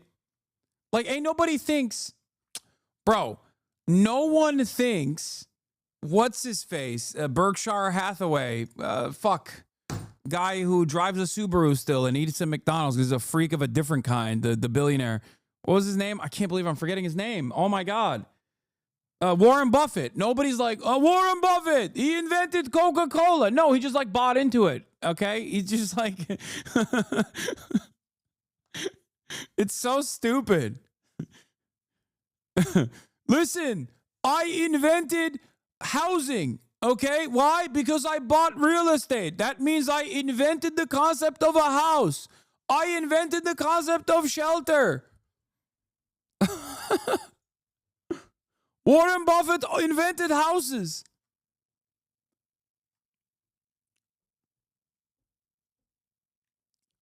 He's the original founder of SpaceX. It doesn't matter, dude. What are you talking about? You think he's the one who's fucking designing the spaceships? What are you? Are you lost in the marketing? Really? It's all marketing. That's all it is. Do I have to go back to the Bill Burr bit from 2012 again about Steve Jobs? Is that what I have to do for you to understand? Like, it's just, you know, you're not personal. These guys are not personally inventing shit, okay? They just sit there and go, invent this thing.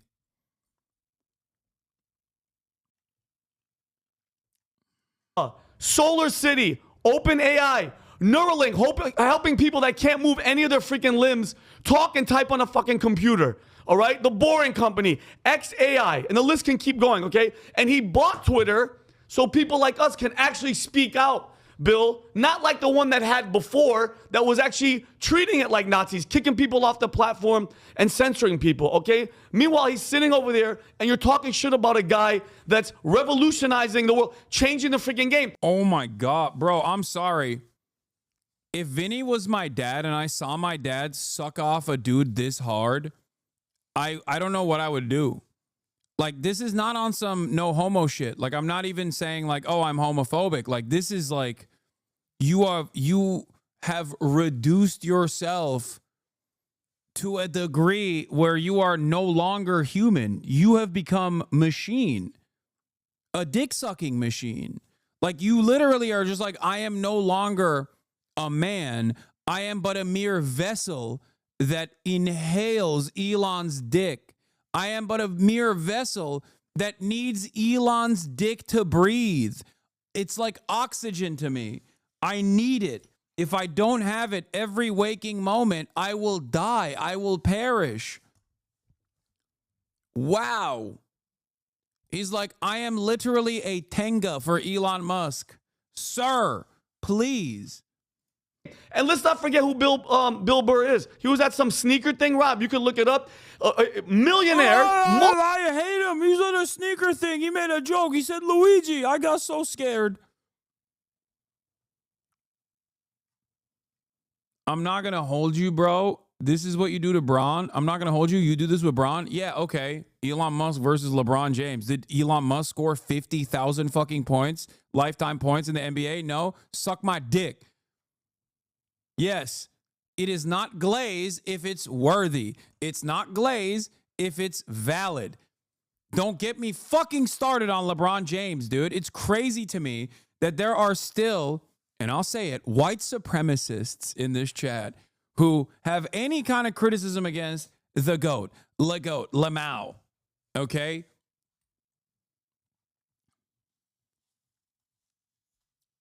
That is crazy, dude. That is crazy. Hey, you have a career that spans entire lifetimes of dominance, okay? You do that, and then we'll talk. LeBron James has never had a bad fucking day. He's never had a bad year. He's never had a bad season, okay? He invented basketball. Everybody stop playing. Put some respect on it, okay? Pour some honey on it. Put some respect on it. It's not glaze when you talk about LeBron James. It's just the truth. Let's continue. Multi-millionaire that use a capitalist. I'm black. Why are you attacking black chatters? Oh, I'm sorry. I didn't realize internalized white supremacy didn't exist in the black community when black people make fun of LeBron James. They are basically also wearing the Klan robe. That's right. I'll fucking say it. I'll say it.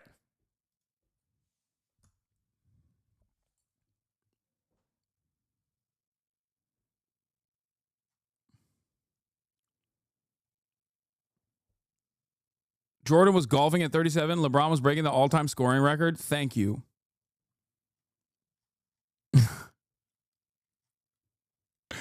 Anyway, let's continue. Country to become a millionaire, talking shit about the system, and then says free Luigi. Okay, free Luigi, a guy. Dude, he's mad about the free Luigi thing. It's like, bro, don't worry. You're not a healthcare CEO, okay? Like, he obviously also jokingly mentioned that when he's talking about fucking sneaker quality going down, but for the same price, if not more expensive. Because I remember the actual clip is from this, okay? I don't know where he actually says it, but let me see if I can find it. This is cool. I mean, I can't pull off any of this stuff. Yeah. I feel like you got to at least be able to put it between your legs. I can't. I'm not. What about this with this fit? I feel like these Kobe's with these clothes. Yeah, is that what you mean? This fit? Yeah. With these pajamas?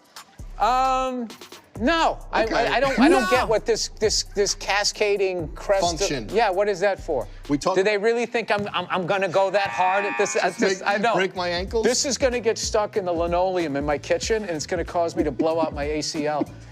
Going, wait, did I turn on the coffee machine? That's what's gonna happen. I want to talk about your friend Paul Verzi, who is a big Verzi. I don't know. Fucking dog. They never take it to the track. It's like, why did you buy the car? So got me those. This King is wear them a little bit. Where's the? Is that plastic? All legit. That's legit. All legit. Are those your birthstones? What kind of a man wears a fucking multicolored bracelet? Come on. Are you an ally? It's called the Fruity Pebbles. Sam from the Converse Archive. Huh? Oh my God. Do you know what these are? Those tiny Archibalds? No, Kevin McHale, 1983. Yeah. Oh my God. 1984, I think size 18 or something. From Sam from the Converse Archive. Okay, what am I doing with these? No, I'm just showing you. We pulled them because I think you tweeted at Paul that like these were your Jordans, no fast breaks. Oh, okay. I'll hold this one. I can't hold two of these. I haven't watched this special yet, but I might have skipped it. Watch this. It's short. What? Why don't they push?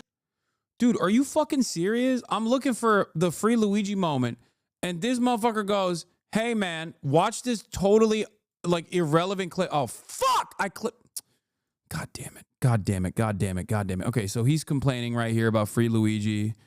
Let's go to the 3rd minute. He said it right here. Green and white, one of your favorites, 2023, your favorite shoe. Oh, they brought it back? Yeah, they brought it back a couple of times, and they went with cheaper leather. Okay. You know what I mean? Because some corporate cunt had to give himself a fucking bonus check at the end of the year. What if we made it worse, but made it look the same? Yeah. Then could our pools be bigger? Free Luigi! Like, it's obviously a fucking joke. This guy, on the other hand, is like, no, that's an active death threat to Nike corporate executives. Like, the fuck is wrong with you, man? These people have basically become what they despise. They constantly chirp about, like, how comedy is dead because woke's ruined it. You can't say anything no more. Only to fucking turn around and be like, wow, this comedian said free Luigi when talking about how corporate executives are oftentimes putting the interest of profit over making better product year over year. It's a joke. Who the fuck is killing comedy then?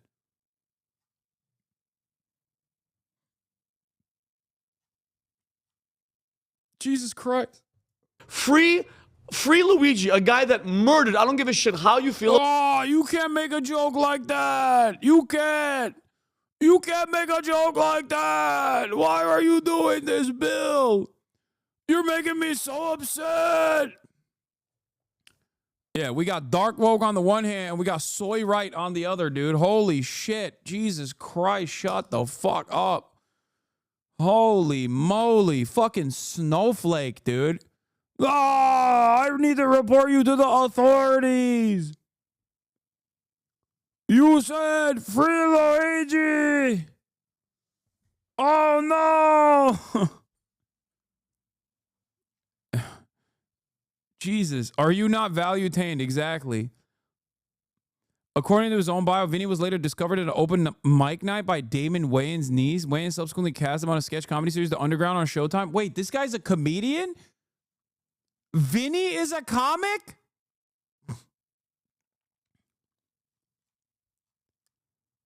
Shut up. Someone sent me oh my God. Give it to me right now. Give me one of his old. Give me one of his old fucking sets. Oh my God. Okay, I gotta go pee. And by the time I get back, I hope you guys have found one of his old sets. About the guy praising a guy that murdered a guy in the middle of the street in cold blood, that's married and has children, just shows exactly what Hollywood does to these fucking liberals like Bill Burr. Bill Burr, still funny as hell, but something has shifted and is changing, and that's what Hollywood does to these people. It's freaking sad, bro. And you've admitted it. Bill Burr says, I'm just a comedian. And this is the game that they play. I'm just a comedian. Don't take me serious. No, you open your mouth and you talk shit, so people are going to talk shit back to you. And he said this before. Bill knows this. He goes, I don't read. Maybe you should start reading, Bill. Start reading a book. Open up a book because he sounds like a freaking idiot. Moron. Tom. I think the last part of what Vinny just said really resonates with me. If you're going to be a comedian, there's a difference between satire and obvious humor and a rant. And when you make a rant, which is like you're publishing your opinion on the inside of the LA Times, when you make a rant like that, then you're going to face the music of the consequences of your rant, because people are going to say, wait a minute, that's not your comedy, that's your position. You're not making fun of something, you're taking a position here, and you need to hear from us. And now we're going to go back and we're going to talk to you about it. And people say, no, stop. The thing he said about Rachel Maddow, he was just making a joke. Nobody's saying that. People are looking at this guy going, wait a minute, dude. That's a position. That's an op-ed. That's an opinion page on your own personal newspaper. And you need to own up for these things you've said and back them up. Are you going to back him up with the facts? Are you really going to defend that position? Is that where you want to go? Is that the guy that you're going to have club owners saying, well, let's see if we can get Bill in here tonight? Is that the guy? You know, I don't know. I don't know if the audience is going to eat that dog food. Yeah, club owners would hate to have Bill Burr show up at their fucking comedy club.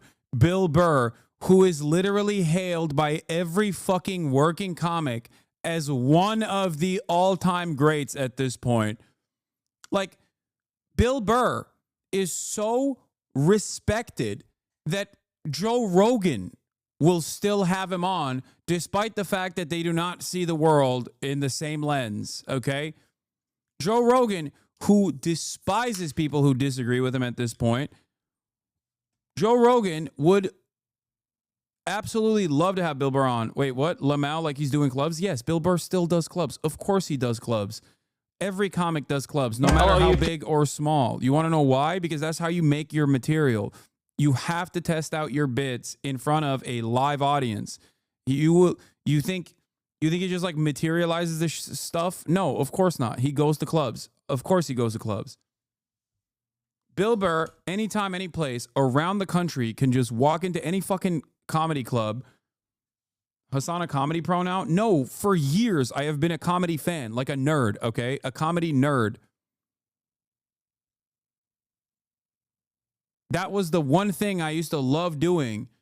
I had friends who worked the door at, I would literally go to the belly room to watch, I would go to the belly room to listen to the OG Brian Moses, before the Comedy Central purchased it, like the roast, what do you call it? What the fuck was it called? My brain is not working at this point. I'm sorry. I've been on. No, Will worked at comedy clubs too, but that's not even who I'm talking about. So why aren't you funny? Because I know my limitations. Like, I'm just not a funny guy. I love comedy. You don't have to. Yeah, roast battle. Thank you. You can be a comedy nerd and not be funny personally. I'm just not good. I can't do comedy. I can be funny every now and then. But that's the difference between me and motherfuckers like Vinny, who I guess don't see that limitation. Let's see what he had to do. Here, pretty sure, Californians. Okay? From New York, we don't have that shit. It's the best burger I've ever had in my fucking life. There's 5 guys. You guys have all that shit. In and out, #1. And I love when you first step. Okay, very good start. Praising the Wait, I don't want this guy to fucking what? Vincent Oshana is one of the best comedians working today. No exaggeration. What? What is this video, bro? I don't want to hear this nerd. It's a joke. No, I want to just hear him. I want to hear him. I don't want to hear the bit that this guy is doing.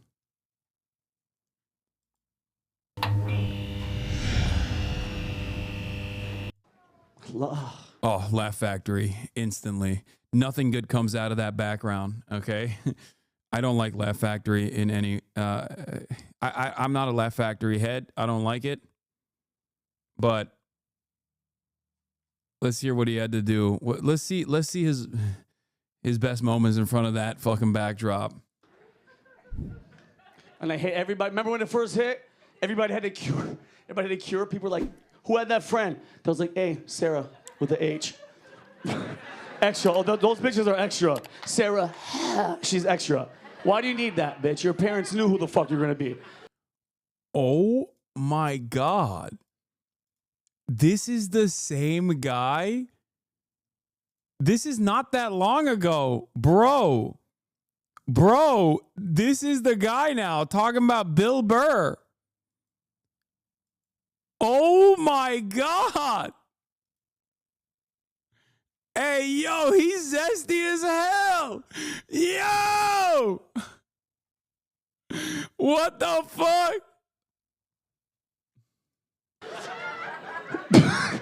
Everybody had that friend like, hey, come here, come here. It was always like a remedy to, they're like, listen.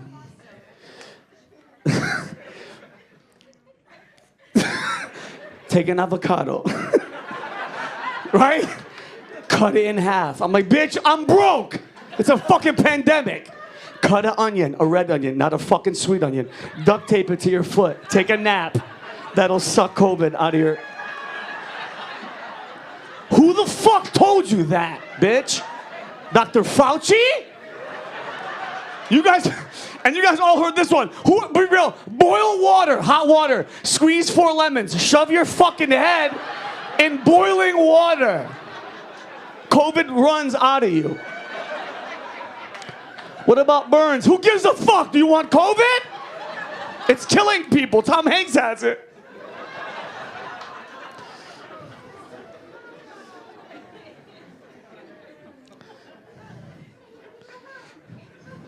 I got new ass. Who fucked a new person during the pandemic? That's hot.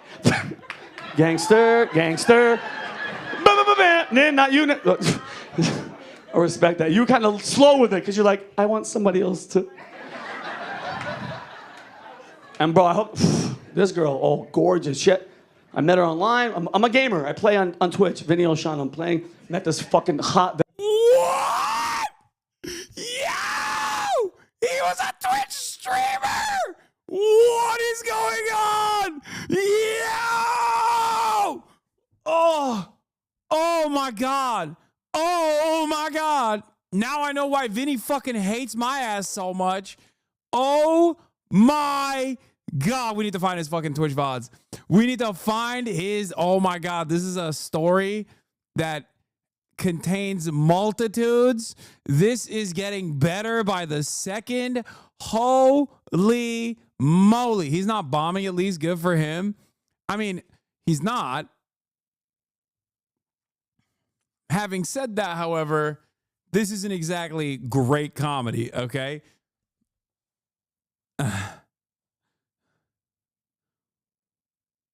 This is the guy who said, this guy said Twitch streaming is a job. Yo, Vinny O'Shana here. I'm a professional comedian and an unprofessional gamer, U.S. Air Force veteran, 800 followers.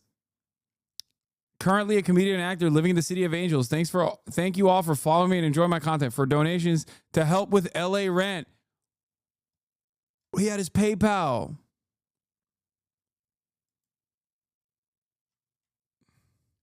Wait, has he written stuff in here? Hold on. This is the final stage. No way, right? No shot. Oh, bummer.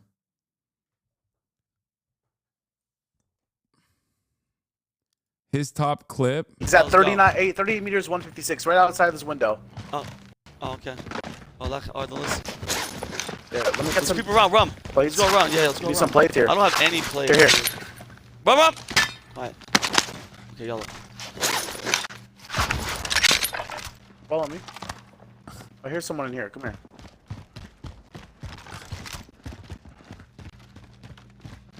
Yeah, 20 meters to the right of us. Get ready. He's coming right behind us. Get ready. Yeah. You got him? He's at 30. Wow. Wow. What up, Queen Fat? You know what? Everybody that's new gets to see my little nip real quick. Yeah. Yeah. Two dubs, two different games. This is crazy, dude. What up, Queen? Good night and we're danced. Oh, yeah, we're going to go. Let's catch this dub. Let's go back to back. Yeah, it's like nobody, like, bro, people trip out over. Trigger Tree Suckers duel with Vincent Oshana. Oh, I mean, this is Eric Griffin. He's a comedian as well. He's been on some shows.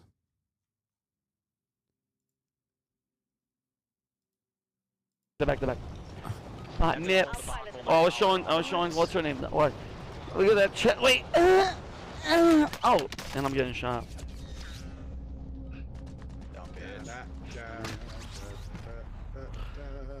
Yes. Nice clip. Who does he follow?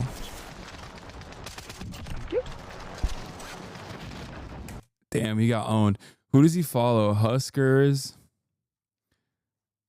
Hitman Gaming. I think like all of his followers are like friends of his, right?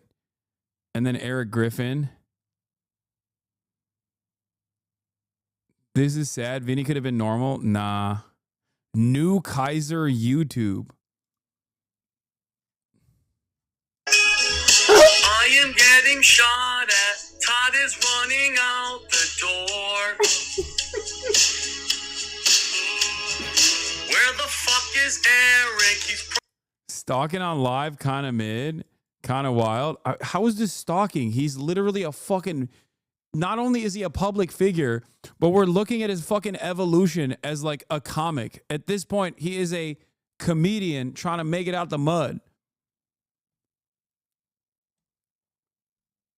We just went down the Vinny hole to try to understand where, like, what his evolution look like. And God damn it, let me tell you, okay? It's far better than my expectations. Wait, what? Yo, he IRL streams? Let me see it. Guys, is the light better? It's a little bit better, like you think? So cheap, bro. Like now there's a little bit of hint of fucking color. Jesus. Do the vlogs. See, as a Twitch streamer, I also know what this looks like. You know what I mean?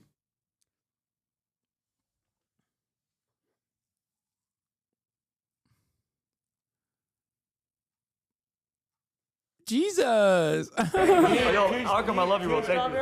And I will. This is my first time. Yo, like, let me see. Amazing. Fucking amazing. Anyway. Yeah. Well, I think I'm going to,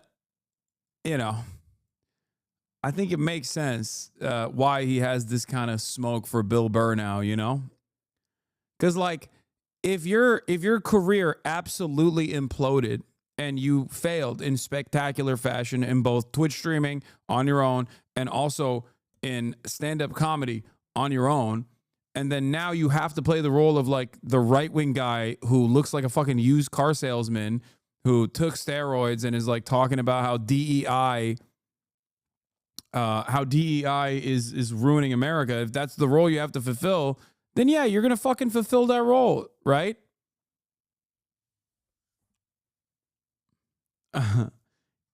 He was noticeably less red when he was zesty, Going, wait a minute, dude. That's a position. That's an op-ed. That's an opinion. I'm not going to lie, dude. History is fucking riddled with failed artists who become monstrous villains of society. It is kind of wild how consistent that shit is. It is mind-boggling. Is that the guy?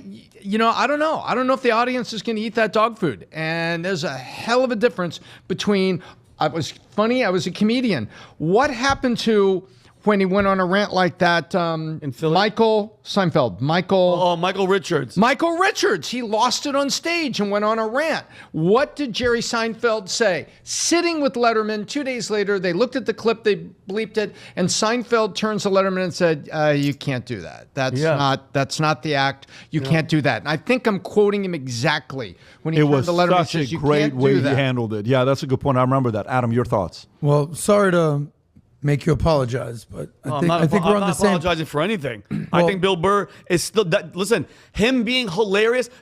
There's bits, Adam, as a comedian. There's bits that will live forever. Bill Burr's specials were brilliant. Something shifted. He changed it. And like, for instance, Bill Burr's attitude has, as we've shown already, you're a fake fan. You're a fake fan of comedy. Okay, you're a fake fan of comedy. By the way, Adam is another failed comedian. Shut up. That other guy is also a comedian. What is Patrick Bet-David doing?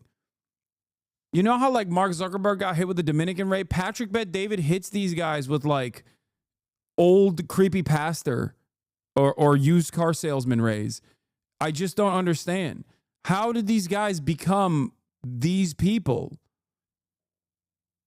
To say free Luigi, do you know how stupid and ignorant that is? The guy was shot. I don't give a fuck how you feel. He was shot and killed. The guy has a family. He has kids. They're gonna have to. Yeah, dude, you suck at comedy. Okay, I'm sorry, but that much is clear to me. All right. Be up fatherless, and for the rest of their lives, their father was. And that footage is out there of him getting murdered. And you're out there trying to be funny, saying free Luigi. You're not just a comedian. So when you talk shit in this game, people are going to talk shit back. It's stupid. I'm not apologizing for anything that I've said or changing my stance. He's hilarious. Okay. He's hilarious. So, and I'll be real quick. There's a difference between... Didn't Vinny call you out for being a Twitch streamer on Piers? Yeah, he did. This guy thinks Twitch streaming is a job. Yeah, not for you, bitch. We saw your fucking Verdansk streams, okay? Good, great, and the GOATs. So, in my opinion, he's a good comedian. He's had some good bits. He's not great, and he certainly ain't a GOAT, and he's certainly not in the top 10 of all time. Real quick, I'm just jotting down names that come to mind.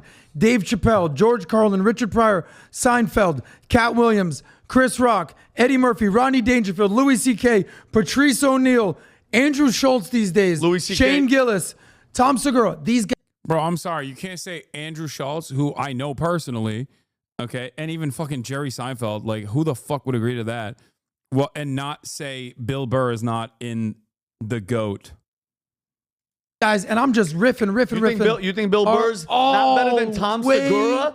Than Tom Segura? Yes. I don't know. Louis C.K. But the fact and that Bill that's Burr even a same conversation is my point. Yeah. Is that nobody would say Tom Segura is a top 10 comedian, maybe active, but of all time, Bill Burr ain't in that list, what does that have to do with him saying, like an idiot, that Elon Musk took that opportunity at the inauguration to throw 2 Hitler salutes like he was dog whistling towards Nazis and white supremacists? That has nothing to do with his comedy. That's just pure brainwashed ignorance. Bill Burr is smarter than that, or at least I thought he was. But by his own admission, he doesn't read, okay? And then when people check you, for you to go, Adam, I've never done this. Well, I'm just a comedian. No. I use this mic, and when I speak from the freaking heart. And guess what? Check me. Tear me apart, talk shit, and we can have that argument. But to be saying the shit that he's saying, Adam, something shifted. Somebody was in his ear, and now what? This place is a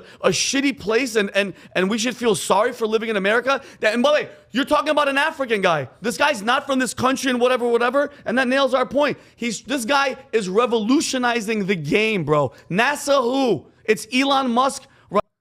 Oh my God. He's just like angry that Bill Burr's not demonstrating fealty to Elon Musk. Now that I know he like at least attempted to do comedy, it just puts Vinny in a totally different perspective for me. I will never be able to see him the same way ever again, dude. In my mind, he's this guy. Venezuelan girl, and she's like, I have stage 4 cancer. And I was like, oh shit, come over. I don't give a fuck. Yeah, thank you. Who's owing, bitch? What have you done for your community? I'm fucking giving back, all right? I'm like a one-man Make-A-Wish. She's leaving. I'm fucking hooking her up, all right? I swear to God, I can't make this shit up. So, yo, she walks in, mask. And I'm like, okay, I'm like, we're good. She's like, no, I can't. I have to, I'm like, listen to me. I'm 42 years old. You need, I'm not just gonna, like 22-year-olds, y'all just, hey, no, it's not. I need like a. Oh my God, is he about to fuck the stool? Oh my God, is he about to fuck the stool? Nigga, you know what I'm saying? Like a lawnmower needs like a, you gotta, I need like a build-up. So she's naked, she's fucking gorgeous. I'm just standing there like, I'm like pinching my own nipples and shit. I'm like, what am I doing? She's like, my immune system. She goes, I can't. She's, I'm wearing my mask. I'm like, she goes, you have to wear your mask. I'm wearing a mask in my fucking apartment. I don't have COVID. So I'm hooking up with her. She no kissing, no nothing, bro. Yeah, bro. No, I had to. It's fucking pandemic, pussy. I have to fucking.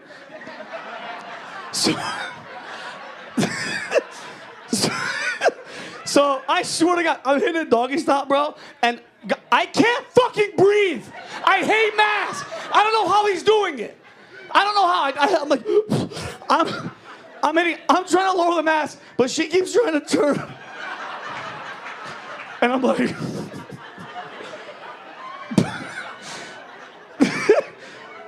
I'm about to pass out. This bitch has the audacity to be like, harder, faster. I'm like, bitch, I'm gonna die. I don't have a fucking snorkel. Help! Faster, I'm gonna die.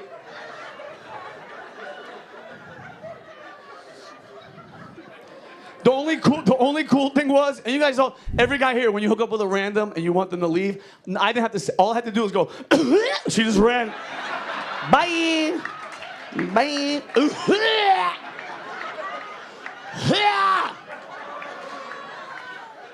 Oh, she left.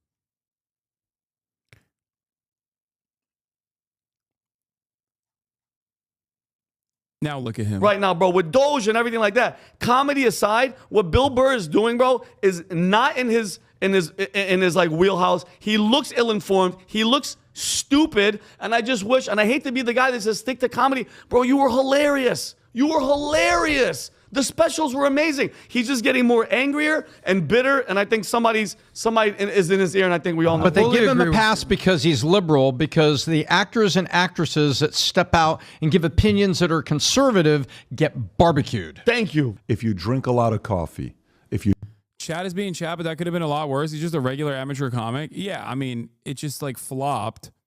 So he turned around and became this like angry little gremlin on the Patrick Bet David podcast, where he just like repeats right-wing talking points. Is usually that simple for a lot of these guys, because they probably see this as like another way of basically another way of entertaining people, you know? And if you're desperate to entertain and you can't do it by being funny, you'll do it by saying this shit. Don't play this? Yeah, I'm not allowed to do that, but it's still socially acceptable to shoot a missile in the general direction of somebody you're upset with. This is from his new special where he talks about Israel a little bit. Now, if you guys know already that Bill Burr is pro-Palestine, right? Because I feel like people are gonna Be like, dude, there was like kids over there. This is my favorite response. Well, you know, they're using kids as human shields. It's like, well, you got to work around that. Jesus Christ, if I'm mad at my neighbor and I want to beat the shit out of him, but he's holding a baby, right? I wouldn't come in and try to punch him through the baby. Yeah, you go in, you know. Felix doesn't think this is really Louis C.K., by the way. He thinks this is like a fan. He thinks this is a fan account and not the real account. Or at least he's suspicious that it's not like actually Louis C.K. No, you throw a hook. You sweep the legs. You do it on the lawn so the baby bounces off the grass, all right? There's fucking rules to this shit.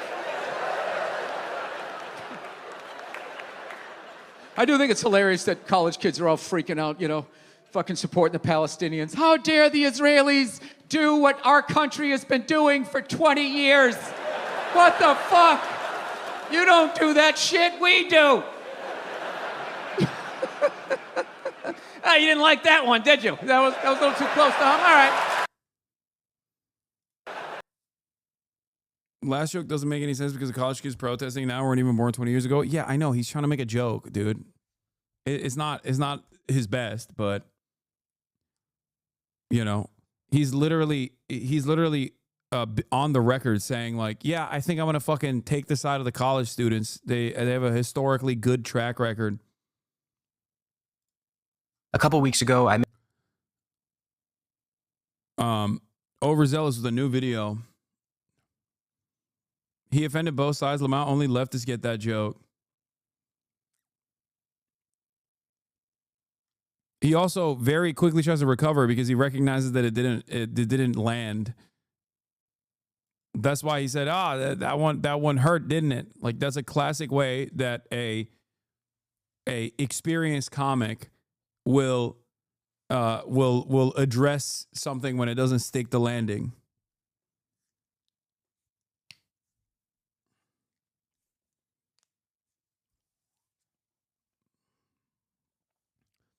Hasan the Joke Explainer, yes, I enjoy comedy and also have at least a decent amount of autism in my body. So for me,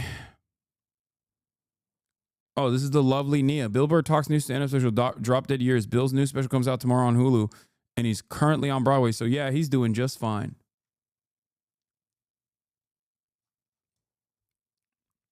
Nia, we beg you to give Bill his balls back. It's really hard to see him like this. Let the man be great again.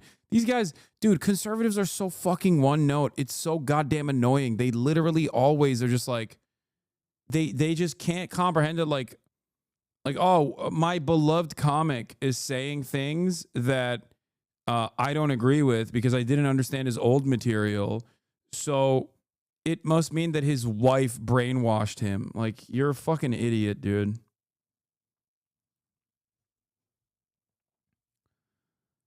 Does socialism always cause disaster? Response to Ethan Klein. Let's see what Overzealous' new video is about.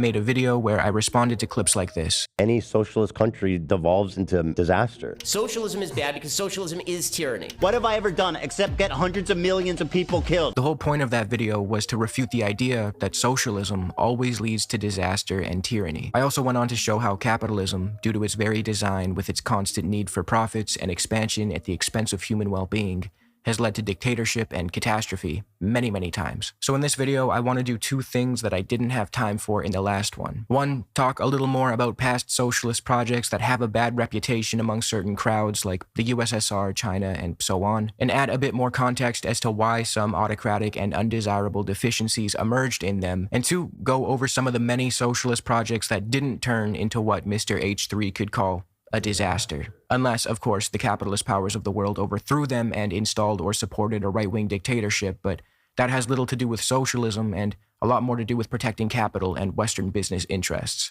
So let's do that now. When you hear the term socialism, I doubt you immediately think of the definition, social ownership of the means of production, and what exactly that even means. Your mind probably just instinctively jumps to countries like Cuba, the USSR, China, and so forth. Now, the debate, even amongst leftists, on whether or not some of these countries constitute socialism rages on. We won't entertain that right now, but what we can say for certain is that all of these countries prior to their revolutions were much worse off. In Cuba, the US-backed right-wing dictatorship of Fulgencio Batista prioritized American business interests as his regime was responsible for wicked human rights abuses in the form of mass murders and torture. Tsarist Russia was a semi-feudal backwater filled with misery and destitution, and same goes for China. I'll let Dr. Parenti give you a glimpse into the state of China prior to the rise of the Communist Party. When the communists liberated Shanghai from the US-sponsored Kuomintang reactionary government in 1949, the communists found that about 20% of the population in Shanghai, 1.2 million people, were drug addicts. And every morning, special crews of street cleaners, quote, would gather up the corpses of children and adults who had been murdered during the night or died of disease, cold, and starvation. Disaster, Ethan, is what these countries had prior to socialism. After each country had its revolution, the usage of the land, labor, and capital was reorganized in a way to suit the interests of the vast majority of the people, and not just a small elite. This doesn't mean that these societies shouldn't be criticized. They were far from perfect, and if you're familiar with my channel, you would know that I criticize them a lot, and I urge people not to glorify the more autocratic deficiencies that later emerged in them. But I also urge people to look at the entire picture and try to understand what happened instead of just brushing them off as either good or bad, as if forcing a country into that sort of reductive moral binary and then refusing to explore any further is productive in any way. There is a conversation to be had about how some of these societies went on to take a more authoritarian form. I personally am not a fan of hyper-centralized authority for prolonged periods of time because I think it could lead to some undesirable outcomes, but we need to examine why some of these socialist projects felt the need to centralize authority in such a way to begin with. In every socialist society, the one thing that was a constant, the thing they could all assure would be soon to greet them if their revolutions were successful, was attack and animosity from capitalist nations. This took the form of invasions, bombing, embargoes, sanctions, assassination attempts, and more. This constant bombardment from external threats breeds paranoia and autocracy. It causes power to centralize, dissent to be taken much more seriously, and sometimes viewed as an existential threat. This leads to unideal outcomes. But I have a hard time seeing how this has anything to do with socialism as a theory. It seems to be the result of being under constant... I bet $100 that Asmin didn't know what a Houthi was if it wasn't for you. Now that's all he tries to talk about. So funny to watch.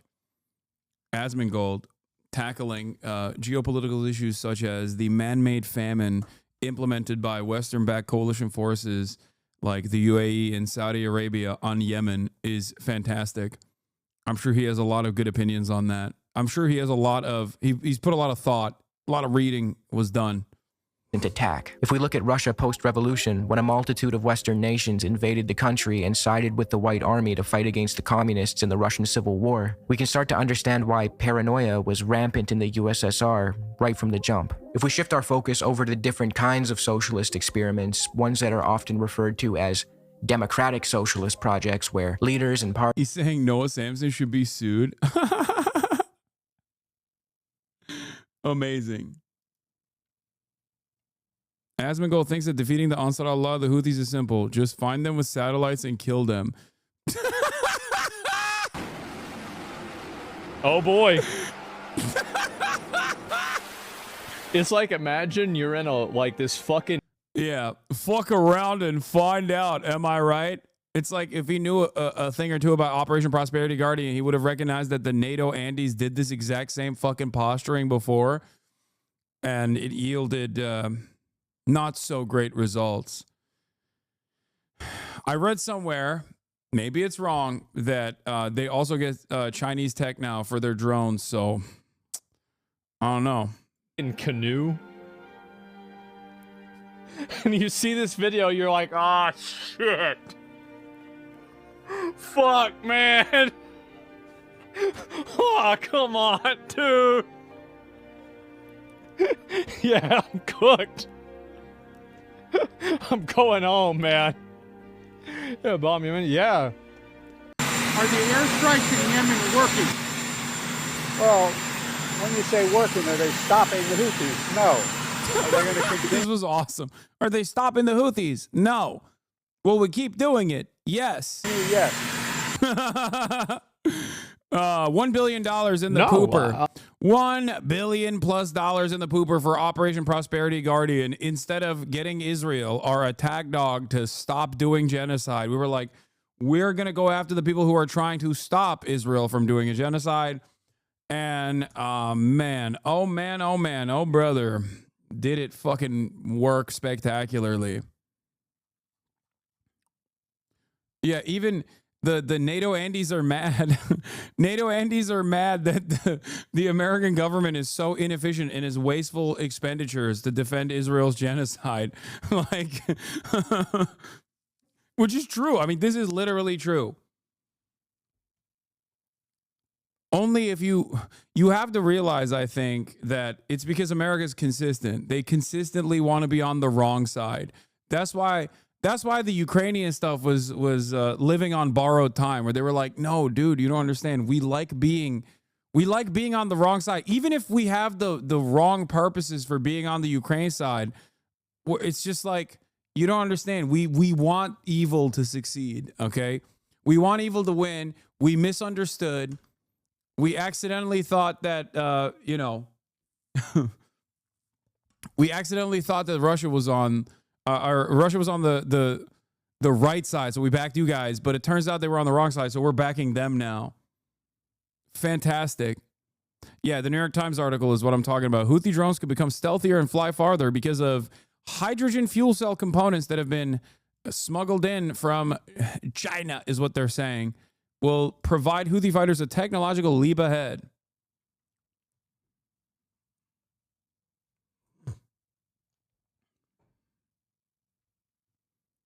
Does it piss you off at all that someone like Asmongold, who is not well read and lacks any critical thinking skills, can become so prominent and influential with such low quality commentary?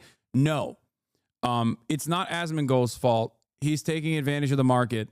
It totally makes sense. Okay. I get it. I understand it. What is frustrating about this process is that there is a market for it. That is what kills me a little bit.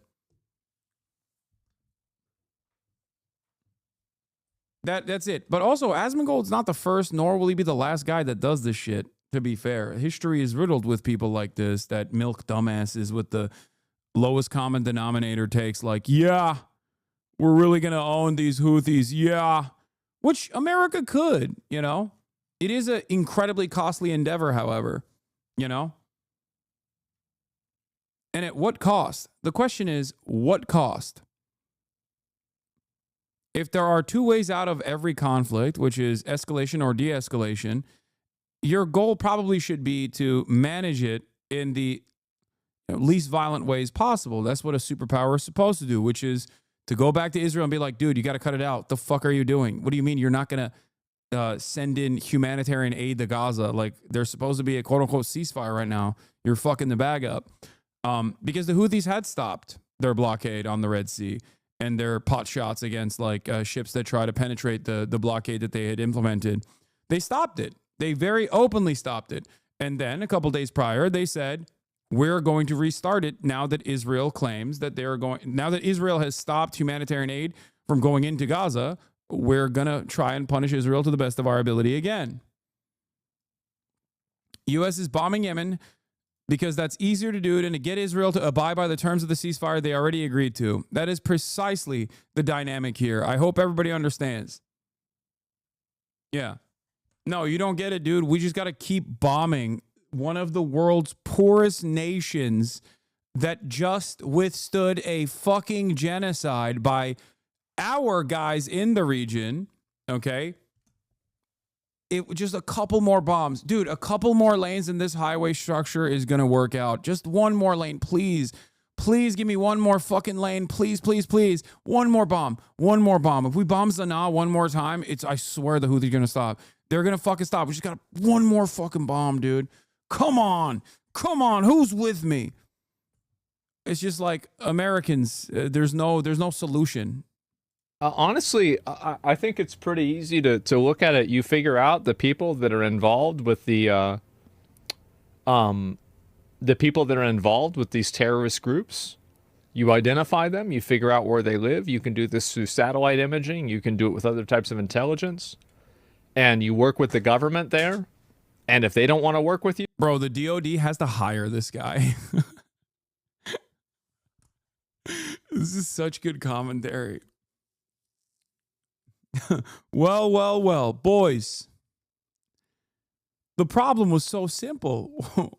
Why didn't the American government think of that, dude? That's crazy. Here I thought, you know, it's not complicated. People make it unnecessarily complicated. You just got to use the satellites to find where they're at and kill them.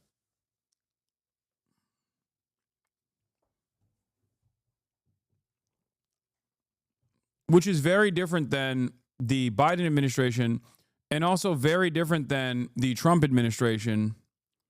It's just a totally different way to approach this this situation. Then you just do it anyway, and you kill them. That's it. Capture Stalingrad immediately. Yeah, it reads like that one tweet. Yeah, if it were me, I would be doing things very differently, dude. Yeah. I don't think it's that complicated. Right? I mean, like, what? How is that complicated? To answer the question on everyone's minds, no, Asmongold does not have a doctorate in foreign affairs. He's just that fucking good. Yeah. Oh, dude, this is awesome. It's like a child. I'm fucking posting that. To answer the question on everybody's minds. Hold on.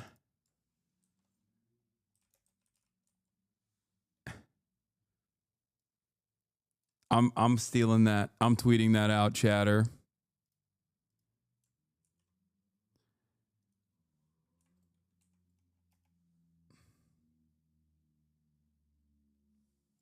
No one will. This is too much of an inside baseball, but it's our joke now.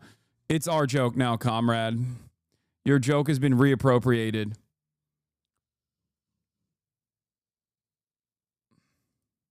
To the original, yes, obviously everyone in this community knows exactly what this is. This is Andrew Bates, who, a part of the Biden administration, said, to answer the question on everyone's minds, no, Joe Biden does not have a doctorate in foreign affairs. He's just that fucking good.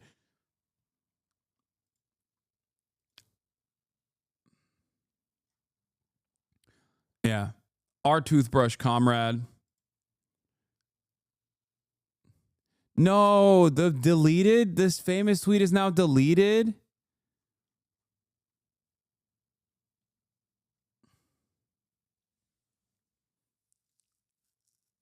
This show has the most brain dead people, and I don't mean it because I disagree with their politics, but I think they have no understanding of the world. I remember watching them react to tariffs, and Chess supported it, then Trump removed them, and they also supported it. That's awesome. How Hitler could have won. Don't terror bomb Britain. Focus on RAF facilities. Demand Mussolini not be a R word with the Balkans. Don't siege Leningrad. Take it immediately. Zerg rush Stalingrad to cut off Soviet oil. Ally with the Slavs against the commies. Ignore Africa.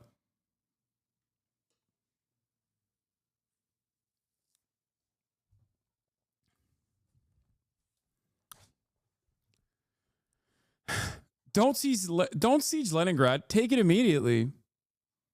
I mean, it's spectacular work, I think. Also, allying with the Slavs against the commies is kind of what Hitler tried to do, at least on certain fronts. He did do that a little bit.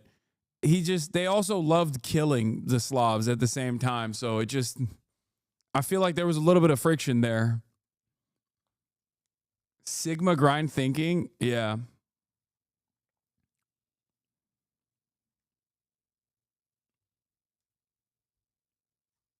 Oh, God.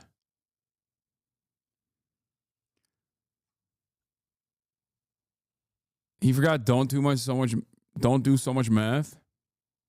Yeah.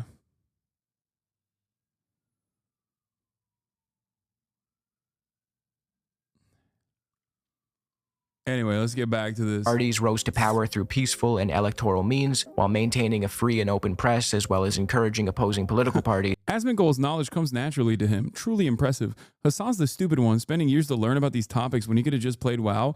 Also, spent years to learn about these topics to learn about it in a gay way, in a way that obviously is fucking so dumb when the situation is not complicated. The American government should be using satellites, dude.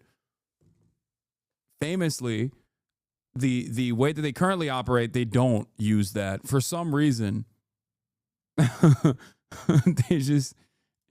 Which is what I advocate for, by the way. We can see how quickly they were infiltrated by the capitalist powers of the world, specifically the US. From Allende in Chile to Arbenz in Guatemala, both men were democratically elected, and it didn't take long for the US to spend millions of dollars infiltrating their media, supporting reactionary elements within their militaries, and ultimately overthrowing them both. We now begin to understand the unfortunate and undesirable decisions made by the likes of Fidel Castro when he decided that a free press, while being under attack by the US, would be a death wish. I don't even advocate for the specifics found in some of these past projects. I champion more of a bottom-up approach. But to paint these past societies as disasters without understanding what they were up against, what they replaced, and without mentioning the millions of lives that were improved because of them, is ahistorical. This leads me to the main point of this video. Why is it when the average apolitical person is confronted with the term socialism, they immediately think of states like the USSR and North Korea, but rarely Salvador Allende's Chile? And the reason for that is simple. The former, states like the USSR, came to power via revolution and were heavily propagandized for decades, partly due to the fact that they survived the initial attack by capitalist forces. The latter, states like Chile, implemented socialism democratically and through electoral means. They weren't hyper-militant, the Americans overthrew them quickly, and there was no need for the US to spend decades filling our heads with Red Scare propaganda about them. Put simply, it's survivorship bias. We remember the countries that survived being attacked by the West, but as a result of them surviving the onslaught, paranoia and autocracy began to rear their ugly heads within those countries. It's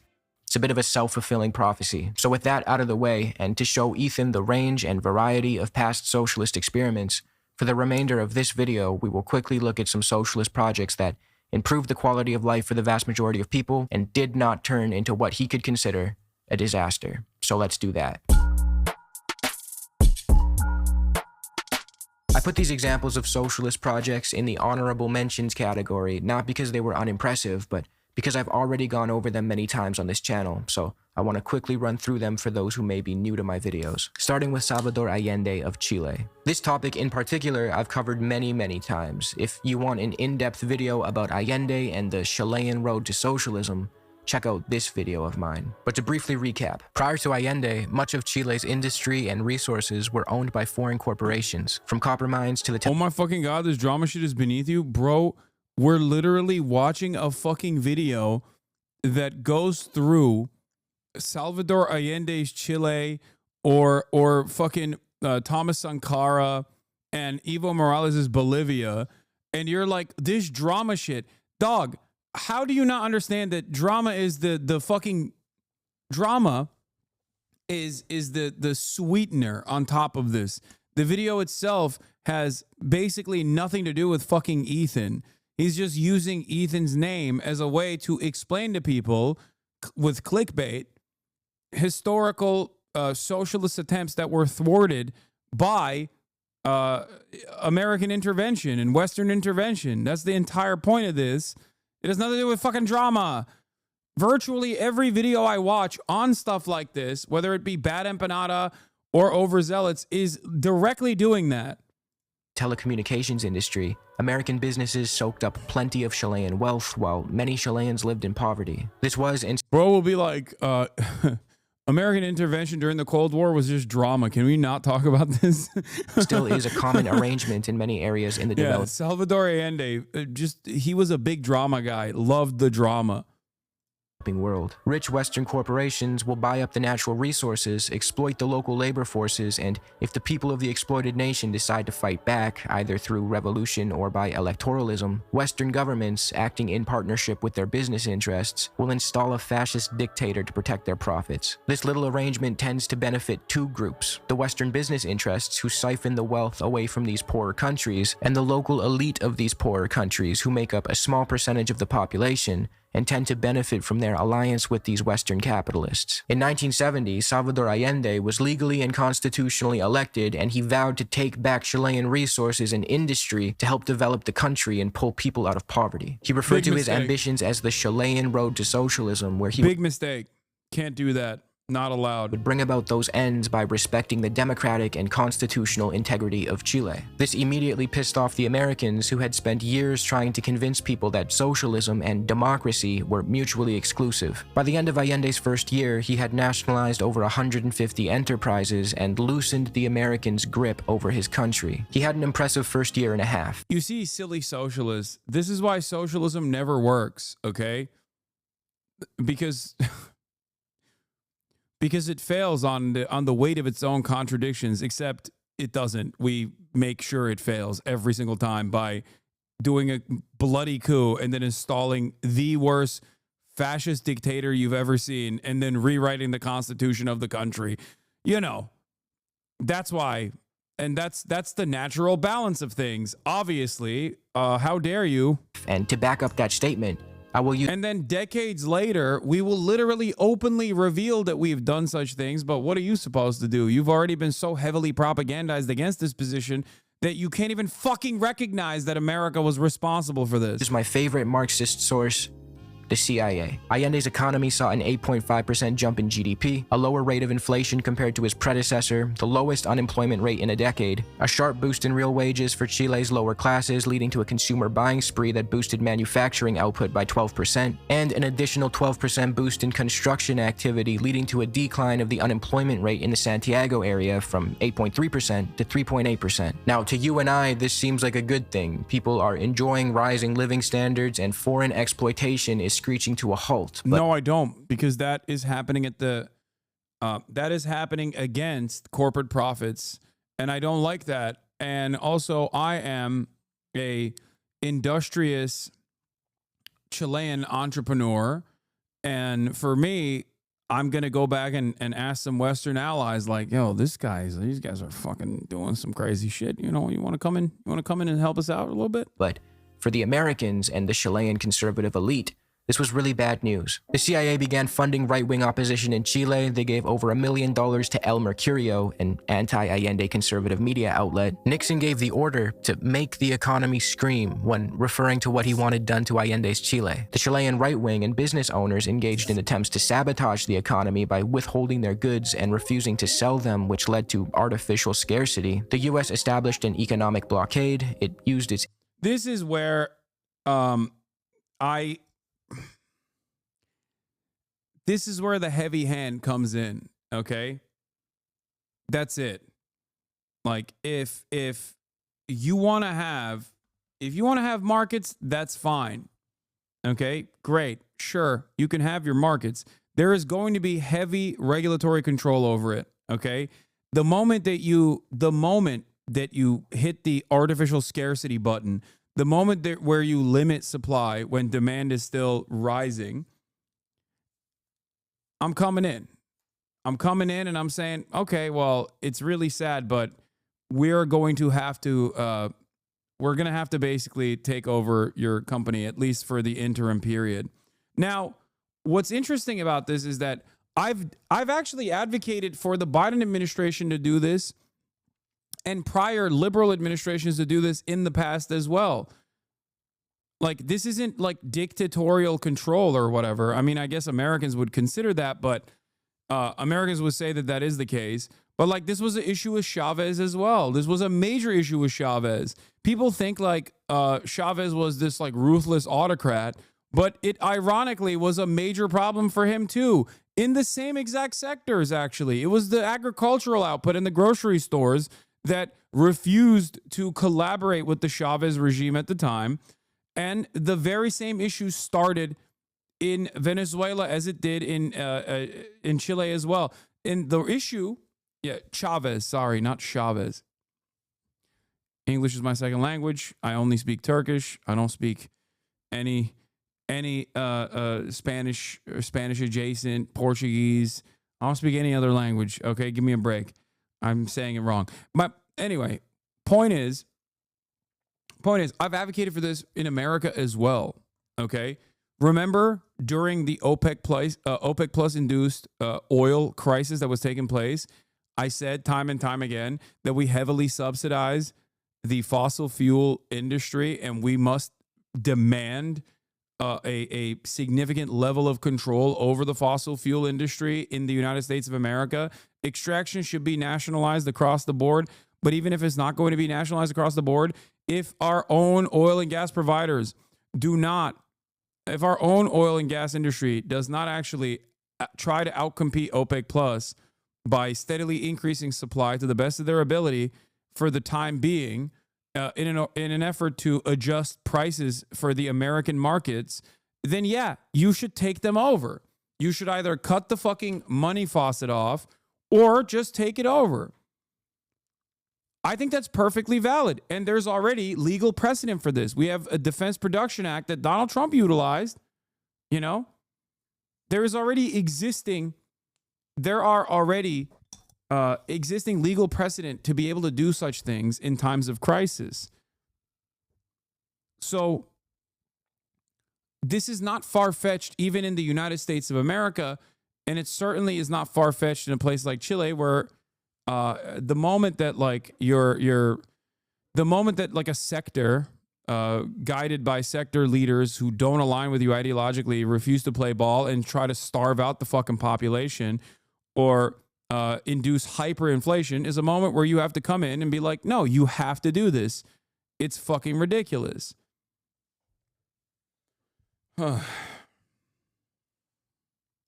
Influence to cut international and bilateral aid and private credit to Chile prevented Allende from being able to renegotiate the national debt that he had inherited from his predecessor, and so much more. Long story short, the right-wing Chilean military, taking advantage of the US's work in destabilizing Allende, bombed the presidential palace and overthrew the government. Allende lost his life that day, and Chile fell to the dictatorial rule of Augusto Pinochet, who spent the coming decades torturing, murdering, kidnapping, and terrorizing Chileans while protecting American business interests in the country. So I guess in a roundabout way, this did lead to disaster, but not because of socialism, but because of the overthrow of socialism and the replacement of Allende with a tyrant who would protect U.S. business interests. In addition to Allende's Chile, Thomas Sankara's legacy in Burkina Faso is worth looking at as well. And yes, I apologize, this image is computer generated, very cringe of me, but there are just 0 public domain images of my guy Thomas. So I guess this is what we're gonna have to do. Burkina Faso was originally a French colony called Upper Volta. Like many other colonized lands, it suffered the usual burdens of colonialism and exploitation. It was severely destitute, prone to famines, the labor force was exploited by France, gender discrimination was rampant, and the overall quality of life was horrendous. We should all know by now that colonialism is a form of violence that breeds resistance, and in the case of Upper Volta, the Marxist revolutionary Thomas Sankara is who it bred. He came to power in 1983 and immediately got to work. He fought against gender I saw a fucking right-wing conspiracy Twitter account unironically post Sankara, not knowing that he was a very famous revolutionary Marxist, because he was talking about how, like, you have to control your own food production. Like, we shouldn't be expecting handouts. And the guy literally thought he was a fucking conservative. And he was posting about him like, hell yeah, dude, based. It's awesome. Discrimination by ending forced marriages and female genital mutilation. He launched healthcare, literacy, and vaccination campaigns, land reform and nationalization programs. He focused on infrastructure, combated desertification by planting millions of trees. Here it is. Warpath, get up. There's work to do. This lady says, can you tell me, this Western Journal says, can you tell me why you said no to receiving food aid? They have not helped us to develop. They have instead created a beggar mentality. We hold out our hands to receive food. That is not a good thing. Our farmers have stopped producing because they cannot sell what they produce. This is what USAID does, by the way. I mean, like it, hate it, it doesn't matter. This kind of USAID does play a destabilizing role like this, very famously. But that's besides the point. My based god, Donald Trump, JD Pondon, is putting an end to that, except the deep state Supreme Court brought it back because Amy Covid Barrett, who is a fake charlatan, who's also in the pocket of the CIA, wanted to restore USAID funding. Anyway, let's continue. Our farmers stop producing. The surplus from farmers in other countries is brought in here. We want something else. Those who really want to help us can give us plows, tractors, fertilizer. insecticide, watering cans, drills, dams. That's how we would define food aid. Those who come with wheat, millet, corn, or milk, they are not helping us. Yeah, this account posted him. Is one of those like based right-wing accounts. And he posted, he posted this, not realizing Thomas Sankara's background. Anyway, let's keep going.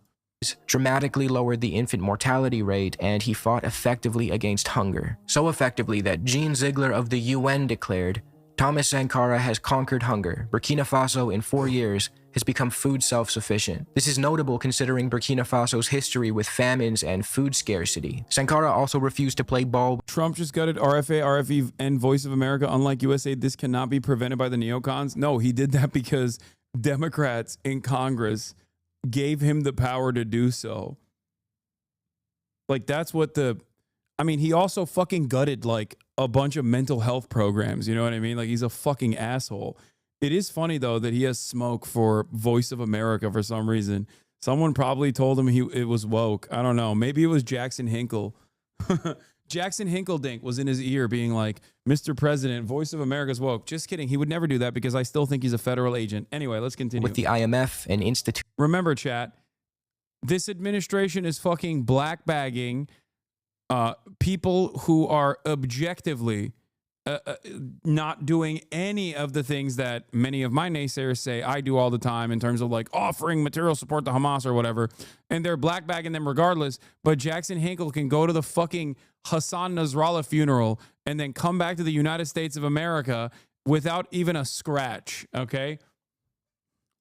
That has a history of predatory lending practices known to worsen conditions of already poor countries and open up their economies for Western exploitation. All of this is not to say that Sankara never made mistakes or that he was some kind of god amongst men. He himself would hate that description, as he openly criticized personality cults and he didn't allow for statues to be built in his image, but he absolutely sacrificed all he could for the people of his country. He even refused to take a presidential salary because his priority was helping the citizenry above all else. This completely contradicts the stereotypical socialist fat cat who lives in luxury while his people starve, the kind of Western caricature that we've been programmed to believe. Sankara, like Allende, shouldn't really be touched on as a footnote and deserves his own full video, but for the sake of brevity, he too was eventually overthrown in a coup, and Burkina Faso immediately began to regress in his absence. Bolivia, like other Latin American countries, still feels the burdens of colonialism, even to this day. The way the land and resources are divided up in many of these countries largely continues colonial landholding practices where a small group of white elites, descendants of European colonizers, hold the majority of the land while indigenous populations live in poverty. In addition to land and resources being controlled by a small ruling elite, they are also bought up and hoarded by foreign corporations, further exacerbating inequality. These conditions gave rise to many leftist Latin American movements that aim to reclaim their land and resources from foreign influence, kick out the Western imperialists, and use their country's natural wealth to serve the vast majority of their populations, not just a small ruling class. In addition to all this, in the 80s and 90s, Bolivia was subjected to neoliberal policies as a result of them taking on World Bank and IMF loans. I've touched on this phenomenon earlier in this video, but the IMF, World Bank, and other international financial institutions push developing countries to take out predatory loans. The goal is to entrap these countries in debt. Once they're in debt, the IMF or the World Bank forces them to abide by specific loan conditionalities and adopt policies that serve to enrich Western capitalist interests at the expense of the poor, indebted nation. I have a whole video on this topic if you want to learn more. In the case of Bolivia, they were subjected to intense privatizations where Western interests bought up their shit and benefited from the wealth generated by it. The World Bank even forced Bolivia to privatize the goddamn water supply and sell it off to a consortium led by Bechtel, a U.S. corporation. This led to an increase in the price of water that many families couldn't afford, and since the private sector tends to follow profit and not human well-being, poorer areas were subjected to poor quality services. To quote Frederick Gordon's Freshwater Resources and Interstate Cooperation, The privatization of Bolivia's water supply eliminated any guarantee of water distribution to rural areas. This resulted in only half of Cochabamba's population being connected to the central water system. The law also prohibited the peasants from constructing collection tanks to gather rainwater. Law 2029 required people to ask the water superintendent for permission to collect rainwater. These goddamn capitalists think they own the fucking clouds. In addition to water, oil and other natural resources were also privatized and therefore could not be efficiently used to serve the Bolivian population. Something needed to change. This led to the rise of a man named Evo Morales and his movement towards socialism, or MAS, party. Morales assumed the presidency in 2006 and he was the first indigenous president of the country. This was a big deal considering Bolivia's history with racism. His ascension to the presidency reflected the end of a particular Andean form of apartheid that had marginalized the majority indigenous population since the Spanish conquest, as author Benjamin Cole put it. Morales quickly got to work writing a new Bolivian constitution that served everyone, not just the ruling class. In compliance with socialist principles of participatory democracy, he called on the indigenous population to help draft the constitution. As Arnold August said, people writing their own constitution and ratifying it in a popular referendum is one of the hallmarks of a democracy. Prior to Morales' presidency, foreign corporations had significant control over Bolivia's oil and gas, extracting hefty profits while the country didn't get to benefit from its own natural wealth. Morales changed this. He brought the hydrocarbon sector under state control and renegotiated contracts with the foreign companies, forcing them into positions where they had to strike a deal that would serve the Bolivian people or get kicked out of the country completely. This allowed for Morales to use Bolivian oil revenues to fund social programs, development, and improve the lives of the many, all while remaining firm in his critique of neoliberalism and his desire to shift towards socialism. He redistributed about 130 million acres of land from state or private ownership to indigenous families, many of whom had historically been forced into sharecropping or slavery. He grew the country's GDP by about 4.8% a year, halved the amount of people living in extreme poverty, leading to the World Bank changing Bolivia's classification from low income to lower middle income. He funded schools, hospitals, and infrastructure programs with the funds generated by the hydrocarbon sector that was now actually serving the people and not just the rich, raised the minimum wage, and much, much more. By 2012, Morales helped 1 million Bolivians escape poverty. Unfortunately, like the many other instances of democratically elected socialist governments, Morales' story doesn't have a happy ending. US intervention paired with a growing right-wing movement in Bolivia made for hard times to come. As Morales was running again for his 4th term, which in my opinion he shouldn't have done, it would have made more sense to pass the reins off to a younger MAS member, the election results stopped updating. Once they resumed updating, Morales' lead had grown as rural votes were counted. This caused his opposition to accuse him of fraud, and the Organization of American States claimed that the election showed signs of irregularities. However, later independent studies, including by the Center for Economic and Policy Research, found no statistical evidence of fraud, and multiple experts accused the OAS of using flawed methodology and dishonesty. The OAS... This is literally the reason OAS interference, unironically, is the reason why the last time Maduro pulled off some interesting inconsistencies in his election, even though the Carter Carter Foundation found no irregularities, as far as I understand, in their reporting, and they're pretty consistent. Like, they have been consistent at tracking Venezuelan elections. The other countries, the other Latin American countries, actually were very critical of the last round of the Venezuelan elections. And then the OAS came in, and the American government came in, and they started chirping at Maduro. And every single Latin American country, from fucking Lula all the way to AMLO, were like, never mind. No, you're good. You're good, big dog. Maduro, keep doing your thing. Straight up. Not realizing that, like, these other Latin American countries, socialist or not socialist, are autonomous. Like, they fucking understand. They understand when something is fucked up. Like when Maduro says he's going to go and invade Guyana because he just wants more. He realizes there might be oil in Guyana. He's like, oh, there's historically a reason for Venezuela to have ownership over Guyana. Like, when stuff like that happens, other Latin American countries are like, no, you can't do that. The fuck are you talking about? But every single time the American government decides to interfere in those affairs, every other Latin American country goes, never mind. Fuck it. YOLO mode. Okay? That is because they understandably recognize the OAS or America as a far greater evil than what any other fucking like autocrat could do in their own backyard.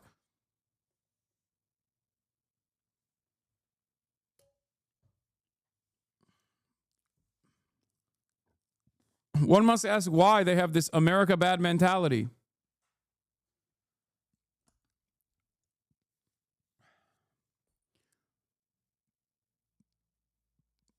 Anyway, why doesn't Trump like Maduro? That's actually a really good question. I don't know. He likes every other authoritarian strongman, including those who are like homies with Maduro. So it's weird to me that he doesn't like Maduro. He has had the most amount of smoke for Venezuela from the start. Like, he has never not had it.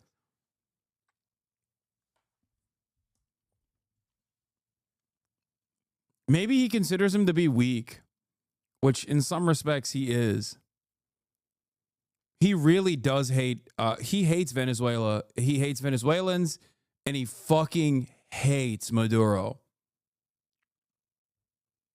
Which is interesting because maybe the Floridians, I don't know, but like a lot of the fucking Venezuelans that came to Florida came under Trump because of Trump's sanctions. So I don't know.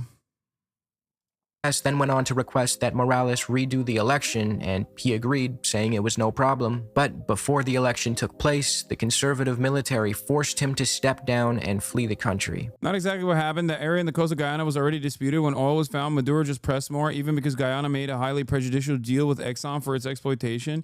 Yeah, you can't. Come on, dude. Come on.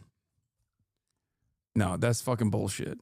Look, I like Chavez. People will get mad at me for even saying that. Maduro cannot even hold a fucking candle, and has consistently used the popular momentum of Chavez to basically hold everything together. He has also been consistently under attack and undermined by Western powers, certainly in the same way that Chavez was as well. But he's not. You know, I'm not the biggest Maduro head.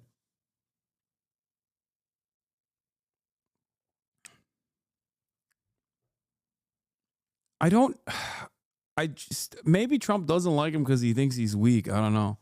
Maybe he sees him as like a Assad style person. Someone in the chat said like the Assad of Latin America.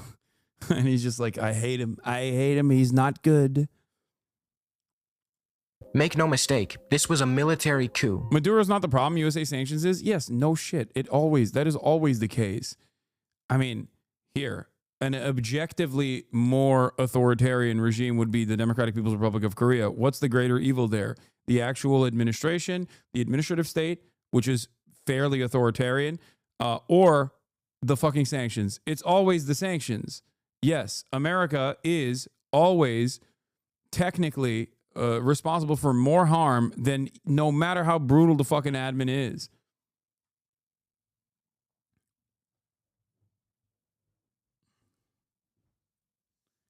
Sanctions are collective punishment with the hopes of like creating some sort of coup or some sort of revolution. I think it's because he's Latino. No, Trump likes Lula. I mean, not Lula, fucking, no. I was going to say Bolsonaro, but like obviously Bolsonaro's a fascist. He was replaced by Janine Áñez, and he likes Claudia. Trump likes Claudia. Claudia Sheinbaum, beautiful, powerful woman. Beautiful, powerful women's. She's controlling Mexico with an iron fist. I love her. She's so good. Power unconstitutionally. Áñez was a deranged right-winger who went on to massacre Morales supporters in the aftermath of his overthrow, leading Bolivia to charge her with genocide. So again, I guess there was a bit of a disaster that took place here, but it wasn't socialism. It was getting rid of... Fairly authoritarian is a bit of an understatement when talking about North Korea law. There's literally no country that is more authoritarian on this planet. Probably. Israel's pretty bad.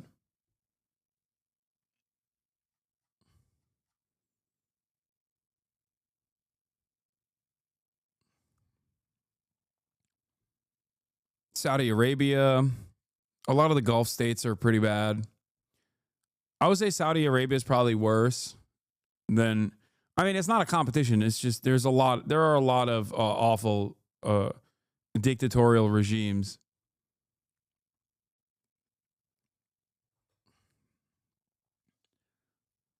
Lately, Bolsonaro was saying we are importing nukes from China and begging Trump to coup us, nationalists, by the way.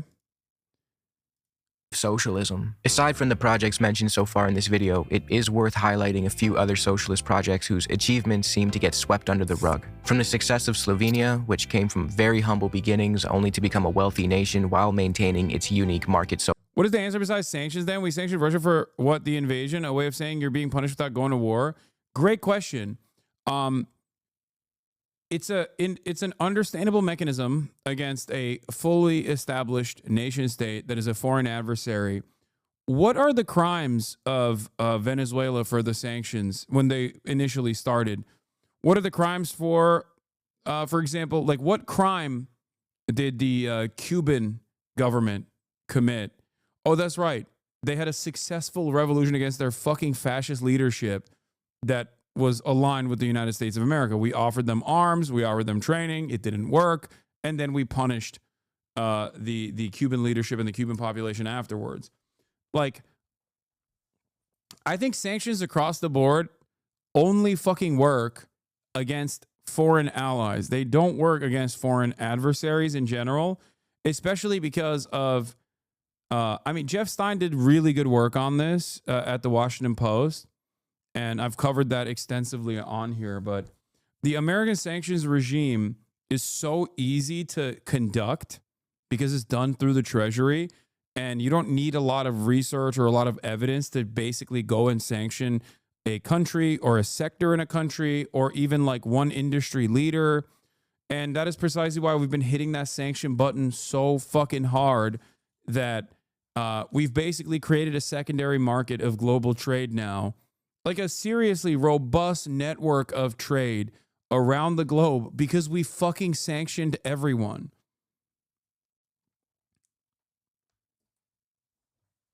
It's an interesting phenomena, and it's partially the reason why, like, for example, with Russia,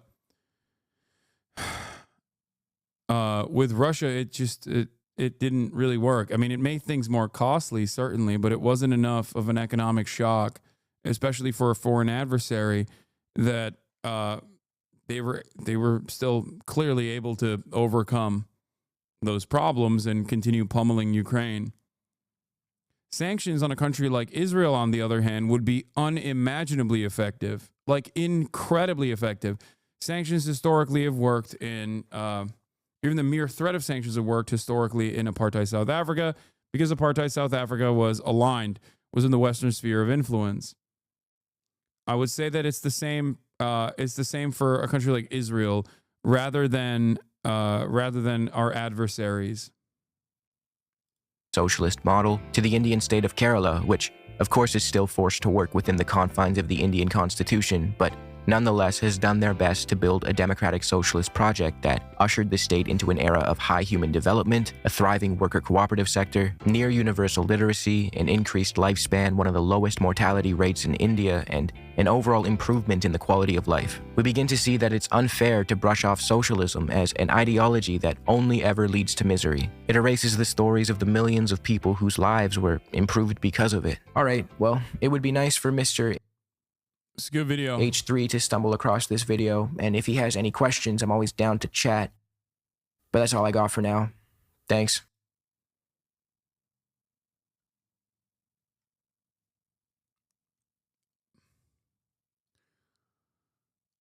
The Trump administration has opened up the faucet of the torrent of pain against Yemen once again.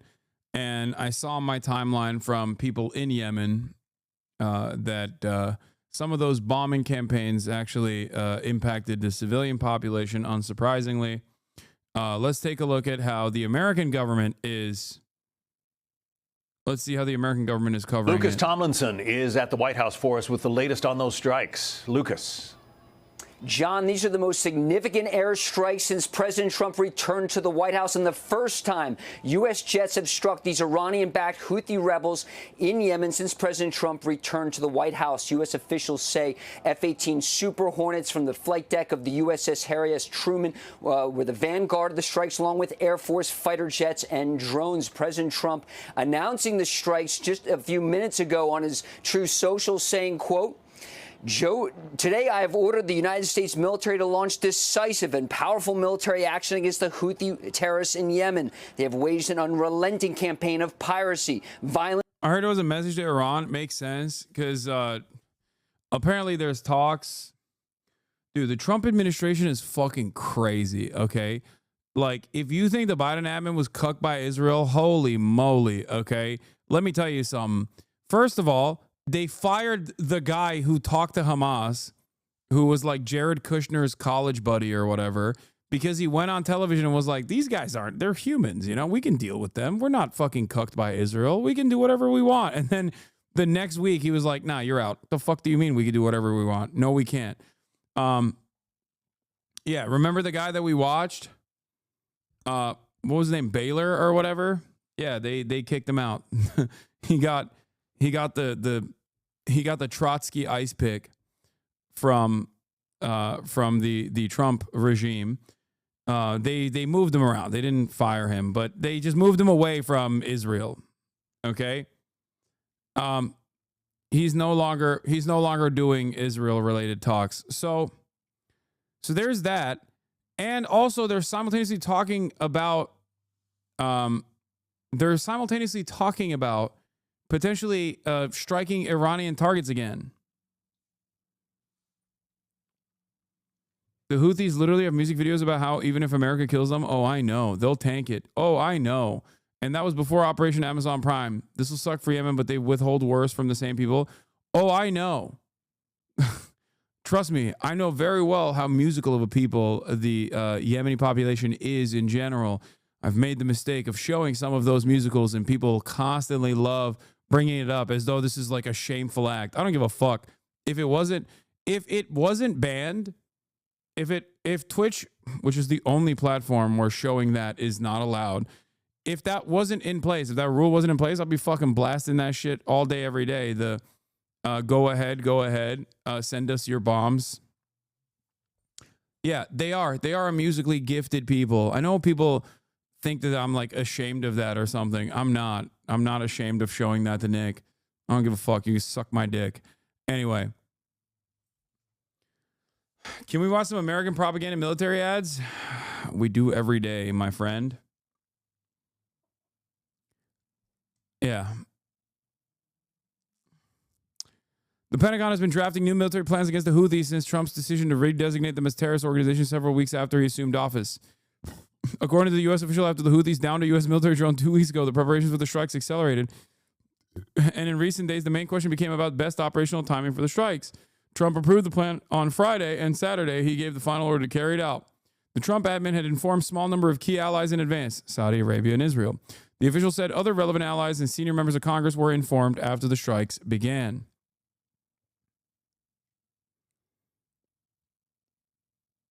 Wait, what? Shalom Houthis. We are attacking the Houthis. Biden, we will attack the Houthis. Wait, what? They both did the same thing. What?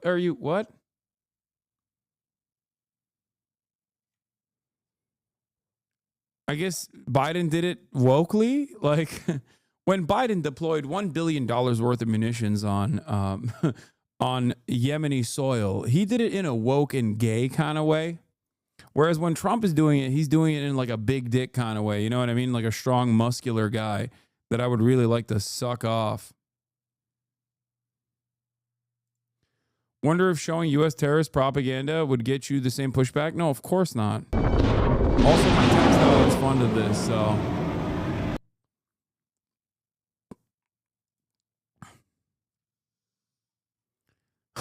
Can you explain how one of the poorest countries on earth somehow threatens the security of the American people? Can you tell us how American tax dollars transform into bombs, missiles, and warships only to be used against a country that has never threatened them? Yeah. So attacking shipping traffic to and from the U.S. isn't a threat? Yes, dude. It's called a blockade. Okay. Many countries do it. America does it all the time. And for no good reason, as a matter of fact. An OSINT defender, of course. Please stop. I have a peer adversary. Stand by for TLM coordinates. Oh, hell yeah. Ugh, I'm jerking off to the thought of our tax dollars going to fucking blow up children in Yemen. It's so sick. It's so sick. How dare they fucking say that we have a coastline and we're going to actually use that coastline to strategically try and economically harm the state that's doing a genocide. Oh, how dare they do that? Oh, they can't do that. You can't do that. Send in the dogs.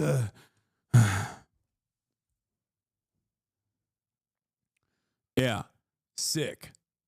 Violence and terrorism against American and other ships, aircraft, and drones. Joe Biden's response was pathetically weak, so the unrestrained Houthis just kept. Awful reminder to chat that each one of those missiles like 2 to 4 years wages of an average shatter. Yeah, can someone send me that TikTok?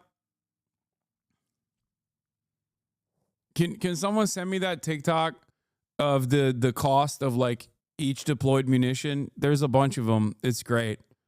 I love watching those TikToks. It's like, oh hell yeah, this is the best use of my tax funds. Honestly, my tax dollars, baby. I love it. I love sending like a bunch of autistic teenagers who are 18 years old on a fucking multi-billion-dollar aircraft carrier into the fucking Red Sea so we can deploy munitions that cost multiple people's tuitions, like one munition that costs like multiple people's yearly fucking wages.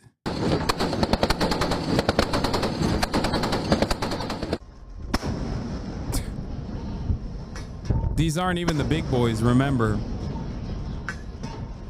It's okay. We'll fire more federal wage employees to fucking pay for it, baby. I love being a peaceful dove. Woo! Hell yeah, brother. I love the peaceful dove.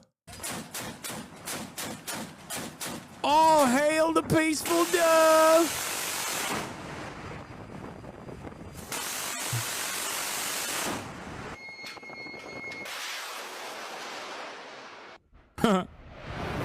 Yep. Yeah. Hell yeah.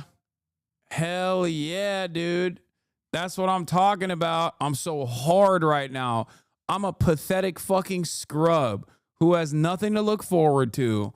So the only way that I can feel like everything that I'm doing on God's green earth as I jerk off and cry myself to sleep every night is thinking about the mighty long dick of the American military.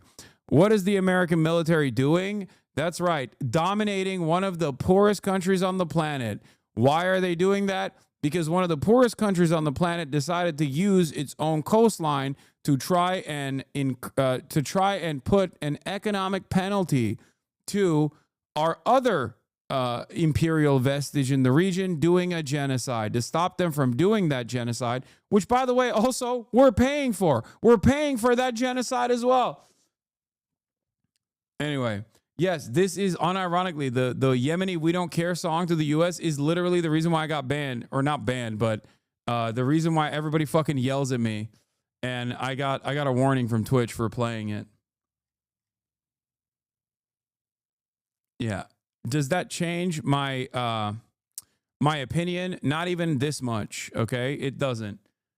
You can try to deplatform me however you like, but This is 500. oh yeah, this was a great take as well. But I mean, it's just, this is irrelevant right now. Let's continue. Kept going. And John recalls just days after taking office, one of President Trump's first executive orders was redesignating the Houthis a foreign terrorist organization after the Biden administration removed them. The State Department made it official. Wait, what? The Biden administration removed them? Yeah, they put it back on. Trump just escalated the terror watch list severity again. That's it. Biden literally put it back on. Don't worry. So we could do Operation Prosperity Guardian. Operation Save Amazon Prime 1. This is Operation Save Amazon Prime 2. earlier this month, marking Houthi leaders ripe for assassination. The targets in today's strikes include air defense systems and missile and drone factories, and also include a strike against one of the Houthis' top missile officers. The Houthis are backed by Iran. Many consider them modern-day Barbary pirates. Since the October 7th massacre, they have launched over Many consider them modern-day Barbary pirates. Fuck. Yeah. Listen, these guys are real bad guys. They're just doing pirate shit for the sake of piracy, okay? Please don't look into why these dudes are doing this, okay? I beg you. Please. After all, they've never communicated why they did it. Also, please don't ask the question, why did they stop doing this when Israel did a ceasefire? Nah, they're just fucking pirates, dude. Please, they're modern-day Barbary pirates. 100 attacks against commercial shipping. U.S. warships also came into the crosshairs of the Houthis. Dozens of times in recent years, the Houthis launched anti-ship ballistic missiles and crewed drones at the American warships. None were successful and all were shot down. And just a few days ago, Houthis leader said attacks would resume against shipping in the Red Sea, and including Israeli ships. Now, General Kurilla, the head of U.S. forces in the Middle East, has been itching to launch these strikes to reopen. Yeah, they've been itching. In those vital shipping lanes and destroy Iran's proxy force in Yemen. Kurilla ordered Truman, the U.S. Navy aircraft carrier, back to the Red Sea late last month to be prepared. Will all the liberals now get mad at Trump doing this because they hate Trump? Just kidding. Of course not. Are you kidding me? All the liberals are too busy fucking yelling at leftists. Oh, man. Prepared to launch these strikes, and those Super Hornets, as you can see there. Last month, the Houthis launched surface-to-air missiles at an Air Force F-16 orbiting overhead, as well as an American Reaper drone. And, John, it's not just in Yemen where U.S. forces have been engaged. Last night, President Trump announced the #2 leader in ISIS had been killed in an American drone strike. We have some video footage, as you can see there. That happened in western Iraq yesterday. And, John, these airstrikes against the Iranian-backed Houthi rebels were meant to send a message to Tehran as well to stop their support for the Houthi rebels. Of course, that's where these missiles and drones that the Houthis fire at commercial ships and U.S. warships come from. I'll also read a little more from President Trump's lengthy statement on Truth Social. He had a message to the Houthis. It says, quote, "Your time is up and your attacks must stop starting today. If they don't, hell will rain down upon you like never before. And to Iran, support for the Houthi terrorists must end immediately." And President Trump said, how is this not considered an act of war? Seriously, how the government is not spending this? Dog, Biden did it too. I asked the same question back then. It just kind of happens.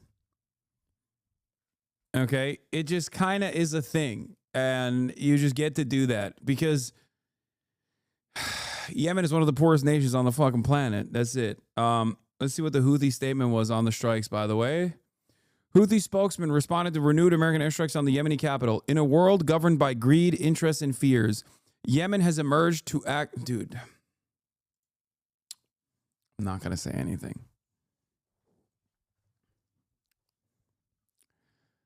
Yemen has emerged to act on the basis of moral and humanitarian values. Therefore, the war we are waging against America and its allies is a war between good and evil, between truth and falsehood. Thus, the people of this world are faced with two choices, with no third, either to stand with that truth or with that falsehood. Houthi Don LaFontaine.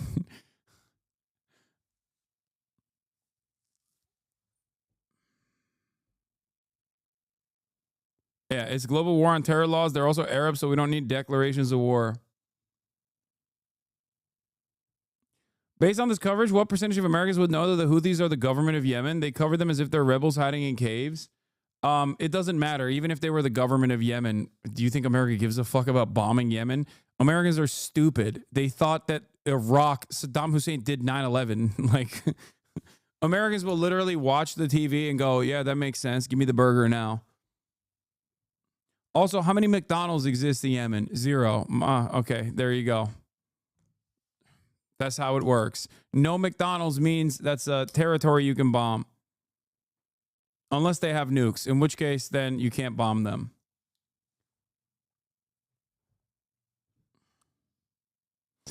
Hey, Hasan, can you explain why USA can't attack Iran directly? Because Iran has a tremendous arsenal in comparison to these other countries. And America, much like Israel, can only attack countries that have less retaliatory measures. And even then, it's usually a failure regardless. But yeah, it's going to be really funny when all these like, I mean, I responded to Chris Cappy on this as well. I don't know why. He's just been showing up on my fucking timeline a lot more. So I've just been responding to him. But earlier, while I think the stream was going, while I was taking a little piss break. Yeah. He said, in order to stop the Houthis from threatening ships, we might need boots on the ground in Yemen. So far, evidence suggests airstrikes haven't been enough. Not saying we should do that, just saying if that's the goal, that might be the pill we need to swallow. I said they stopped when the ceasefire was implemented, only the restart when Israel stopped humanitarian aid from going in to Gaza. Maybe that's another solution that doesn't require 18-year-olds from Arkansas getting their dick shot off so that Israel can continue doing a genocide. I'm always hoping for a peaceful solution, Hassan. My point was that the current bombing campaign being conducted by Washington likely won't defeat the Houthis. Maybe I'm wrong.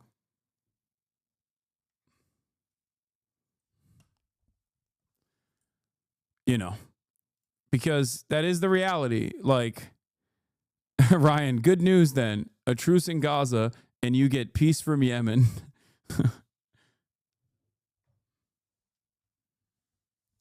I mean, under Biden, we allowed Israel to bomb the airport in Yemen when the top World Health Organization fellow was there. That's true. We did do that. We let Israel bomb the fucking airport in Sana'a that is the civilian airport, and the fucking leader of the World Health Organization was there while they bombed it. It's on video. It is straight up on video where he like has to run away. That's how little America and Israel gives a single fuck about international rules, okay? It is psychotic.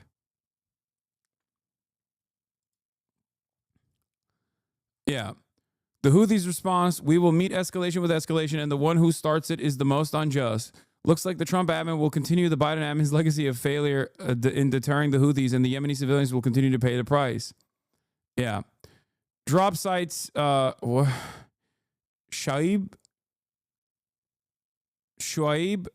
Al-Musawa. I'm saying that so poorly. I'm sorry. I've never seen this name before. Shuaib. Reports from Sana'a, where U.S. strikes on Yemen's capital have killed 9 civilians and wounded 9 others, according to a health ministry spokesperson who spoke with him. Most casualties appear to have resulted from a strike targeting the Sha'ob, a densely populated area where residential buildings are primarily made of mud bricks. Shoaib. Okay, I don't speak Arabic, all right? God, you are so white. I'm Turkish, dumbass. I don't speak Arabic. How are you Turkish? Turkish and Arabic are different languages, you dumb Amerifats. Shut the fuck up. We have some loan words from Arabic in Turkish, but it's an entirely different alphabet. We use the Latin alphabet, for example. And also, we have loan words from French and English as well, but I can't speak French. Shoaib. Anyway. Yeah, this was Trump's big, bold move right here. Also, Trump, funnily enough, looked like absolute fucking garbage in this photo. Commander-in-chief, baby. Like, this motherfucker was golfing, dude. Oh, God. Oh.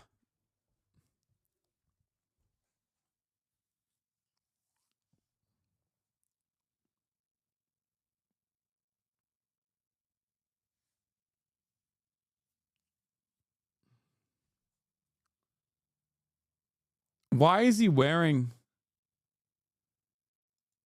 Yeah, low optics rent is right. You have to be out of your mind to see these photos of Trump overseeing airstrikes against Yemen and think he looks like a leader. Deeply low rent optics. Yeah, it is. Also, why is he wearing his own hat that is signed by him? That's so weird. He signed his own hat? Like, what is happening here? God. It's got to be weird, though, for all the NATO Andes who loved when Biden did this but hate Donald Trump because of the way he's dealing with Ukraine, to now turn around and have to say like, nah, Mr. President, you're doing great. Please keep killing children in Yemen. That is awesome. Because that's all this is. That's what this is. Do not let a single person try to move the conversation away to some other fucking dumbass reason.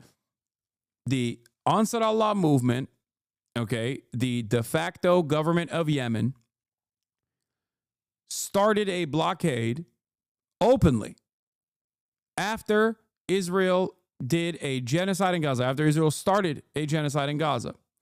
They said, we will stop when Israel stops its genocide. This is a moral position to take. No matter what people say, oh, their banner says curse the Jews or this or that. It doesn't matter, okay? They didn't do it because of anti-Semitism. They did it because Israel was doing a genocide. And guess what? Lo and behold, they literally stopped the blockade after the ceasefire was implemented. If they are doing this at the behest of anti-Semitism, they probably wouldn't have stopped, but they did. They stopped the blockade when the ceasefire started. And then a couple days prior, one of the spokespersons from the Ansar Allah movement came out and said, after Israel declared that they were stopping humanitarian aid from going into Gaza, which is, again, a human rights violation, a war crime, and totally a continuation of Israel's genocidal actions in Gaza, they said, we're going to put the blockade back on. We're going to put the blockade back on. We covered it here. You might not have heard about it in mainstream news because they don't give a shit about stuff like that. Okay?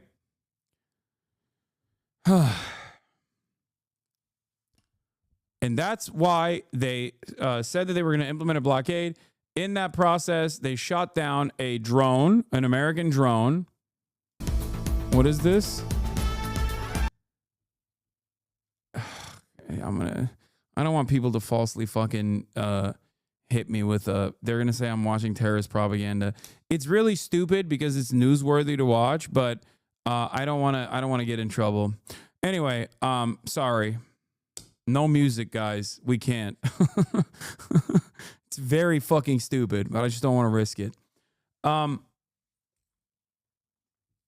So where was I? Yeah. So they shot down a drone, an American drone, and basically in the process, America was already gearing up clearly to bomb Yemen again, and now they have started. And now all the Republicans have to sit around and be like, it's so sick when Trump does it. Mr. Peaceful Dove, by the way. Can't wait. Can't wait to send some fucking American troops to Yemen. All right. We got to put boots on the ground, baby. Got to put those boots on the fucking ground. There's a bunch of kids who want to get a communications major after getting fucked up. We got to put those guys in Yemen. We got to put our boys in action. Why? For Israel, of course. God forbid we stop Israel from doing a materially and morally costly genocide. We can't do that. No more wars, remember. He won't be nice about it, John. You're a Navy veteran, Lucas. I know that during the Biden administration, the Navy said it was basically more engaged in seaborne operations than at any time since, I think, World War II. Do I have that right? And is this kind of intended to put an end to that kind of thing on the part of the Houthis? That's right, John. Multiple times U.S. warships came under ballistic missile attack in the Red Sea and off the coast of Yemen and the Gulf of Aden. And just for context, that has never happened in world history. Ballistic missiles have never been launched at U.S. warships before. Thankfully, they were all shot down. But that was always a concern in the Pentagon. What if those missiles gets through? It was notable in President Biden, in his farewell address, he talked about U.S. forces not being engaged in combat. And if you looked at the Navy press release when the USS Dwight D. Eisenhower strike group returned from the Red Sea, they talked about hundreds of bombs being dropped against the Houthis, dozens of surface-to-air missiles from those Super Hornets shooting down those crew drones that are flying overhead. There was also an issue of cost. You know, these interceptor missiles launched from the guided missile destroyers and cruisers in the strike group, John, those missiles cost millions of dollars, shooting down what were, in essence, flying lawnmowers launched from the Houthis, very crude drones, just, $50,000 or so in cost. And the fact that these shipping lanes means vital shipping lanes that are needed for commerce, for the oil trade, have been essentially shut down since the October 7th massacre. Dude, oh man, I'm so sad. I can't believe it. Guys, I just need you to remember there's no other way out of this. Okay? God forbid we tell Israel, you know, pack it up. It's over. God forbid. Can't do that. Nope. Nope. Can't do that. Gotta use more money. Gotta use more weapons. Fuck this country, man. So fucking stupid. And all these absolute morons that have to fucking pay, you know, 50 grand for a hospital visit, sit around and basically clap like seals whenever the American government's like, hell yeah, baby. We got to do it. We got to give him hell. It's so stupid. Ugh. It's so dumb. Yeah, there goes your food stamps, baby. There goes your health care. Oh, I'm sorry. Do you got too many fucking potholes? Can't fix it. Can't fix the fucking potholes. Sorry. We got to go blow up children in Yemen. You understand? Why do we have to do that? Because, well, they have implemented a blockade. Why are they implementing a blockade? Well, because Israel's doing a genocide and it's their coastline. You worried your friends might get vaporized or, you know, to blow up terrorists? Dude, honestly, when I hear stuff like this, I'm like, yeah, you deserve it. Like, you deserve not having health care. You deserve making $35,000 a year for the rest of your life. Like, if you're this excited at the prospect of blowing up terrorists, like directly, as I'm explaining, the cost of that is coming out of your fucking pockets. Yeah, what can I say? We all collectively deserve it. We do. This comes from a place of weakness. It's not bloodlust. Chatters will look at this and go, oh, that's bloodlust. He's bloodthirsty. No. He's weak, and he recognizes that he's weak.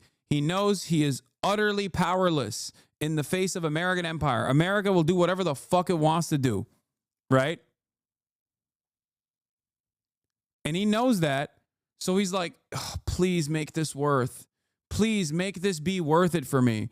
If he thinks that we're blowing up terrorists, if he thinks that like we're giving it to people that deserve it because they're evil people, they're bad people, then maybe that's, you know, maybe then it's all right that the American government is deploying, 7 generations worth of wealth at one go to kill 9 children in Yemen overnight, which most likely will not even stop the blockade implemented by Yemen.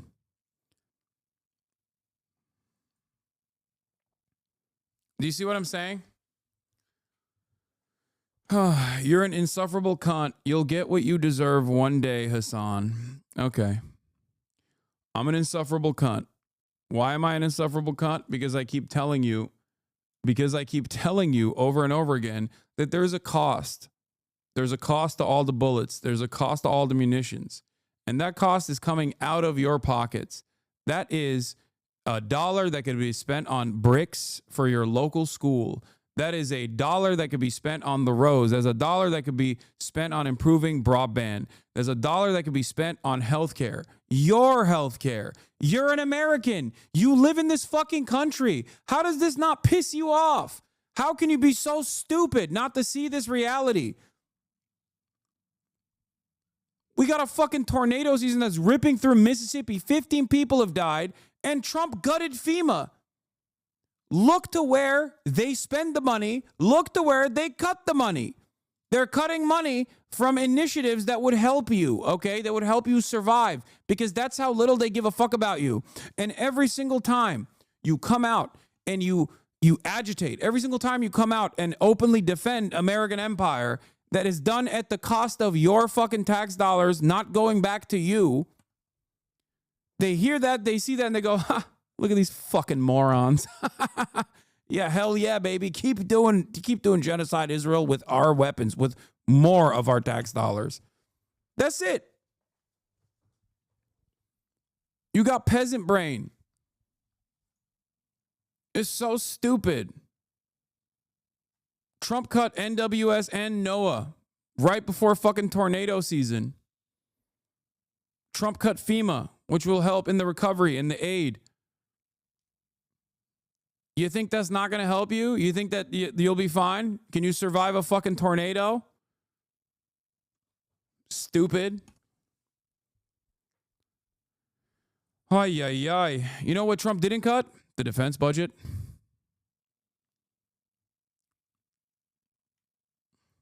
But like I said, I think deep down inside, a lot of these people who think I'm their enemy have a fear.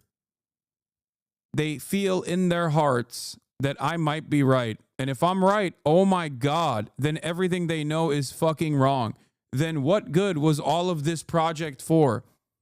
That's it. That's why they get so fucking angry and so resentful and lash out and say, you're a fucking terrorist. Your terrorist buddies are going to die, dude. That's why you're mad. No, man. I mean, I am mad that we're just killing random people. Like, have you thought about how insane that is? You can't, because you live in America, so you think you're free. You think you're free of any sort of like intervention, foreign intervention. And to a certain degree, you're correct. We are, right?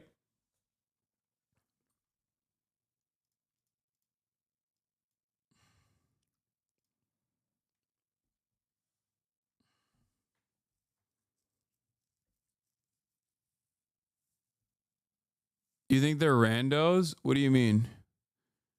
No, I don't think the child I saw that was blown up is a commander of the Ansar Allah movement. No, they killed 9 civilians.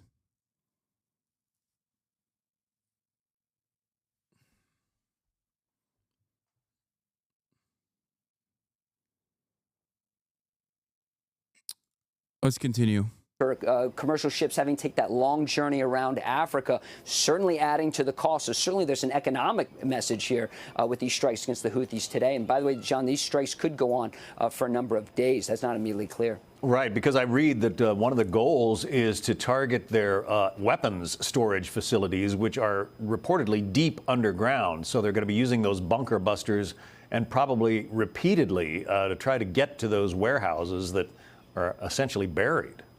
Right, and it's notable, John, those Super Hornets carry 2,000-pound JDAM satellite-guided bombs. Those are not bunker busters, so if you needed those, you probably have to call in something heavier, some B-52 bombers, perhaps a B-2 bombers. We saw that one time during the Biden administration, B-2s launching from Whiteman Air Force Base in Missouri. But certainly this is a powerful message being sent. You know, you also have Tomahawk cruise missiles aboard those guided missile destroyers in the Truman Strike Group. We didn't hear about any Tomahawk strikes today, but certainly there's more firepower in the area if called upon. A powerful message being sent not only to the Houthis, but as you say, to Iran as well, Lucas. There's no question, John. President Trump recently sent a letter to the Ayatollah saying Iran needs to end its nuclear enrichment program, stop in this path toward what many in the intelligence community say is a path to a nuclear bomb. The Israelis have been itching. Yemenis are some of the crazy motherfuckers, dude. Yemenis with a Twitter account is the most deadly weapon out there, okay? When I see the average Yemeni citizen respond to like a bombing campaign that happened in their fucking neighborhood, I understand what Mao said, or was it Lin Bao said about the spiritual atom bomb. Like literally, these guys will just be like, "Oh, this is sick. Please keep bombing me." Like that, I don't know why it's like that. I don't know how it happened to be like that. Maybe it's because of the fucking insane amounts of maybe it's because they just like have experienced this so much, but it doesn't shake them. I don't know what it is.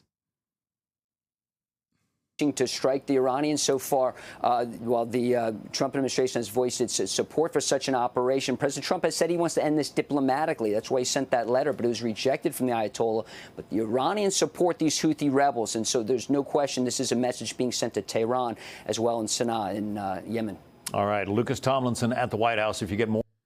This is what the head of the media office of Ansar Allah said. I swear if you burn Sana'a and all of us there will not leave Gaza to die of hunger.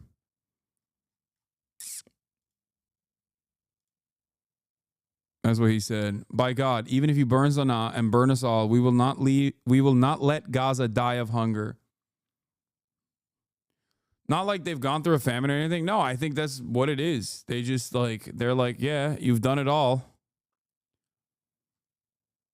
It's crazy that is like the normal position of the average person in Yemen is like, yeah, they just keep bombing us. Who cares? Today, What is this? Trump did what? He killed the...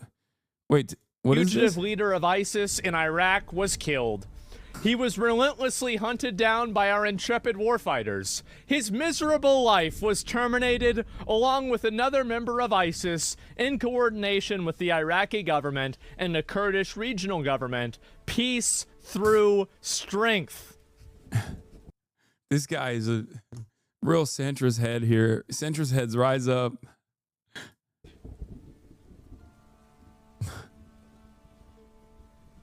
His miserable life was terminated. Oh my God. Ordered the United States military launch divisive military action against Houthi terrorists. Oh no! Luffy's in trouble. Oh no! Oh shit! This is horrible! Today, I've ordered the United States military to launch decisive and powerful military action against Houthi terrorists in Yemen. They've waged an unrelenting campaign of piracy, violence, and terrorism against American and other ships. No, Luffy's in trouble. I'm so edgy and funny. Not Hassan's boy band. Oh, man. Look, Asman is at least rich enough that it don't matter to him that, you know, I don't think he takes advantage of the healthcare he can fucking purchase right now. So I don't think he gives a shit about all that stuff. But I know his audience is like probably kind of on board with healthcare. Like they probably would like it. Probably aren't going to have such a great time when the Trump admin cuts their parents' Medicare. You know, lol, you're so mad. Am I? Does it seem like it, or does that make you? Does that make you feel like the commentary is based because you can't just like enjoy it for what it is? You have to assume that the person, some lib is owned somewhere. You are, though. Guy is seething. Yeah, I'm seething. I'm so mad. Oh man. Oh, you got me. Deaf mad.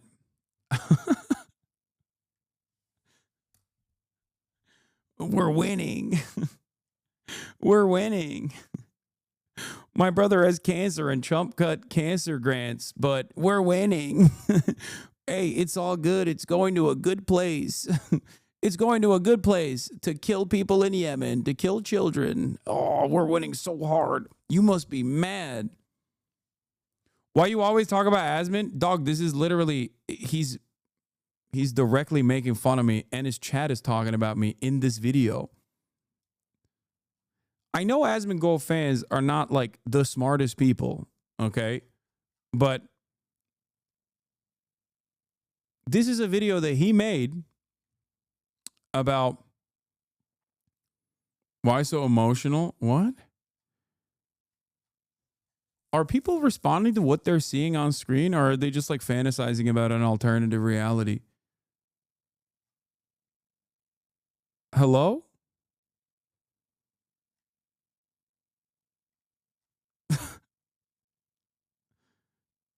I just, would it make you, would it be more entertaining if I was like, oh my God, I'm so upset. What an upsetting sequence of words coming from Asmongold. I'm seething. I'm so mad. Yeah. In a normal world, you would probably be embarrassed to, you know, admit that you watch Asmongold for political commentary, but unfortunately, this is the world that we live in. So we've moved way past beyond that point, where not only are you not afraid to openly admit that this is where you get your political commentary from, you also simultaneously are coming in here to fight his battles, I guess. Anyway, let's continue. Aircraft and drones. Joe Biden's response was pathetically weak, so the unrestrained Houthis just kept going. It's been over a year since the U.S. flagged commercial ship sailed safely through the Suez Canal, the Red Sea, or the Gulf of Aden. The last American warship to go through the Red Sea 4 months ago was attacked by the Houthis over a dozen times. This guy, look at this, look at this, look at this, look at this. What does intifada mean? The world decided they are terrorists.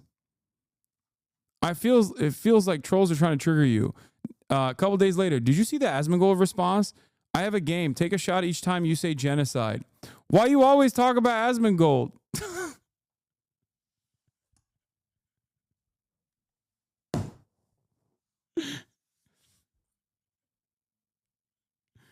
Thanks, man. You know we can see your other comments. Hey, talk about Asmongold. Why do you always talk about Asmongold? Funded by Iran, the Houthi thugs have fired missiles at U.S. aircraft and targeted our troops and allies. These relentless assaults have cost the U.S. and world economy many billions of dollars, while at the same time putting innocent lives at risk. The Houthi attack on the American vessels will not be tolerated. We'll be using overwhelming lethal force until we have achieved... Bro, this sentence. We will use overwhelming lethal force until we have achieved our objective. The Houthis have choked off shipping in one of the most... Kamala says we're going to have the most lethal military. They're like, yeah, that's woke and gay. Trump says we're going to have the most lethal military. They're like, oh, so based. Oh, man. Most important waterways of the world, grinding vast swaths of global commerce to a halt and attacking the core principle of freedom of navigation upon which our international trade commerce depends. That got bro pussy wet. True. Brave warfighters right now are carrying out aerial attacks on terrorist bases, leaders, and missile defenses to protect American shipping, air, and naval assets to restore navigational freedom. No terrorist force will stop American commercial ships. To all Houthi terrorists,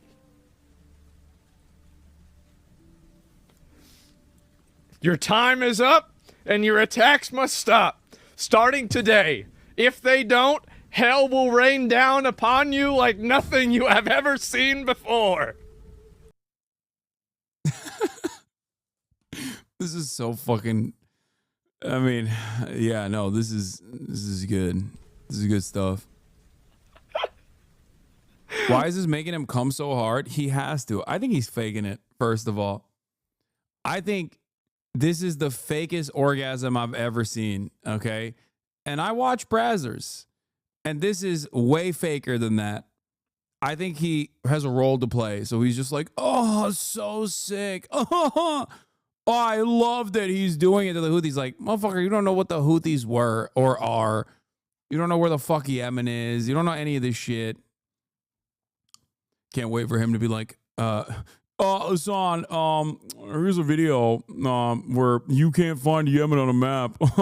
Got him. Oh my God. Holy shit. He's cooking? Yeah. Why does Hassan and Asmongold be with each other anyway? I mean, listen to his words here. This is the exact same like sweaty loser shit that I made fun of when the libtard NATO guys were doing this exact same thing under the Biden administration. You know? This to me is no different because the outcome is the same. It's just exchanged ownership from the woke libtard Biden administration to the based Trump administration. That's what it is. It's gross. It's gross. It's pathetic. Like celebrating bombing Yemen, one of the poorest countries on the planet that withstood a U.S. coalition-backed force-induced genocide and man-made famine until recently, makes you feel like a big, strong guy in the United States of America. But to me, it's just like loser shit. Yeah. Did he write that? Guaranteed he wrote this. Absolutely. You know he wrote this. Yep, this is what I voted for? Yep. To Iran, support for the Houthi terrorists must end immediately. Do not threaten the American people, their president, who has received one of the largest mandates in This is okay. Trump is so funny. Like telling the Yemeni population that he has received one of the largest mandates in presidential history. Guess what? I'm bombing you. And make no mistake, I received one of the largest mandates in presidential history. Oh, sick. Presidential history or worldwide shipping lanes. If you do, beware, because America will hold you fully accountable and we won't be nice about it. Hell will rain down upon you like nothing you have ever seen before.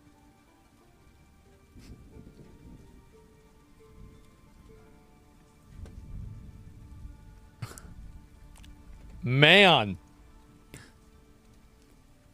I really do appreciate the role that Asmongold plays in this space of political commentary for a multitude of different reasons. But one of the most important ones is like, I always wonder like what people are responding to with like Trump's, like who's this for is a question I always ask myself whenever I read like a Trump Truth Social, where I'm like, who's reading this and fucking nutting? And then I see Asmongold faking this orgasm because he wants to play this role for his chat. And then I realize like, oh, okay, it's for those guys. Like they think this is like cool. He's so muscular and manly for bombing Yemen so that Israel can keep doing a genocide. Like, it's awesome. Man. That's a lot. Content president? Yeah, I guess so, right? Oh my God, base my president. I guess so. And Trump got bumped with the microphone. I saw that already. Yeah, what happened to people? Yeah, thank God. I mean, this is a great thing. I mean, they're fucking terrorists. Yeah, kill them.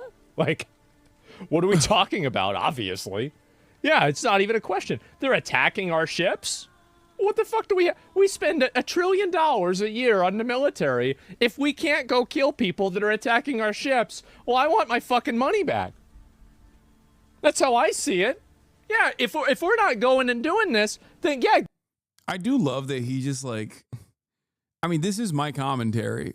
This is what I say, where I say the opposite of this, where basically I'm like, we're spending $1 trillion fucking dollars going around the world to show how strong our dicks are. We should use that here in America. Like, take it one step further.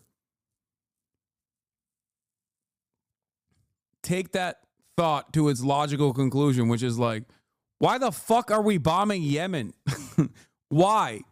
It's an insanely stupid thing to do. And the Biden admin literally tried it and failed and spent like $1 billion doing so. And now we're just doing it again. Why are we doing this? The solution here is to just stop Israel from doing a genocide. Give me my fucking money back. That's it. Actually true. Yeah. What? It's not even a question. Kill all terrorists. I guess so. Yeah, exactly. We signed a budget and Trump threatens to drop the sun. Yeah, they're attacking your ships because you support Israel? Well, I guess they should stop attacking our ships or we're going to kill them. Wait, did someone in the question ask? Trump threatens to drop the sun. Yeah, they're attacking your ships because you support Israel? Yeah, someone in his chat was like, yeah, they're attacking the ships because you support Israel. And his retort to that is, well, I guess they should stop attacking our ships or we're going to kill them.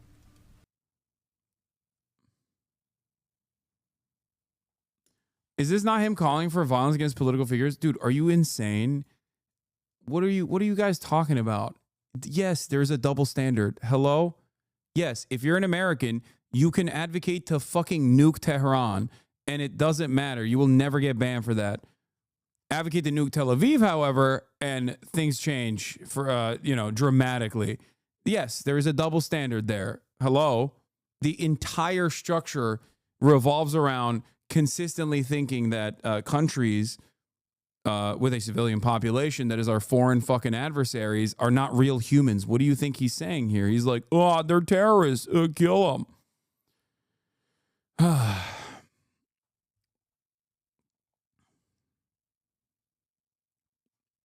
That's it. It's pretty simple. Also, he's apolitical. They don't get to decide who we support. If they think they do, then they're dead. It's that simple. Yep. I like the way he reframed it, though. He's like, no, you don't understand. We're not cucks to Israel in this regard. Actually, we're super cool. Yeah, we're super strong. That was quick. I will hand it to him. The way he reframed that to make it seem like America's insane, unconditional loyalty to Israel conducting its genocide is actually an act of bold bravery, especially when Trump does it. Because when he does it cool style. He tweets about how he's going to, kill them all dead. Peace through strength.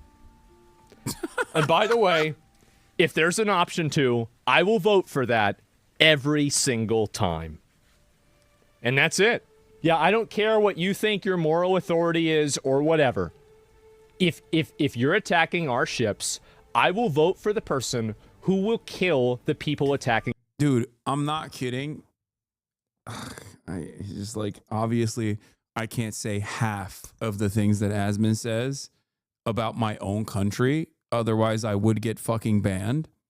Asman can say whatever he wants about foreign adversaries and be as bloodthirsty as he possibly wants to be in this process. And obviously, there will never be a penalty for that sort of thing. But like, show this video to any person in the third world. Actually, don't do that. Never mind. I take it back. They don't need to get punished further. They don't need to be tortured. I think Asmongold is a very good default for the rabid, I support America unconditionally guy. Okay?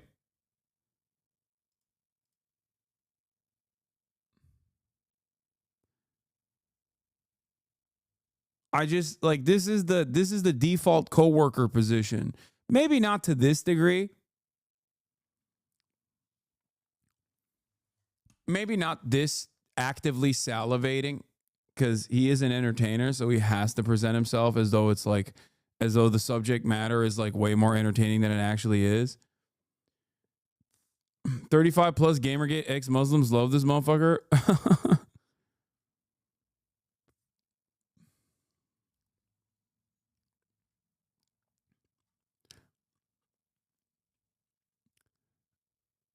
My coworker ain't this stupid, and I work from home.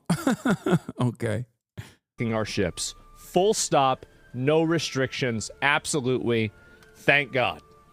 That's how I see it. Absolutely. Sith for president? No, it's not being Sith. It's being common sense. That's reasonable. Very reasonable. Extremely reasonable. Tazwigol tell Daily News to justify America killing innocent folk because you support genocide of ship thieves. The genocide of ship thieves. That's a good one. And anyway, so yeah, this is amazing, and I can't wait to see this happen. I hope they post more videos of it, and I think watching the videos of this would be fucking amazing. And I think this is something like, bro, watching videos of this would be fucking amazing. This is like, if they start posting these on the news, people are gonna love it. Absolutely. And so Americans are the only ones that cause that can. No, they wouldn't. I know for a fact that they wouldn't. And the reason why I know that is because they did during Afghanistan, and then they had to stop because people were like, oh my God, that's what we're doing? That's horrible. So they stopped. Especially when the coffins came back. Especially when you started seeing the American flag draped coffins and people started associating the toll of America's seemingly endless bloodlust of empire, all of a sudden people's attitudes change very quickly. That's why I always say, like, Americans can think that they're not bloodthirsty while still actively advocating for the empire to continue. Things have changed, Hassan, and there won't be coffins. It's all drone strikes. It's not 2004 anymore. Yeah, but historically speaking, endless war is not favorable to Americans because sooner rather than later, they start realizing that the money is being spent there rather than back home. And then they start getting mad. No matter how hard Donald Trump tries to be like, no, this is awesome this time. $0 to Ukraine, but also endless dollars to Israel can only go on for so long until Americans are like, the fuck do you mean? Like, what are we doing here? Because that is a serious question. Like, what are we doing? The fuck? So these dudes are saying that they're going to do a blockade on their own coastline into the Red Sea and disrupt shipping routes because Israel's doing a genocide with, again, American weapons and American dollars. And America's response is not to tell Israel to, like, dial it fucking back, but instead is to go and attack the guys who are trying to stop a genocide from happening. And we're the bad guys. It's a very costly endeavor. It was also objectively a failure last time that they fucking did this. So you can endlessly post about this and posture some sort of, try to, like, create some sort of strength, some sort of position of strength. But the reality of the matter is, it's just not, you know, eventually people are going to get mad. They should get mad.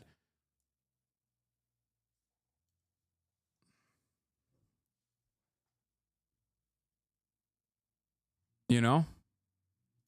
Determine violence should be used or not? Yeah, pretty much, because we've got bigger weapons, and if they don't like it, then that's too bad. That's right. Cry about it. Yep. Yep, that's right. Absolutely. You don't like it? Too bad. Stop being a terrorist. That's it. It's so easy. Yeah, it's so easy to not be a terrorist. I don't know why so many people have a problem with it, honestly. And they're just shit protesters. Are you against free speech now? Like, ask Asmongold about his opinion on invading Iraq or Afghanistan, and you'll hear a very different attitude. Why? Because those were in the past, okay? Now it's appropriate. Now we know what the cost that we incurred looked like, okay? That's it. He is anti that. Yeah, that's what I mean. No, that's it. These guys never demonstrate foresight and only talk about hindsight. They are liberals in that regard. If Asmongold was like a fascist through and through, he would probably still maintain the position that, like, no, those wars are good and this one is good too. It's always good to do empire shit. This is a guy who in the past has agreed with me on my statements on 9/11, you know? I'm sure his new audience would not like to hear that, but he understands the concept of blowback, or at least did. But then again, there was another guy who understood the concept of blowback when I described it to him after I got interviewed by him when I got banned and canceled for my statements on America Deserved 9/11, and that man's name was Ethan Klein, and he seemingly doesn't understand that concept at all any longer, so I guess people change. I am, apparently. I actually saw this recently on Twitter. So this has been a very popular tweet. Now, this is an example. Obviously, this is what happens when you disagree with people that, again, this is how disingenuous people like this are. Asmongold's a hypocrite, doesn't actually care about free speech. So we're going to play the clip. This is a popular clip. It's been going around, and it's critical of me, and it's implying that I have two separate standards for censorship in Europe and America. So let's watch the clip. So the government decides what's hateful or not, and whenever they make that decision, they decide to censor you arbitrarily. And people in Europe are okay with this? Man. Y'all need to throw some TNT Damn. into the water or some shit. Like, Wait, man. Y'all need to throw some TNT into the water or some shit. Like, you Y'all need to throw some TNT into the water? Does he mean like T, like testosterone? can't let this happen. Yeah, bro, you gotta let these clowns boss you. Oh, T into the water, like the Boston. Okay, yeah. You around. Yeah, those guys were terrorists, by the way. Ironically, the Boston Tea Party terrorists. But you know, that's besides the point. Let's continue. No, we're not. Well, then organize and get rid of them. It's hard to say whether he committed a crime, but there's a higher standard of conduct for people that are green card holders than people who are natural. It's objectively untrue. Something that Asmongold himself also had to reckon with when I DM'd him what the correct position was, which he backed away from, but seemingly has forgotten that he backed away from it. Interesting. So what happened? He folded. He did the Asmon fold, but then he went back to and refolded it, I guess. He went back to his original position. Naturalized citizens. And he wasn't meeting that conduct, so he's getting deported, hopefully. And there should be? Yeah, they should be. And I support this completely. I hope they do this to more of them. We have enough troublemakers in the country already. Or he just lied to you? No, he didn't respond to me. He responded publicly on his stream. Out importing new ones on green cards to start even more trouble. A lot of people were unhappy about this. 26,000 retards were unhappy about this. Let me make sure that I'm completely clear. I think that in Europe... Dude, he's so cool. He's so cool, dude. He's so edgy. He's sick. I'm a 36-year-old stevedore. Let me tell you, okay? I watch Asmongold every day, and I love when he says gamer words. He's such an edgy man. He's Mr. Nonchalant. He's like the Duke Dennis of racism, okay? I love it. He's like the, you know, what's that content creator people watch, Duke Dennis? It's like he's so cool, just like Duke Dennis. If somebody isn't a citizen of the European country that they're in, and they're promoting terrorism, or they're siding with people who promote terrorism, I think Europe should kick them out too. And yes, I have two different standards. I have the standards for naturalized citizens, and I have the standards for guests.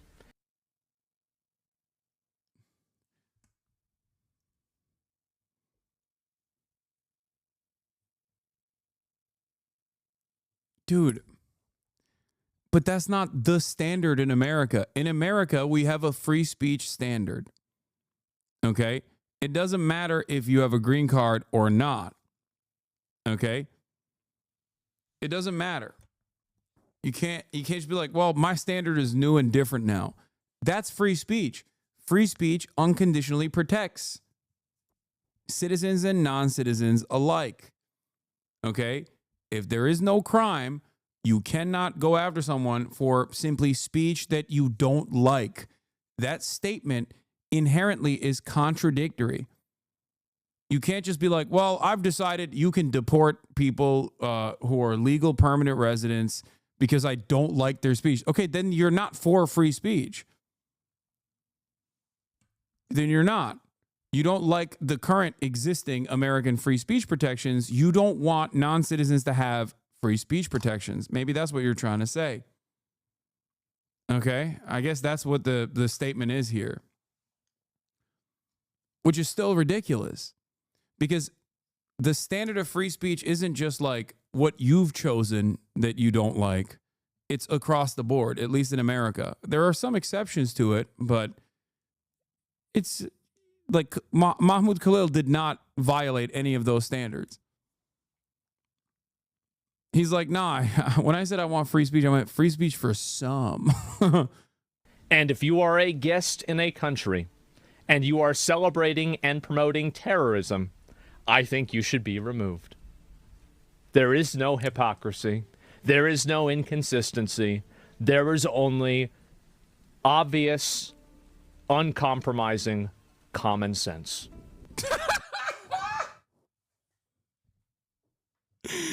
Yeah, he said it. He said it. That's right, baby. Common sense. Not so common anymore, though. Common sense. Not so common. His chat. Based common sense. Based citizenship enjoyer. Fight, fight, fight. Sorry, guys. Stop making sense, bro. They won't understand. That's reasonable. There's only power. Based. These guys, I don't think can understand why, like, the current American government violating free speech standards in this, like, incredibly obvious fashion will inevitably hurt them. They can't comprehend why. That's a dangerous future for themselves as well. Guys, better luck next time. Disingenuous implications and lies, No, that's, once again, Asmongold is not the legality enjoyer that he claims to be, because he's like, I'm a rule abider. If I go somewhere and they have rules, I will follow them. Okay. Europe has hate speech restrictions. Okay, so you don't like Europe's hate speech restrictions. Okay. You don't like it. You say it's ridiculous. But then you simultaneously say, no, actually, free speech restrictions, like hate speech restrictions or claiming something is offering support to terrorism, when the American government unilaterally decides that it is the case, is actually good, especially when it's done towards a non-citizen, especially when it means revoking the legal permanent status of a non-citizen. Now, currently, there are, luckily enough, there are restrictions on the federal government from taking actions such as this one. So he can't claim that he is Mr. Legal here, because on the one hand, he's criticizing the European laws, and that's fair, right? He doesn't like the European lack of free speech, but also simultaneously advocating for a clear-cut violation of the pre-existing free speech standards here in the United States of America. It doesn't make any sense. Getting this worked up over a viral tweet, not emotional or mad, by the way. Don't ever print in the newspapers he's emotional or mad. No, you don't understand. He had a mic drop take. Asmon's going to fold again. Just say their next flowchart argument that Rubio has the power to deport anyone against foreign policy and going to end up going to be up to the Supreme Court. Yeah, it's common sense. Representations and just in general, stupid comments like this, they're not sending their best. And that's why we're sending them back. Too bad, isn't it? A lot of I think conservative vendetta does actually come from being a fucking loser. Like you feel in your heart that there's a lot that you desire that you can't reach. And I'm not talking about Asmongold, because I think he's living his best life. But like, people in his audience are genuinely fucking losers, right? So they're like, at least we're hurting someone else. It's playground bully shit, you know? I'm hurting every day, but at least I'm better off than like some guy that I've imagined in my head is getting even worse, getting a worse deal overall from the government. I think that's where it comes from. That's got to be it, right? Because like, what else? What other reason could you ever be on board with like bombing Yemen, one of the poorest countries on the fucking planet, and feel like champion that and feel like you're doing something good? It's like, oh, it's because I hate terrorists, dog. It's like, okay, well, I don't see you advocating to bomb fucking any other country. I'm not going to say which one, okay? They're doing a metric ton more terrorism. I don't think that's your standard, you know?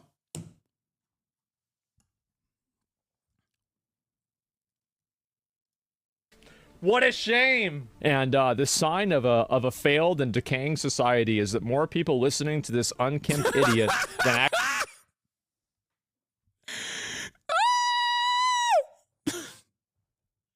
Yo, why did he read that? That dude cooked. That's crazy.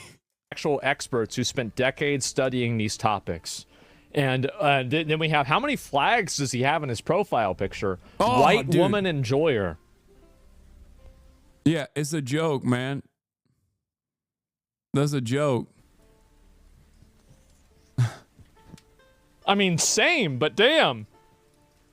Would I put that on my... I mean, I don't know if I put that on my bio. Like, damn, appeal to authority? Well, I mean... Appeal to authority? Come on, dude.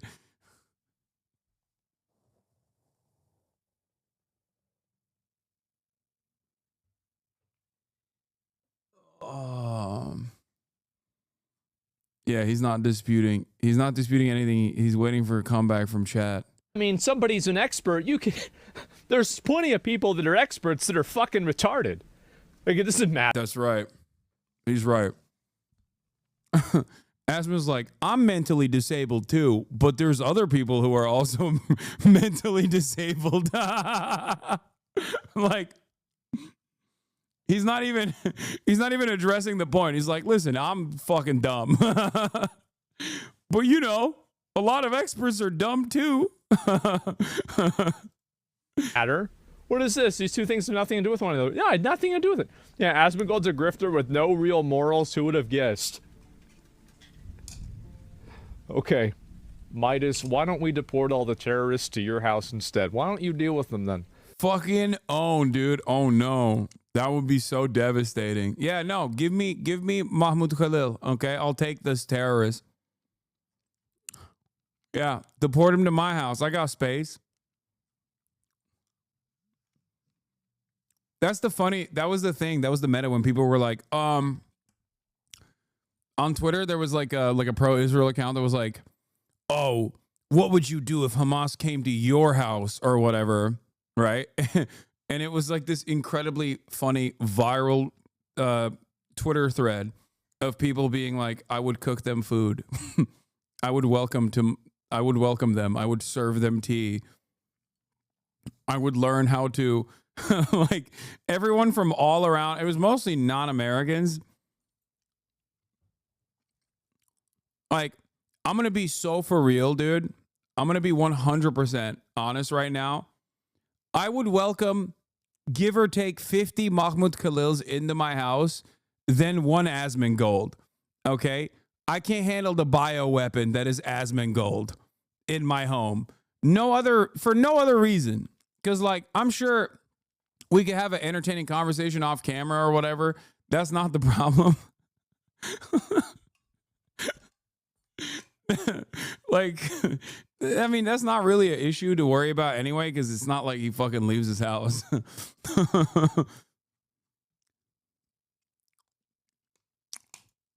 You know what? If you like them so much, why don't we just send them over to you? They can live with you, and then we won't have any problems, right? I feel like this is the easy solution. Yeah, how am I a grifter? I'm a grifter because I sometimes forget Hassan is white because he doesn't understand his classic white American bigotry. Asmongold is par for the American core. What? It's why he's so popular. He's a direct representation of people who don't wash their legs but still think minorities are dirty. I guess. Considering that I still don't believe that Asmongold is like saying his genuine perspective, but simply playing a role because he knows it gives him clout, and he doesn't do it for money. And I've mentioned this many times over. He does it for relevance, because that's what he cares about.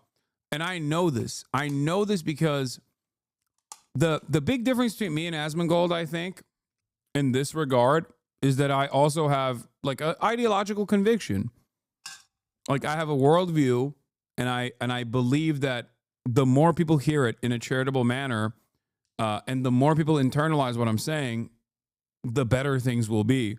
Like, there is a real vision there, and there's a real genuine ideological motivation for why I do what I do.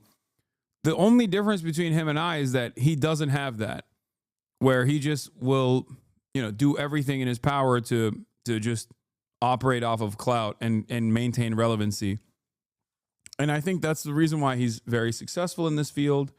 But he certainly doesn't care about money. I will say that over and over again. People don't understand that when I say it. They're like, what do you mean? Of course he cares about money. Like, no, he's good. He thinks you're the dishonest one? Yeah, I know. Well, it's an easy way to disparage your enemies.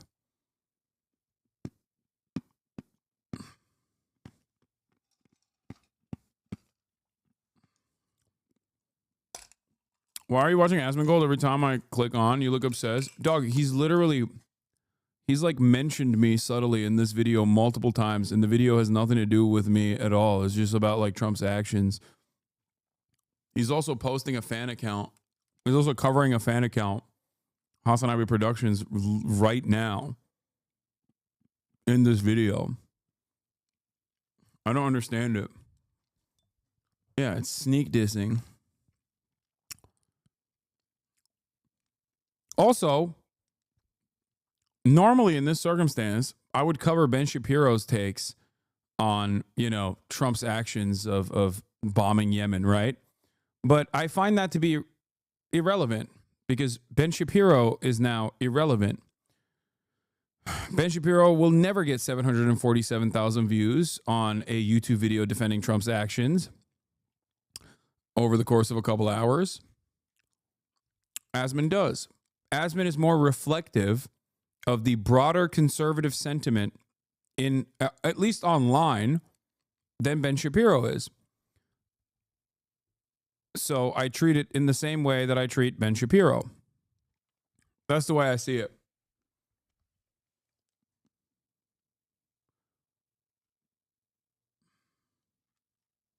Saying things that they disagree with. So instead of attacking the substance of my argument, they create a false dichotomy. So do you not think he's getting paid by the RNC? No, I don't think he's getting. Dude, what are you guys talking about? He doesn't even fucking run.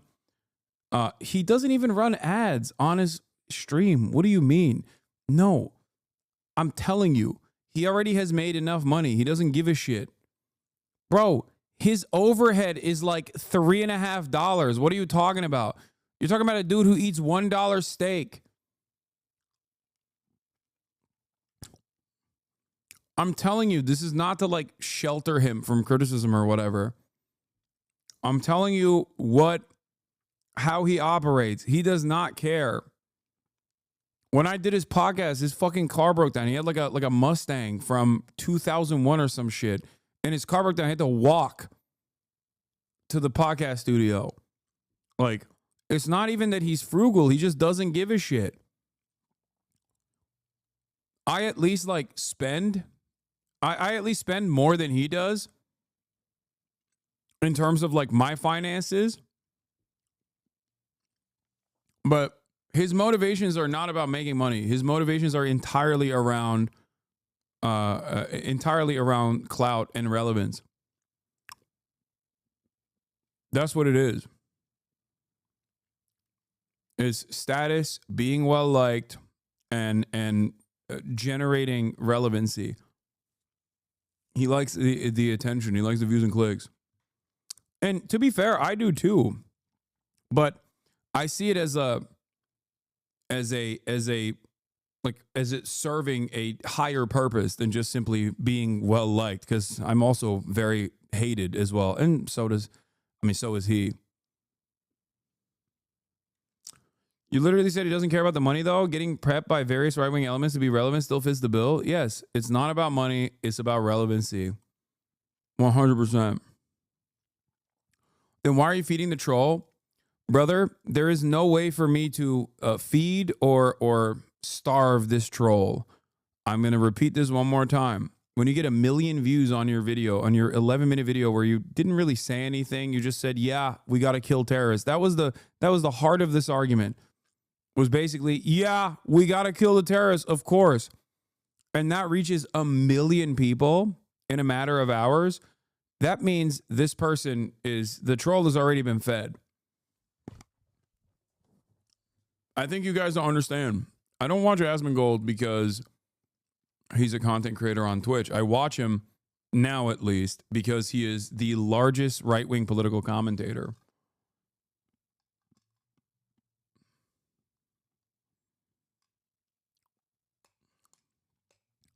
He is multiple times larger than Tim Pool and Ben Shapiro combined.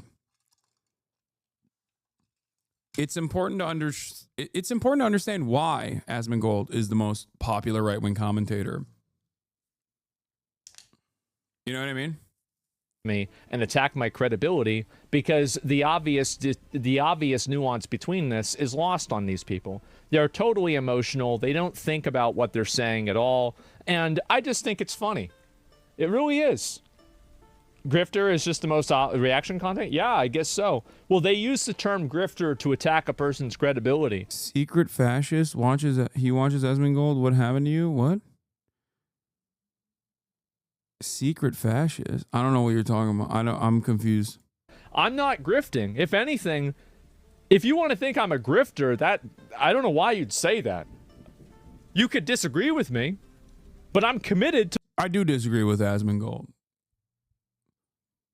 I think that if he were to ever talk to me on stream, I would only address the disagreements. I wouldn't entertain the notion that he is grifting for relevancy. I want you both to stay even. That's so funny, dude. We gotta open up your brain like a CTE victim after after you pass away to see what happened. My man, the top scientists need to figure out how that works. True centrists, both sides. It is hilarious that the well-read and intellectual conservatives are blown out the water by... Yeah, no, for sure. That's what I mean. It's like, imagine spending your whole life, you go to fucking Yale Law School or Harvard Law School, and you go through all the think tanks, right? You work for the Manhattan Institute. You get these, like, subsidies. You finally are able to open up shop for your own media franchise, okay? And this dude who has not washed himself since 9/11 comes in and is like, yeah... titties in video games. Clearly a double standard here. Korean titties are much larger. That's why they're based. And then all of a sudden he's like, Leroy fucking Jenkins, baby. I'm coming in, putting my dick down, doing political commentary. And every single fucking well-read and well-sourced, like, conservatives who care about at least cherry-picking data are just like sitting around going, how did this happen? I don't think they care about it too much because I would feel this way. Like, I wouldn't feel jealousy or envy or even anger if Asmongold had this exact same style of commentary but was like advocating for socialism, because I'm on board with that. You know what I mean? I would think, fuck yeah, it's awesome. I love that. So I don't think that like Ben Shapiro and the others that see stuff like this, I don't think they get super mad. I don't think they might feel a little bit of envy, but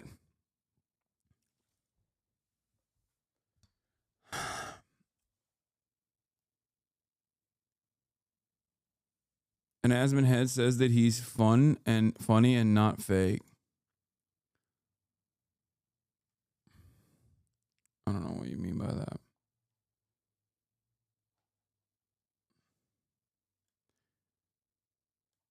The likes of Tim Pool do, though, since they're 1,000% grifting.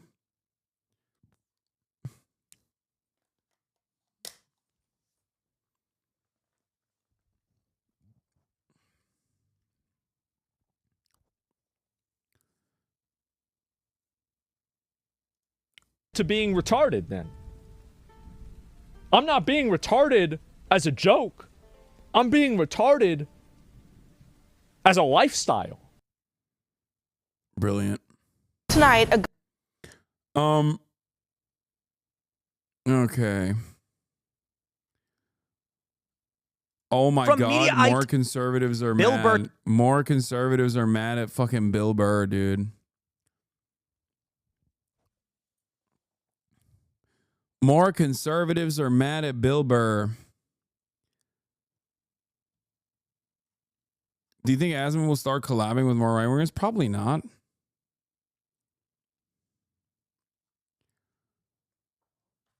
Central Committee says the fact that he is a viable political influencer for the right shows that they are literally degenerate incels. I don't disagree with that statement. I don't disagree with that statement at all. Yes. Conservative lifestylists have actively changed what they care about.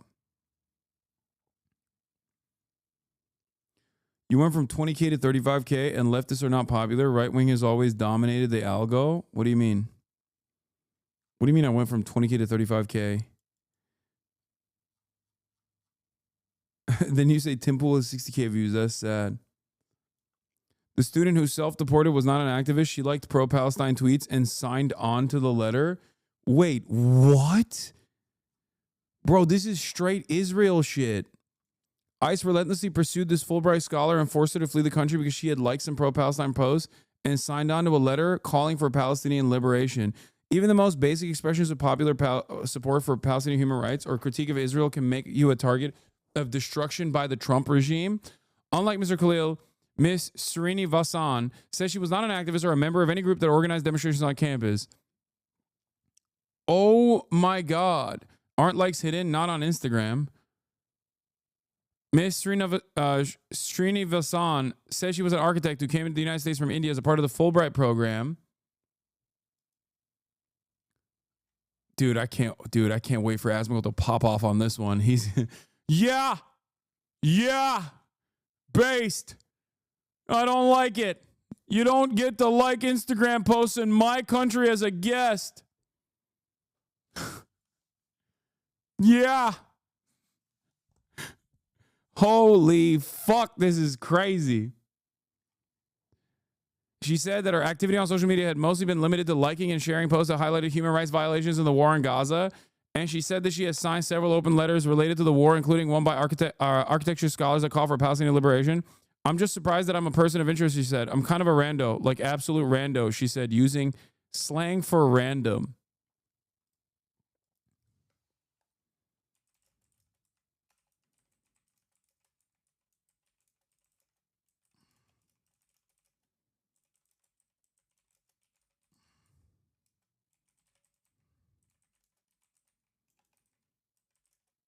This is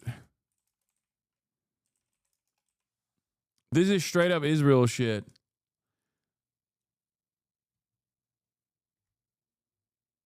That's it. No more retweets for you, brother. Yeah, no, dude, don't be a fucking pussy. The entire purpose of these kinds of actions is to directly stop you from showing support. Come on. Practice good OPSEC, sure. But this should never discourage you from participating in a protest. The entire purpose of this is to get you to stop participating and stop showing support. If you hear the message and you go, oh man, I must obey in advance, then they won. The entire point of this is to stop you from protesting. Yeah. Also, according to the DOJ, they're not even arguing about any terrorism restrictions. They're saying the DOJ is arguing that the president can unilaterally deport anyone he wants without any statutory authority, just on his inherent authority as president over national security. That is a terrifying claim to make and has never been recognized before in U.S. history. DOJ asked the D.C. Circuit to halt the district court in response to the TRO blocking temporary restraining order. Blocking the Trump administration from immediately deporting 5 men without any process. DOJ asked for an immediate administrative stay allowing the deportations.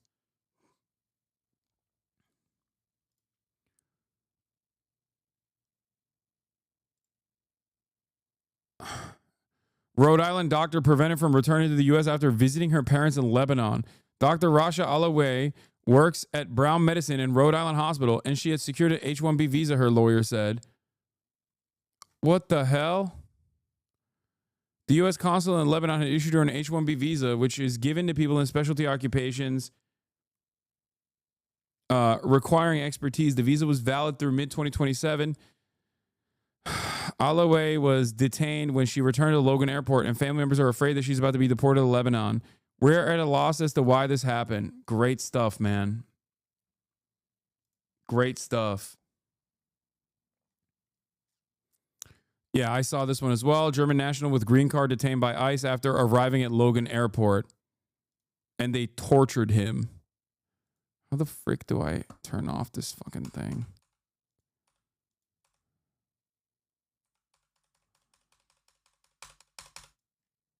What?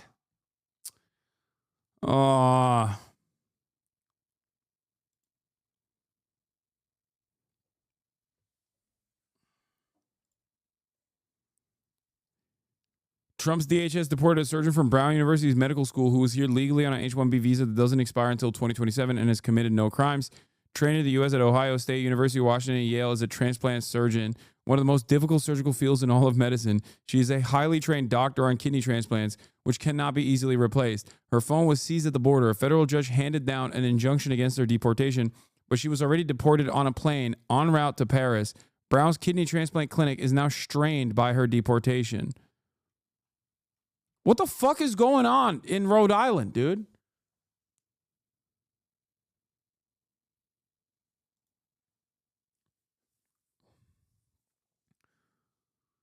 New Hampshire interrogated at Logan Airport.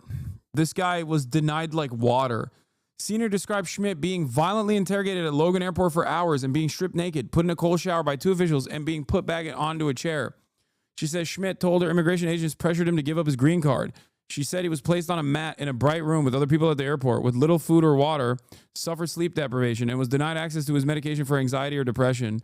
I do legitimately believe that the next time I fucking travel out of this country, I feel like I'm cooked. I feel like it's just, I mean, they're just doing it to everybody. You know, they got to do it to an American citizen at some point. It's coming.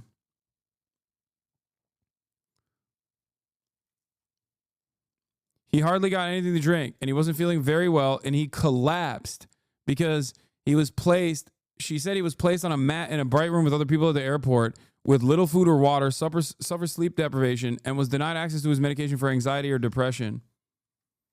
He hardly got anything to drink, and then he wasn't feeling very well, and he collapsed. He was transported by ambulance to Mass General Hospital. He didn't know it at the time, but he also had influenza.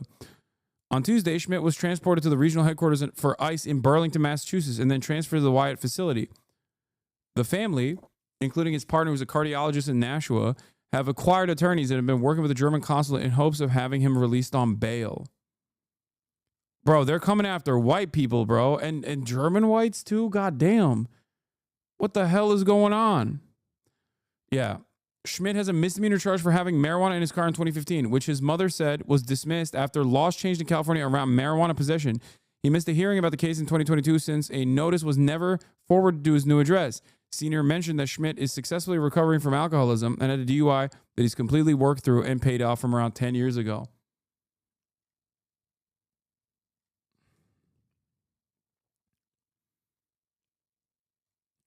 Damn, we got Germans. We're revoking the white status of Germans, dude. Yeah, ICE also arrested a British tourist, Rebecca Burke, 28, and is detained at the Northwest ICE Processing Center related to the violation of the terms of conditions of her admission. An ICE spokesperson said in a statement, ICE did not detail what terms and conditions she allegedly violated. Yeah, Canadian woman detained by ICE being used as an example, immigration experts warn. This comes after a Canadian woman was detained. Jasmine Mooney, originally from Vancouver, tried to enter the U.S. from Mexico at the San Diego border. I was reapplying for my work visa, and what the fuck? My fucking monitor went off. My monitor turned off and then on. That was weird. I was reapplying for my work visa, and with no warning about what was about to happen, I was taken by ICE, Mooney told ABC News 10 San Diego reporter from the detention center.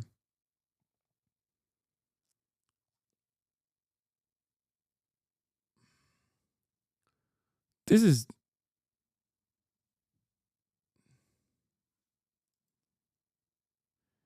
DHS is denying the report about the German green card holder abused by immigration. I will say the story sounds false. Lots of red flags. ICE tortured a German green card holder living in New Hampshire in an attempt to make him give up his green card. Okay, we'll wait for more information to come out. But that would be a real abdication of responsibility from the fucking Boston Globe, dude. Are you kidding me? This isn't some random blog. Like, holy fuck.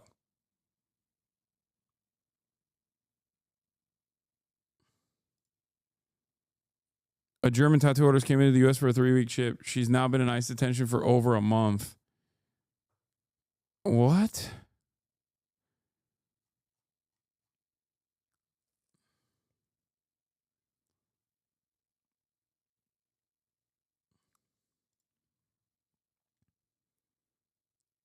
Ryan had an update? What's his update?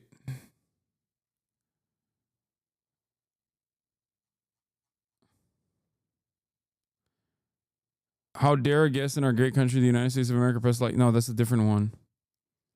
That one is real, the Fulbright scholar one.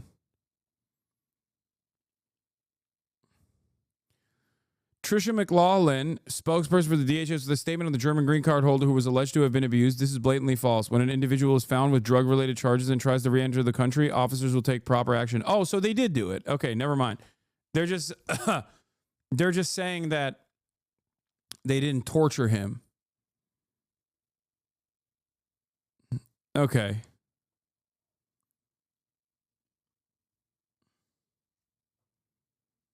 So what they're saying is blatantly false, is like they're disputing his accounts. Yeah, also the marijuana charges were dropped, and it's from 2015. It's 10 years ago. And I know for a fucking fact that the Department of Homeland Security also literally does not care about charges from a decade prior, especially if it's something that they dropped. He has a fucking green... Like, what are we talking about? He has a green card. Clearly, they didn't care. Notice how, because of the Mahmoud Khalil situation, though, the arguments that revolve around this kind of thing are like we're focusing on a person who didn't do anything, but the reality of the matter is that doesn't mean that if someone were to have actually said like that they love Hamas, okay, like they said like long live Hamas or whatever, that would be warranted for deportation. I don't believe that either, okay? You can suck my dick. That's also protected speech. Get the fuck out of here.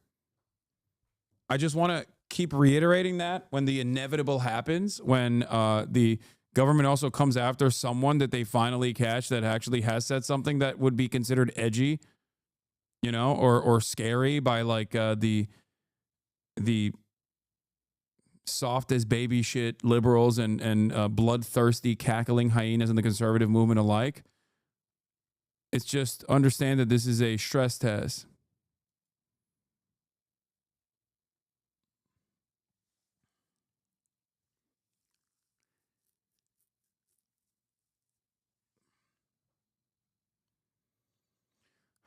This doesn't sound completely false about them harassing him on weed charges. When I got global entry, I got interrogated about traffic tickets I had 15 years ago. No, I know. I talked about my story with the Department of Homeland Security as well. Yeah.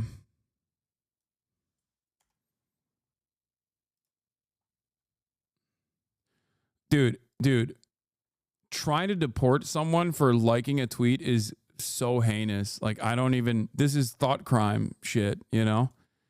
It quite literally is what these dumbass Republicans kept claiming was happening to them. I don't know. I feel like America's over. All right. On that note, ladies and gentlemen, that'll be all for today. My mom's going to be here soon. And I'm going to watch a movie with her. So I'm going to go hang out with some family. And that's it. But tomorrow I will not be... Tomorrow I won't be live because I'll be shooting a podcast in the middle of the day. You can get mad at the Fear and people for that one. But I'll be back on Monday. Love you all. And peace.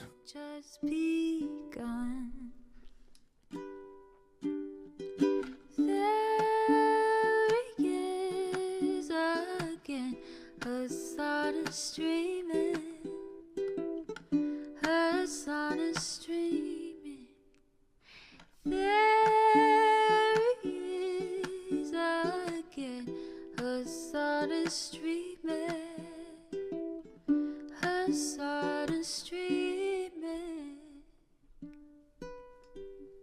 Reviewing face. Sudden discord at your prop. Great names take embrace. Tiny Bernie Sanders, LGBTQ Air Force. The whole left at your fingertips, on at your door. H3 crowded debate, the Young Turks online show.